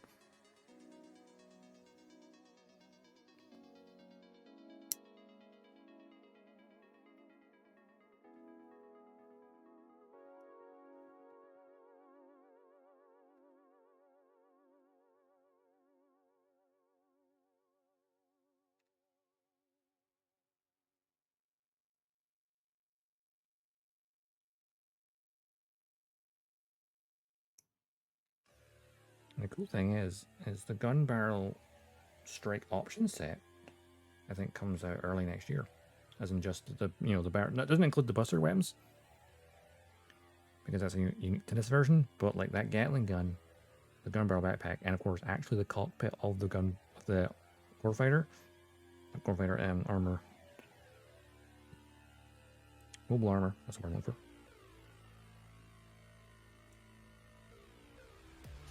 Which I'm gonna buy one of those just to have it as mobile armor.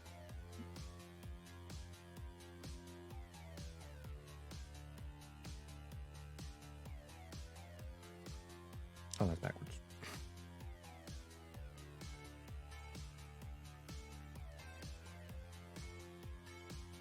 Pointy bit is forward.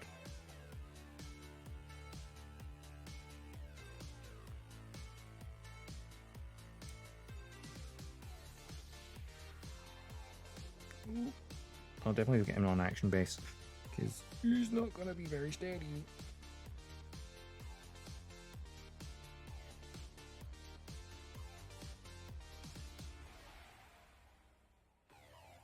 Move my nippers at the way.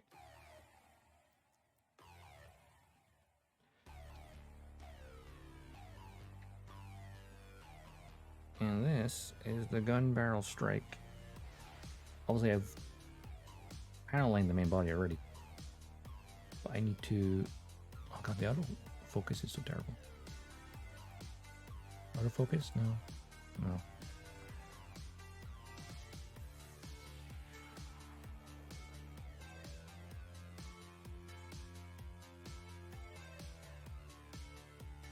Yeah. Gunbarrel Strike.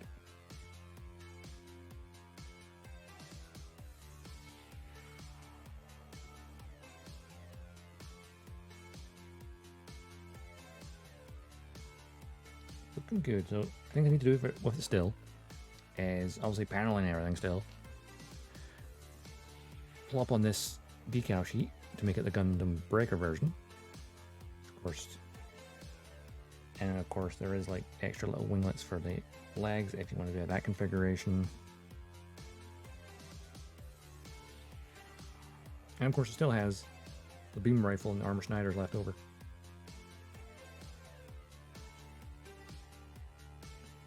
So decals, panel lining, oh, and the little bit of the metallic turquoise on the bottom of the feet. I'm missing that. So I'm gonna. So basically, next time will just be all about detailing. Probably starting with that bit of paint on the feet I need to do to finish the main body, and then all the paneling, decaling. Next stream might be a lot shorter. Depends how long it takes me. I feel like I'm quite efficient when I do the detail stuff. But yeah, I will wrap it up here because that is now 6 o'clock. So I think it's time to go get food. I'll take some pictures of this and pop it up on Twitters and Discord.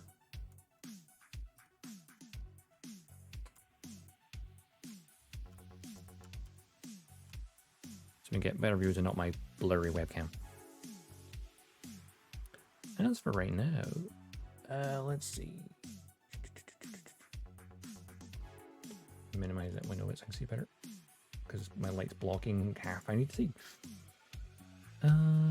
Let's see. Take the time we go for a raid. But whom is live? Is always a question.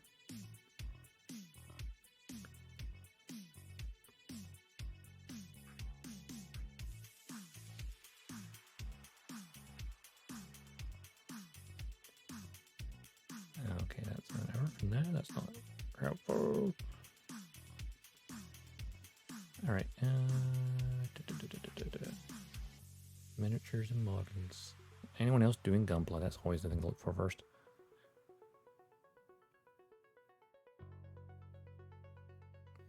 A nice first outing on the new category, rather than being makers and crafting like normal. Let's just search Gunpla. Channels type of Gunpla. That's not Gunpla.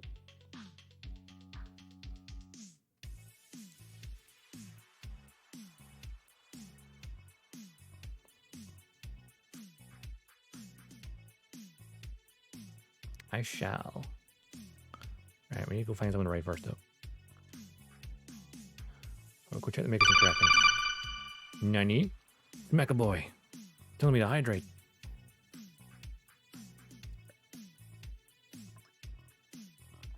And grip my posture, which is actually okay right now. Now that I'm sitting up right. What? No, wait, no one doing Gunpla?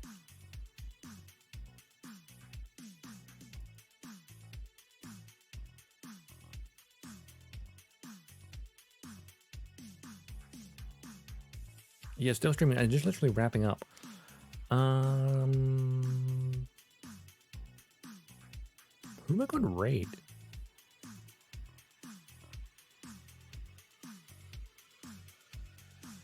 So the makers and crafting category, no one's doing Gunpla apparently.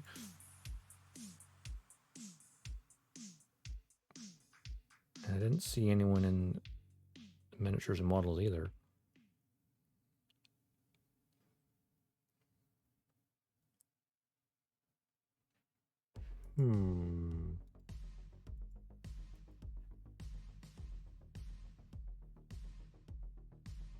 Plenty of people doing miniatures. What's the one who's doing Gunpla? I'm the only person in this category doing Gunpla. Wait, no. There is someone else. I think they may have just gone live. Oh, hang on. Switch it over.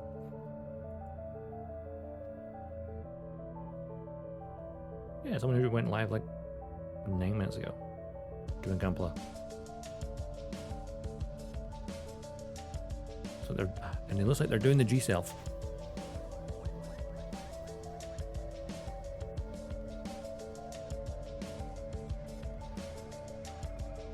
Let's do that.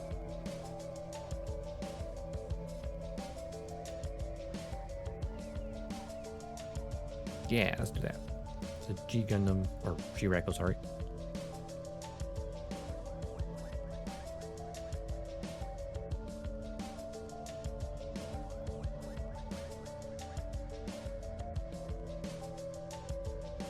Oh, it's the only problem.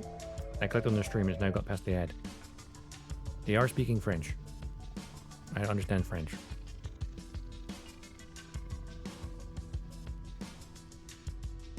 I don't know if they know English. It's always the awkward thing when someone's a totally different language is like...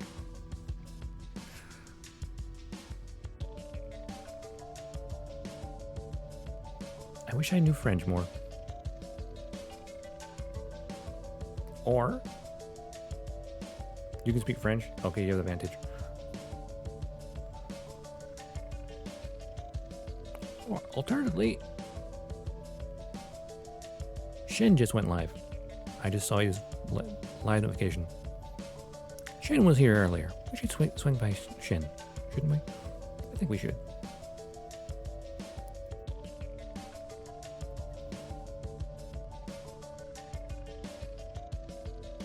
Shin's a good dude.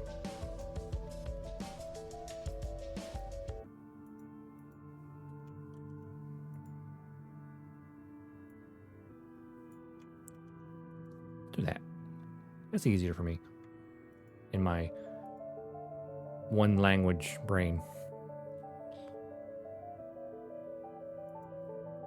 Raid following. You literally starting the Zoom screen. Let's go.